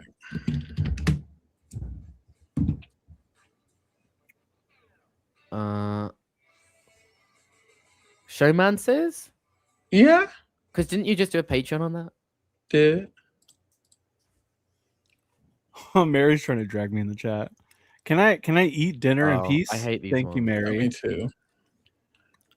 Why is she dragging you? Eviction order. You could do HOH winners. Well, that might be a lot actually. That's harder than eviction order. No shade. All the house guests is crazy. Can you name the Big Brother US players? All of them is crazy. All of them is crazy. All of them is crazy. Veto winners is crazy. HOH order is crazy. What the fuck? There are so. Oh, here we go. Can you name the Big Brother US house guest from A to Z with the highest place finish? So That's like. what I'm thinking. Okay. I think I can do that. Okay. You ready? Okay. Yeah. A. Anybody with an A who won? Andy. Ashley. Or Adam. I think Adam. this one might be a little Oh, not dear. comes updated. first. Okay. B. Who won? No. B who won? I don't think so. B. Second place. Did no one win? Wait a minute. Not me having to go through them. No one won. Would it be? It says 1/4 in the place. It's high. Oh, so there is a winner with a B then. I think so. Okay. No, there's not. Chat. A Boogie. That's not his name. Isn't it Mike? Girl. like what the fuck? I was thinking Brittany. That's why I had 1/4 because Brittany would also be the answer, right? Okay, C. Cody. You're right. D. Dan. Dan. Drew. Derek. Yeah. E. Who won? Eddie. Yeah. F. Frankie is the highest. G. Gina Marie. Gina Marie. Unfortunately. H. Hayden. Hayden. No, it's Hayden. Yeah. Yeah, Hayden. I. Ian. Josh. Casey. This is Jackson. easy. No. Just do the winners. Lisa. L. Lisa. Don't Mike. say Mike. Oh, our Maggie. Maggie. Nicole. And Nicole. Oh, Ollie is the highest place. it's Ollie. Yeah. Portia. Okay. R is. Oh God, who won beginning with R? Oh, Rachel. Rachel. Mhm. Steve. Mhm. Tyler. Vanessa. I was thinking Victoria, but same thing. Oh, they put Victoria. They put even though I Victoria. typed W is for Will. And Zach. I was going to say Zakia, child. Oh, that wasn't bad. Ski ain't Okay. got third. Okay. Please. That wasn't too bad. Big Brother contestants on other reality shows. We could do that. We could do that. We could do that. Ooh. Ooh. Ooh. Well, is this one of the ones where we have to go in order? Because if it is, we're not doing that one.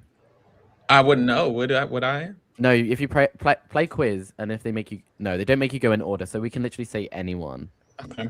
So I know Allison was on Amazing Race 5. Okay. Oh, it's in alphabetical order as well, so... So...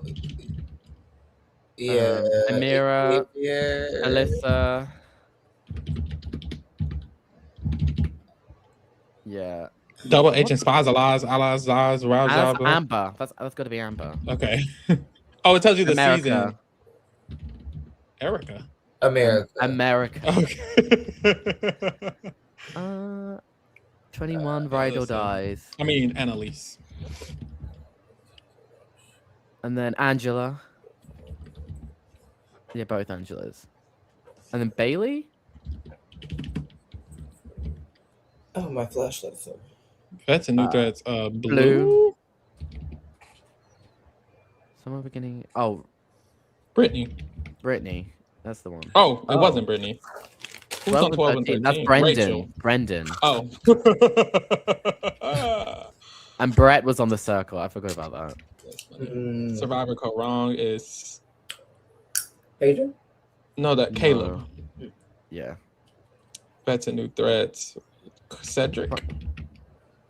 Amazing Race 38. Chelsea. Chelsea. How do you spell Chelsea? IE. Thank Barrett's doing a cam talk. Oh, let's listen. Pause it. Pause the timer. Oh. He looks good right here.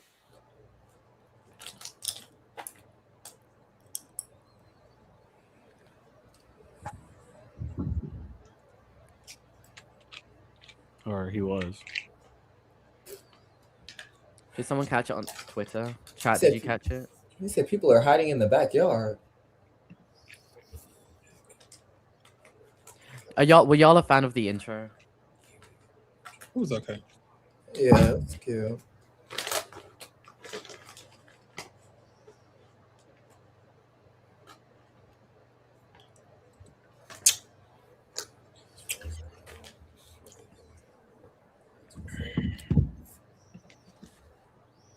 Wait, he's saying he would nom the Kirk family Considering I can't get I think if you want HOH. games. Oh, Morgan McMichaels tweeted, "How is Selena doing on Big Brother?" And Dawn said, "Not very good." Damn. I don't even know if it's in my best interest to win that. I mean, Also, like, to just immediately get nominated that Mallory. I don't think I can have any sway over that. I could try though.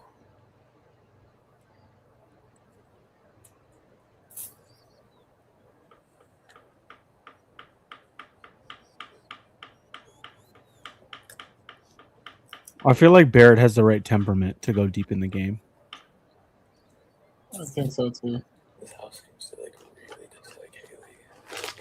I just wonder what it's gonna look like when he gets a little bit more active. Can you guys hear tapping? There's tapping going on. Can you hear that?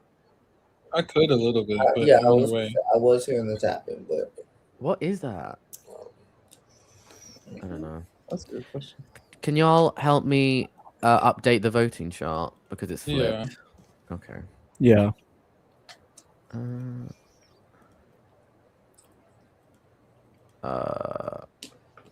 Oh my god, stupid tapping. I was bothering you. Well, I don't know what it is. I think it's some bird. Okay. Like from a Love Island bird? Yes, Lord. yes. They climbed up a tree and start with like a hammer. Okay, so is this still the same? Like Yash is just leaving over Taylor, like unanimously. At this point, yeah. yeah. And like these two aren't even like in the middle anymore. Mm-mm. Is Rome still saving Yash? I don't think he is he? I think Rom's evicting Yash too. Yeah, I think Rome was evicting Yash. Well, so it literally looks like this, and no one's saving Yash over Taylor. Yeah, that's right. Mm-hmm. Ooh, that's rough, buddy. Okay, let's just move that along. This one, Yash versus Ashley. It seems like Ashley's going. I think Ashley goes home. Yeah. So okay. So who is definitely keeping Yash? Anyone left? Oh, who definitely? Well, I know that Ashley's probably leaving now. No one's keeping Yash ever. I don't Well, think. so it's literally unanimous. Oh, Yash is going in both situations. Oh no, they're voting out Ashley. I'm sorry. Oh, So is Yash Ashley goes home unanimous? versus Taylor. but who's voting out Yash versus Ashley? No one, right? Right now, it's pretty close to unanimous. Yeah. Against Is anyone in Ashley. the middle? Ashley, they have agreed they always vote out Ashley, the Wikers and the collective. I mean, crossovers. They've agreed they always vote out Ashley. And so, okay, well, it's a wrap. As of now, that's the one that could flip. Well, again I had in to the update this like 3 times, so Yeah. I'm sure. The only person we don't know is Jason. Actually, he has not talked about the vote. I don't know why he just hasn't talked so about it it. literally Too looks busy like talking this. about other shit. Yeah, it literally looks like that. And Jason's in the middle. Uh-huh. Okay. That's kind of crazy, but we move. That is crazy. Are we sure Jason's in the middle? He's no, probably not, but we don't know because he hasn't spoken about it. Yeah, the middle is more so unknown. But I'm pretty certain he'll be on the right side. But Oh, that's Ashley. that's a lot of forehead. my guy says Jason wants Taylor and Yash to stay. Wait, someone said what? He says Jason wants Taylor and Yash to stay. So Jason's just down here. Oh. Yeah, I believe. Well. I trust it. Okay, and then this one, it just seems like Ashley goes no matter what. Yeah, unanimously. Yeah. Oh, The wow. only thing that could flip again is Yash versus Ashley as of now. Again in the morning. Shout out to Taylor, because Taylor's played by far the best out of the nominees, so I'm happy that she's staying. Oh, it's not even close. That's what I was saying in the I just recap, gotta too. stay consistent. Damn, why is it everything unanimous now? I just gotta stay consistent. I love Taylor. She's so dope. No, that was such. I really want her to stay. Leah had a karmic reading on the house guest, and she says the only person in the house who doesn't have karmic connection to past Big Brother players is Taylor. So she was like, "Ooh, I hope that doesn't mean she's gonna be the first boot." Mm-mm. I take everything what she says. Is with that a what grain that of salt, means? so. I commented and said, "Girl, it sounds like she's gonna be the winner." The way you talk. That part. Shout out to Hellia's draft. Oh Yeah. fuck. Hashtag Helly is missed. No shade. Yeah, it's not like she's gonna be the winner to me. Cass, there must be an easier way for you to drag this white line. Y'all don't need to clock me like that. I'm just considering option. Like, is there nothing else? Pharaoh's micromanaging you. I feel like that's how it would be as a dad. No shit. I would just be watching them do a problem. I'd be like, there has to be another way you can fuck. Like, are you sure those blocks go in the right Like, colors? come on now, boo. Figure it out. I'm heavy on the figure it out. Like, if I had kids and they was like, oh, can you help me figure it out, boo? You gotta really solve it. You gotta solve it. Come on, use your problem solving skills. Isn't that crazy? All that bullshit today just to come to like unanimous votes. Oh, pull that back up. What? That first line is still not all the way to the right. I told you he was micromanaging. I'm really not micromanaging. It's like my OC. It's more so the OC. Somebody call HR. Because that was gonna bother me for the rest of the stream. For the rest of my life. Oh, he talking again. I hate Barrett's Cam talk. I'm so sorry. He don't be saying shit. He be like, I'm in the alliance with the crossovers, and hopefully that'll make me go far. I would love for Devin to win HOH, but he wouldn't nominate me. And then it's a long break. Kind of like remember Corey's cam talks will go on forever, but he wouldn't be saying shit. It's like you're not, and I get it. He's talking his thoughts, but like right now he's talking about the numbers they have in comparison to the cool kids. Like we know, baby. That would be a mess though if Barrett won and puts up all three of the Kirk family. Like that would be a mess. Is he saying that's what he wants to do? Are you calling them that? That's what he said 2 minutes ago. That's crazy. Because he's like, what's the point of waging a war with 7 people on the other side when none of them are targeting me? That's some pussy shit. Just start a comp. Is it? You would have loved to see it? Because then they would try to blow. They would try to blow up their big alliance. I would love to see it. That would be horrid for his game. He quite literally should just throw it. I know we were just talking about like times where you should throw it. But if his alternative is to nominate 3 people who are his buffers in the game or are his alliance buffers, I would say you would be better off throwing King if that's what you're gonna do. I definitely don't think he should put them up. Oh my god, this is pissing me off now. I put it in the wrong place. The line should be on Ashley. Oh shit, I just No, that's how it would be though, honestly. Oh, who's this? Thank you, comment. Now I have to go edit that.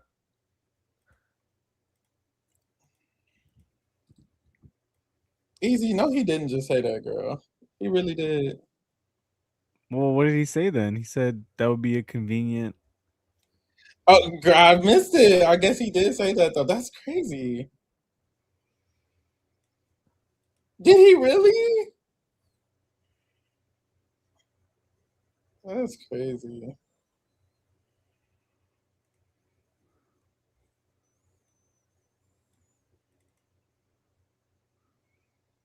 It will be fun to watch them scramble and start talking shit about each other. This like late night hammock chill is so beautiful. Like Devin gets his little time to just chill in the hammock. Like this is, I would love to just chill in the hammock, bro.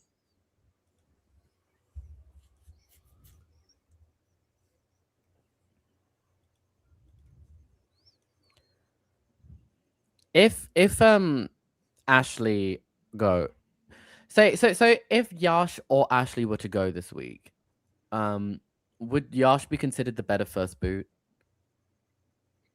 Define better. As in, I don't know, played a better game. Well, but by that I mean, well, it depends. What's your criteria for better game? I suppose. For me, I think it would be just because Yash seemingly made less mistakes than Ashley. Like Ashley had the votes and mucked it up, whereas Yash just kind of looks like a physical threat, and no one really bothered. Yeah. I think the issue is because we were talking about this earlier before you came on, is like no, not a single person actually has Yash's back. Like he doesn't have a number 1, doesn't have a number 2, doesn't have a real alliance. He's tried to start an 8-person alliance with all the guys.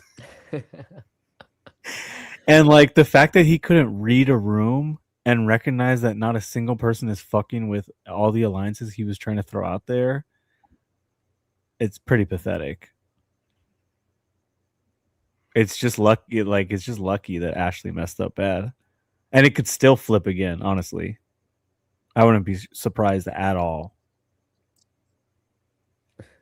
It being unanimous is crazy. Is that because of what Melody did? Like, because she told Melody started getting the other side of the house riled up, and then the crossovers said like, "Well, I can't be bothered to fight this hard for Ashley." Is that what happened, or am I?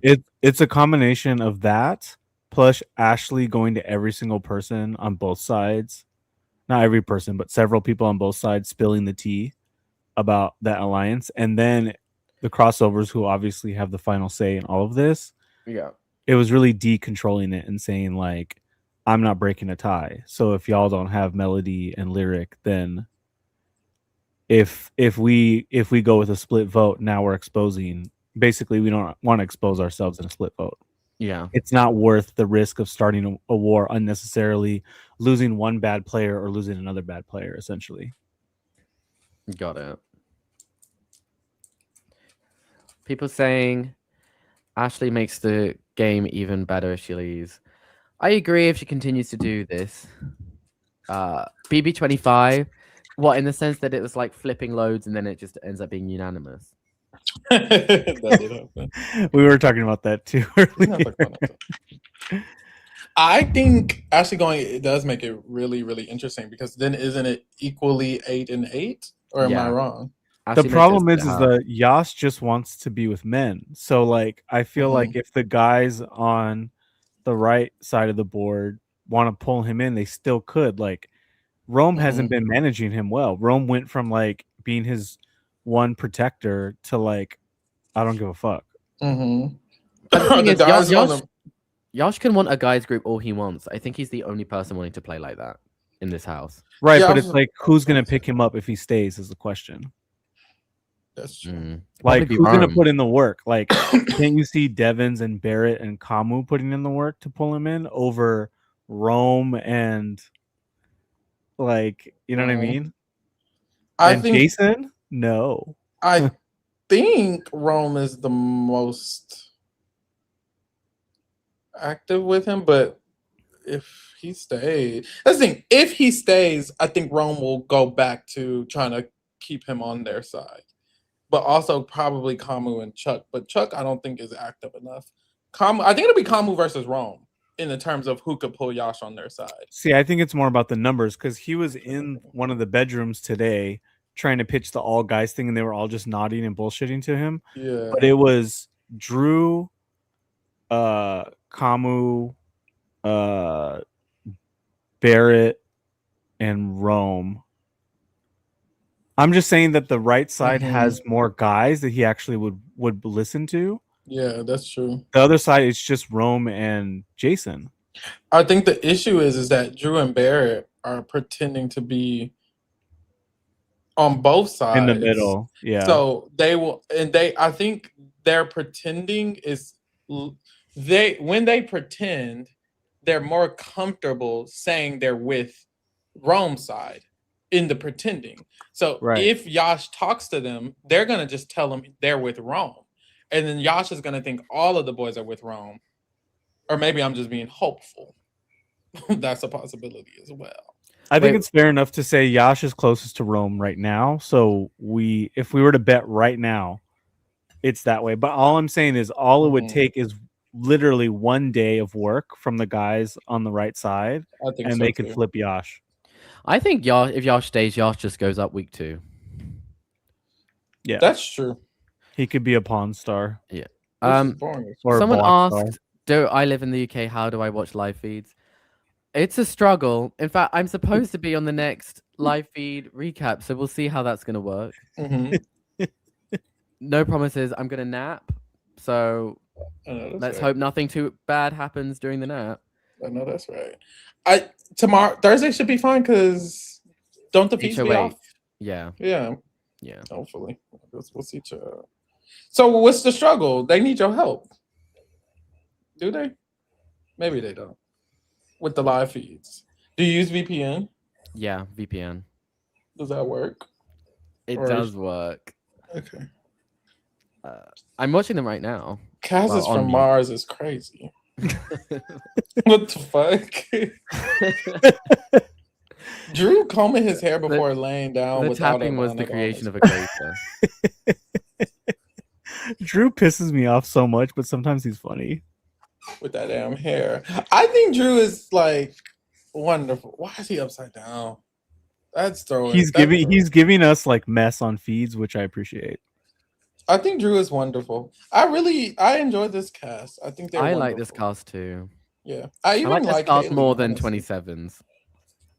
I think I do too. 27 was polarizing. It was like 4 people that I loved, and then I hated everyone else. Yeah. Whereas here, I'm just kind of like, Here, it's like there's like 4 people I can't stand. Which is pretty good compared to most casts. I agree. Although that comment Drew made about Lala really pissed me off.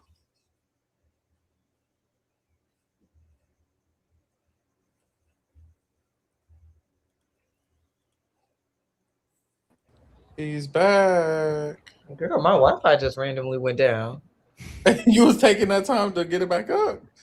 That was a minute. You got that Taco Bell, had to run to the restroom. That was a minute. Oh, thank you so much, Neil Miles. That's really sweet. It's Big Brother season, so it's really not that much work. No shade. Oh, you gonna do it regardless. You gonna put in the work. A little bit. I mean, I did all that for BB7. That's true. You ate that though, because you really actually read all of the days. Yes, every single one. Yeah, that's how it be, girl. You get used to it. You get more used to it the more you do it. I though. did, yeah. As the weeks went on, it was easier. Yeah, it's like, girl, just skip all the stupid shit. No, I did. It's like as soon as something like there's a really long one about nothing, it's getting skipped, and especially and whenever they like 3 different updaters repeat the same conversation, I'm only reading it once. Mm-hmm. Girl, Drew who's and- winning the season? Drew and Camel were flirting. I see. Uh-oh. I was thinking they were They're kinda maybe gonna cute try together. they were gonna try to do it Final Two or something. Drew's social game is T. He really has like a bond with everyone. And now that they're pulling Kamu in, he's like also making a connection with Kamu.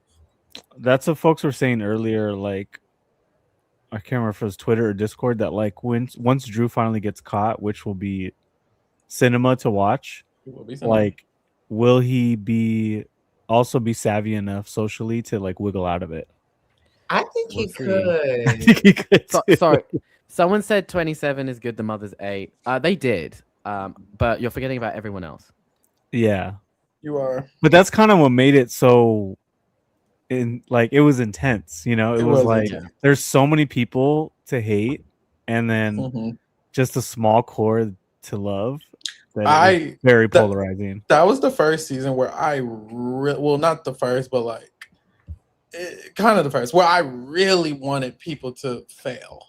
Yeah. And I Like really bad, wanted people to bad. fail. And like 24 was different because that was more like Well, that was everyone. every single person. But in Yeah. 27, it's like specific people. I really need you to lose real bad. See, And one Like- of them was like you wanted them- being Riley.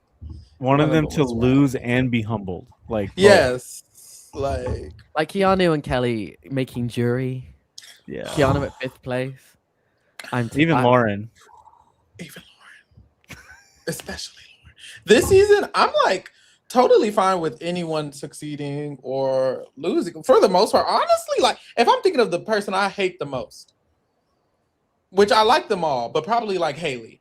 If Haley figures out a way to win this season, wait, girl, you kind of got it. Like, Okay, calm down. Let's hold on. Let's slow down. Sorry. If Let's take a Haley- deep breath. No, if Haley makes it to the end of this season, sitting in those final 2 chairs, she had to have She's gagged. losing. He had to have. See, he this had is to why I have can't talked to stand God. y'all. Y'all He had piss to me have off. talked to God. Haley is camp derogatory. I keep saying. Y'all piss me off. I'm sorry. So Chat exhausted saying being here Keanu was sometimes. entertaining. I wasn't entertained. No, I wasn't Ooh. entertained. I don't know. I honestly, Becca, dead ass. Like it's not even like open conversation, open dialogue. Why do you believe that? That's a he- casual. Did you just watch the episodes? Because if so, I Yeah. can somewhat understand. But like Keanu is Rachel telling him the truth every single time, and he keeps turning her down because he believes Vince or Riley. It's painful. Wait, what did Angela call Drew today? Droopy eyes? Yeah. How is it like day 9 and Angela's like barely holding on.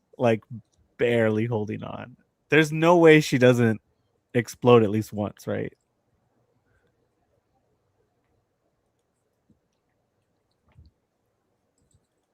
That's like a bracketology like I just Barrett don't really not understand eating how the this. bracketology I works. need them to capitalize on that.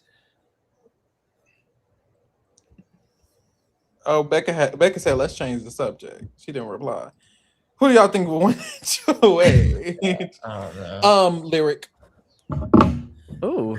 Barrett talking about how him Mallory. and Drew can keep being dumbasses to the vets. He ain't talking about shit. That's why I turned that nigga off. Barrett, I'm sorry. Do something. Yeah, that's what I'm like. I understand like kind of laying low, but it's like, are you on the floor? Are you laying too low? I don't agree with that. I think You don't think so? No, I think when you have big characters that are like screwing up their own games, there's already 6 of them. Why? Like he doesn't need to do anything yet. You know who he feeling like? Mimi. And I need him to not be Okay. feeling like Mimi. That's a crazy statement. I said what the fuck I said. He reminds me more of Michael. Remember how Michael was very quiet early on and very calculated, and Okay, then I see that too. He turned it on later. Maybe two people who didn't win the game. I would love. No, fair. No, I'm not gonna lie. I genuinely think Barry could win. I need to quit playing. I just don't like because in this cam talk, he's talking about how him and Drew need to just continue to lay low and play the middle. Meanwhile, Drew is creating a strong ass bond with Kamu in the room. Like you should be doing that. You can lay low and not be in the limelight and have all these people think all these things, but actively like create these bonds. Like because where's your connection with Mallory? Where's your connection with? Why don't you have a 4-person alliance with you, Drew, Mallory, and Melody? Right. Meanwhile, Drew does quickly. have one. I just want to shout out Alex for the period. Shout out Alex. We appreciate you. Keanu was annoying. He sucked at the game. Why aren't you trusting your only good ally who won and played twice before this? Literally. We couldn't tell you. That part. You can't do nothing about it. Tell you. Literally. It's over. It's been a year. Did y'all watch Melody crying alone in the shower in the morning? Yeah, she went outside and started crying too. I respect crying alone and not talking about it. Like she didn't go and like that would be me. She didn't go. It would be me too. Hang on, guys. She didn't go to Angela saying her saying that she's filling in for her dead mama. No shade. No shade. A lot of people on Twitter were like, "Oh, why is she crying? She's not nominated. She's not on Slob. Like, I don't know why she's crying." I was like, "Girl, she can be crying about anything. It could be the anniversary of her sister's death. Like, you don't know what today is." That's very specific, Pharaoh. I'm just saying, like, they don't know why she's crying at all. Start crying. But yeah, I didn't mind it. I was perfectly fine with it because she cried. Not only did she cry, she was the most active player all fucking day after crying in the morning. Like I have to give her 7s at least. Yeah. Not in a player rating, but I would probably be crying too if I couldn't smoke.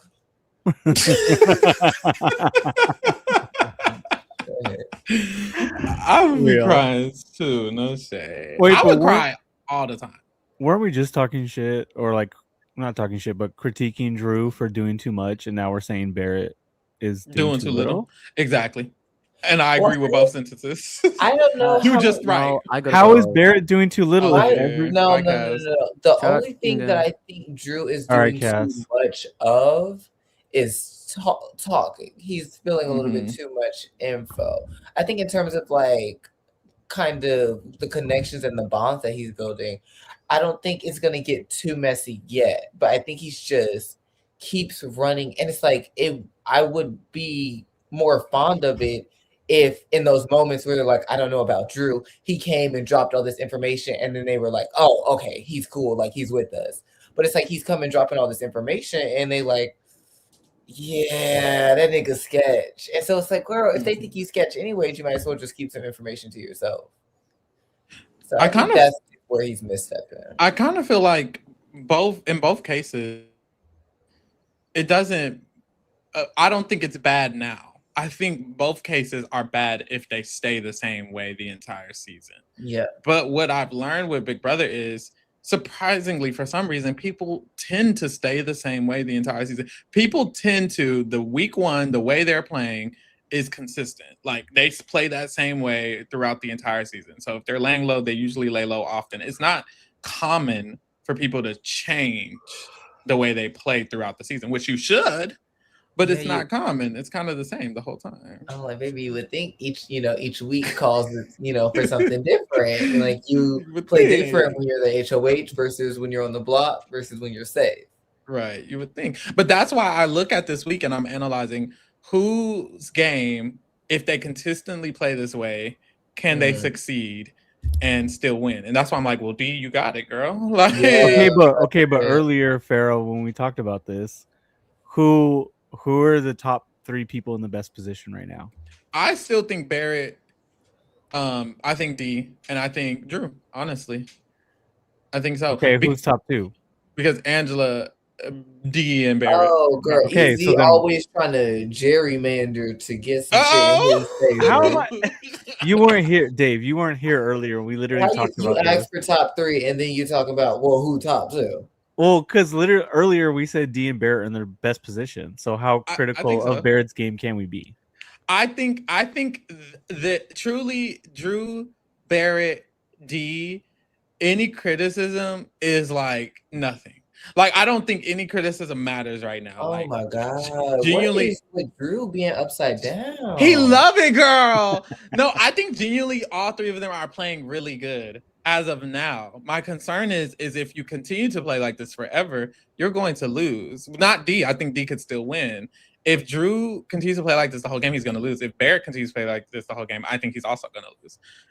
Hopefully, they don't. Handshake. Hopefully, they change. I would feel a lot better about Drew and Barrett if they really, really locked something in and kind of solidified a structure outside of what they got going on with the crossovers. Yeah, I think they're doing good. Saying that.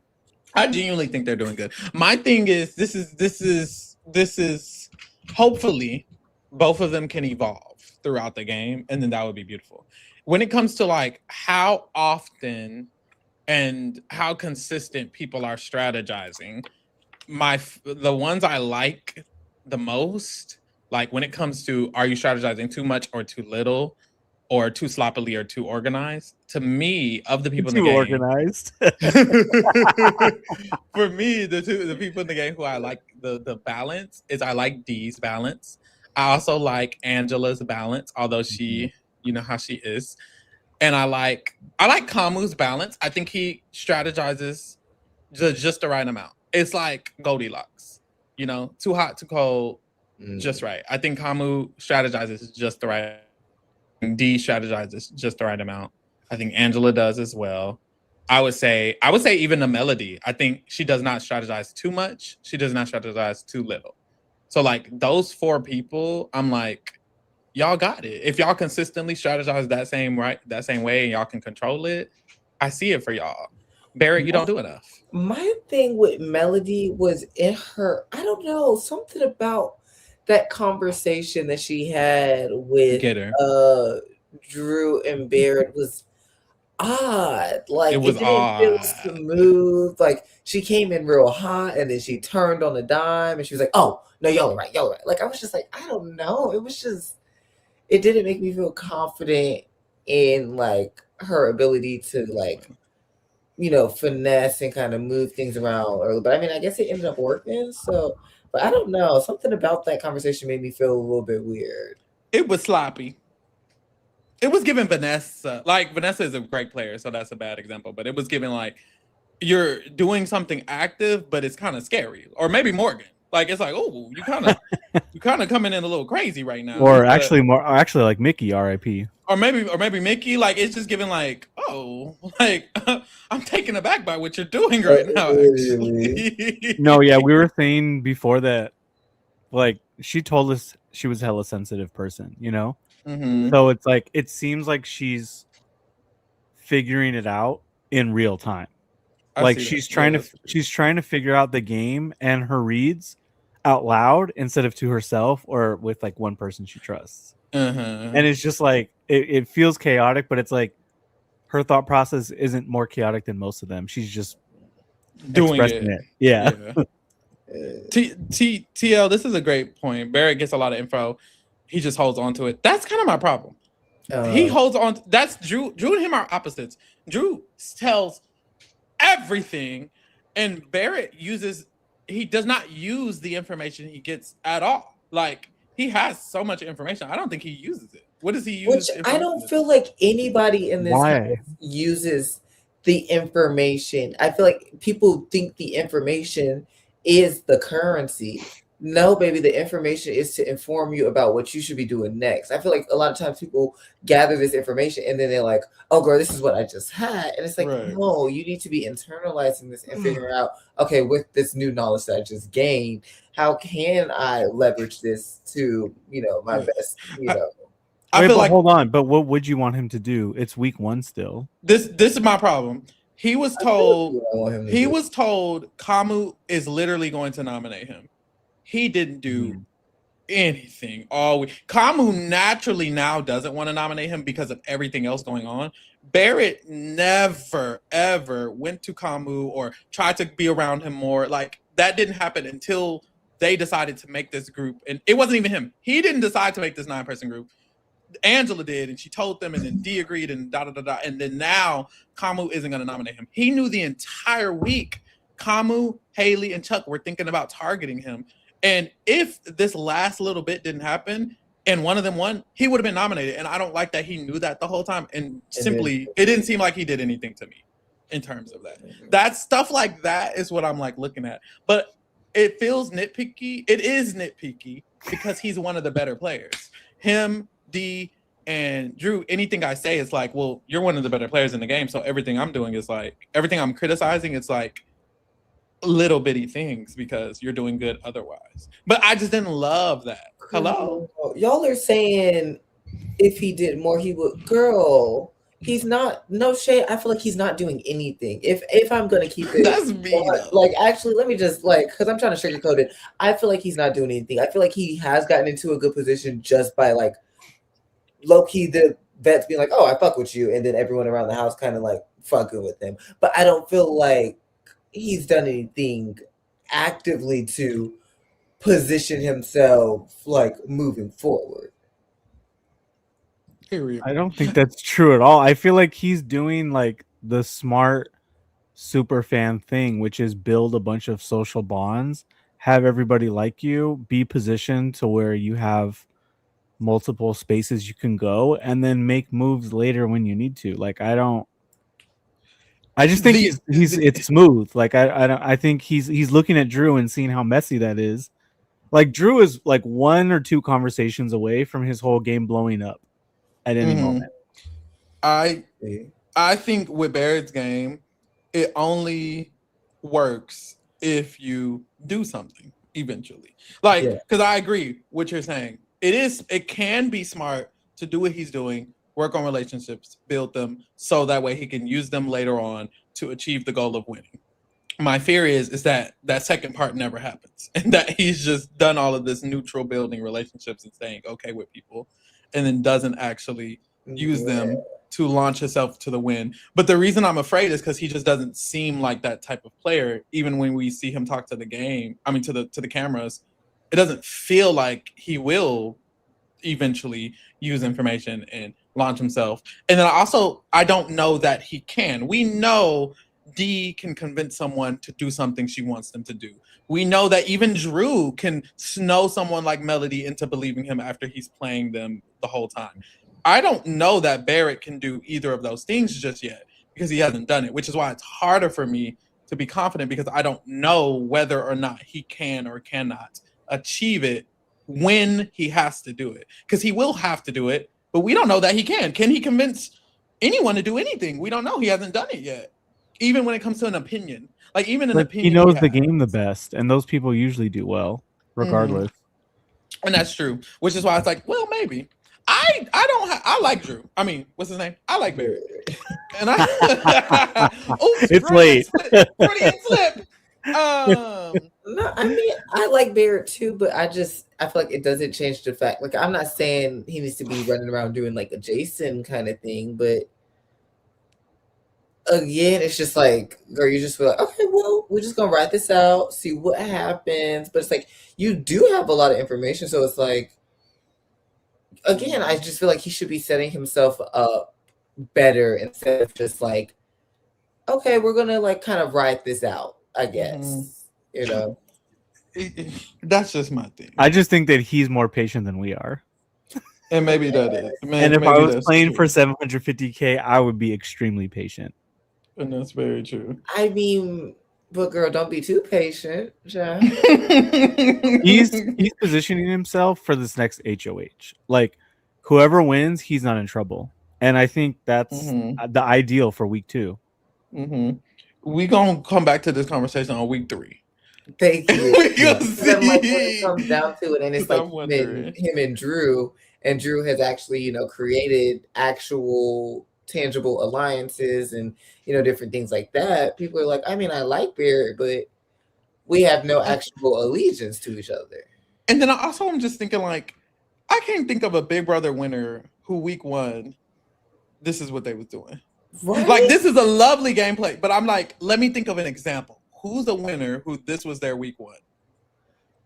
I'm not finding it. I'm like, what was Chelsea doing week 1? Okay, but what was Ashley and Taylor? But Ashley and Taylor were holding on for dear lives. That's not an ideal week 1 either. It's not. But it also wasn't talking about. But I just feel like there's no example. That's the thing with Ashley's win. We actually do have an example of a week 1, someone being targeted week 1. All the way back to BB2. Will was targeted week 1. Yeah, but I'm saying it's not ideal. It's not like you can say Will and Ashley are the blueprint. Get targeted week 1 and you'll do great. It's not ideal, but there's an That's example. There's an example of there's proof of there's proof in the pudding. But it's just there's like 2 out of 27. Maybe 3, Taylor. But versus 0. Who started off what's a Big Brother winner who started off week 1? Like Barrett. I'm thinking too. Right. What was Lisa doing week 1? In a majority alliance in the first HOH. I don't remember. No, it's okay. That's why he reminded you. I had to find it. Oh, shout out to the chat. Wait, we waking it up with this combo. Alex says he needs a solid alliance. Solid outside the alliance, who he can confide everything in, the person who will have his back when he wants to betray the alliance. Yeah, does he want to betray the alliance? Well, he was saying in the camp talk, he was like, "Yeah, me and Drew." Let me get off it. And but I'm like, me off. Pharaoh, we started this night like 4.5 hours ago, talking about how Barrett and Dee are the most likely to win the game, and now that's still true. You're talking yourself out of it. That's still true. I still believe that. Alex says Ashley was winning her veto this week. Something. It's very much something. Let's keep looking through it. So okay, Will was getting blindsided. He was a target. He started off really rough. But we've seen the storyline of starting off rough and winning. That's happened multiple times.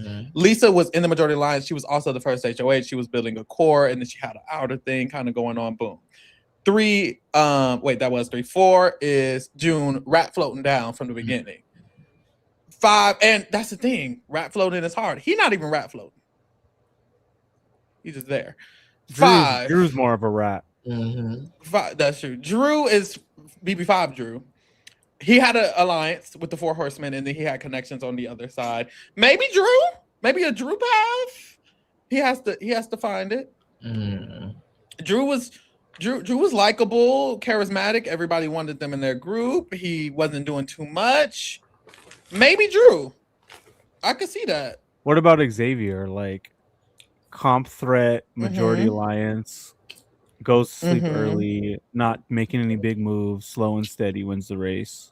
I see it like maybe a Drew, maybe an Xavier esque.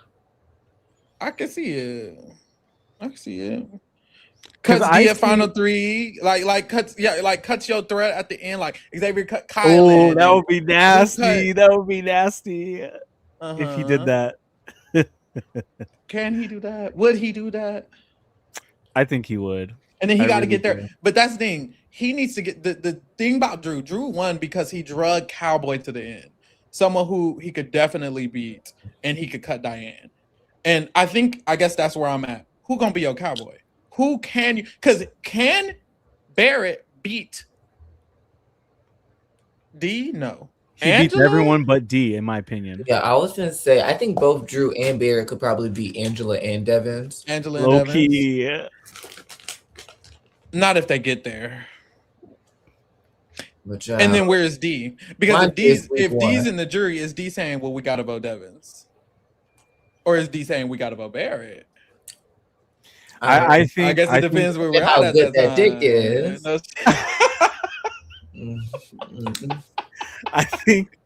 I do think Barrett and D like flirtmance is going like they're gonna be a pair that is gonna ditch the crossover when things get messy. I see that. And jump to the other side. So I almost feel like Barrett's in a good spot in that way because he'll like D will always be in front of him. So when they parachute to the newbies and Devin's ass goes and the Kirk family starts to go, now they have a new home. And then D's like the double eviction target in front of him.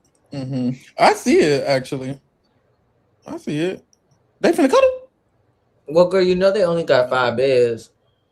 I know, but I thought he was trying to put his arm around him. That's fine. As he should. Look at him. Look how he looking.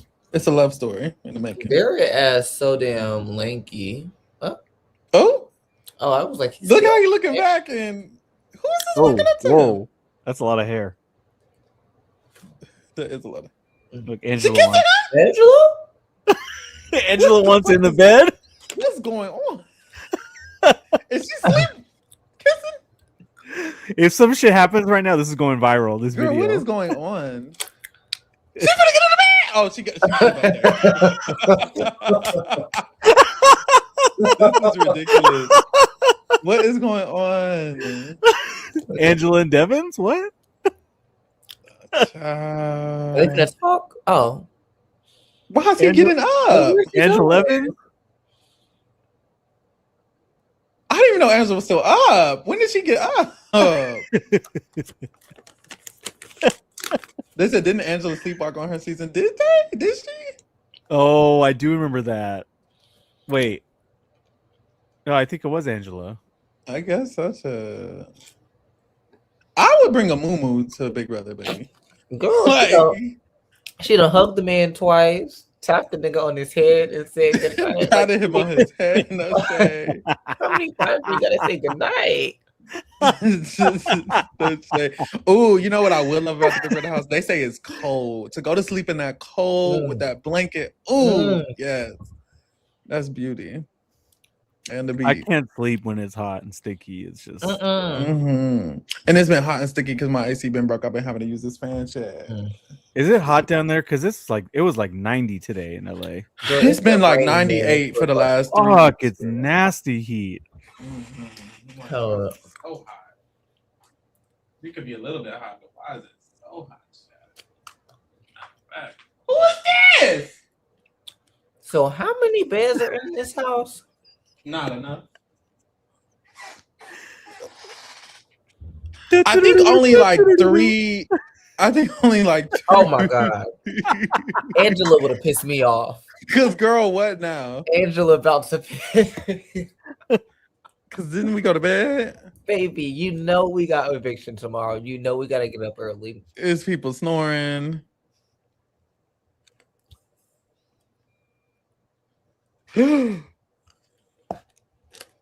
What? What is she saying? I can't hear shit. Oh, me neither. Yawn. She don't got her mic on. Oh. And they're not finna say, Angela. Angela. I mean, they might. That would gag the fuck out of me. They're whispering though. That's And this that's dude against the snoring. rules. There it is. That scared the fuck out of her. Wait, I too. wonder if someone hooks up or some crazy shit goes down while we're on this live, like if it'll go viral. That would be insane. It's not gonna happen. But that is, I knew they was gonna gag With her ass. with 4 potential showmances, it's not gonna happen. No, there's definitely going to be a Ooh, no moment. shade. Someone's gonna fuck on this season. Like, I'm calling it now. They probably are. I'm which very is excited crazy. to be on here for like a live feed moment. That's No like shade. Yeah. No shade. Or like a crazy eyes. It's gonna be some shit one of these days. It is. You can feel it building. I feel it coming. I feel it coming, babe. All right, y'all. We finna log out because they're going to bed. Yeah, Fuck. curious. This is a cute little one. We did a little cute little one. We made it to the time. I was worried because who gonna be gone, child. right. I was worried because I was like, damn, I need to make it all the way till when they go to sleep. But I'm like, are they gonna be up all night because it's eviction tomorrow? But it's more so we gotta prepare. So They started gaming at like 9:30 today. Mm-hmm. Like I woke up and there were already tweets about them gaming. Mm-hmm. I was like, fuck. So tomorrow's live is going to be, I think, an hour later. Usually the feeds are off for the actual competition. So hopefully by the time we're done with the update, it'll be back on. But we're going to go live a little bit later because we know that it's going to be like a lag and da-da-da and whoop. And then plus Cass is in UK. Cass joins me for that. So it's going to be like 6 in the morning for him, y'all. So pray for Cass, baby. Po baby. We'll see if it works. If it don't work, he could just join me later, child. It's fine. Cass is our big brother MVP, as you all couldn't tell already. Yes, baby. The pictures, the slides, him being up here, like he does it, baby. The quiz too, just playing in our face. Like, Baby. No, he knew all them Final That Fours was for every season. crazy. And he not now even if it from was the US. if it was a sports one, like I got it. You would have it. We should have did one. That was crazy. Who's up? But all right, y'all. We're gonna see y'all tomorrow. Thanks y'all for keeping it real with the kingdom, and we out. Good night. Good night, everyone.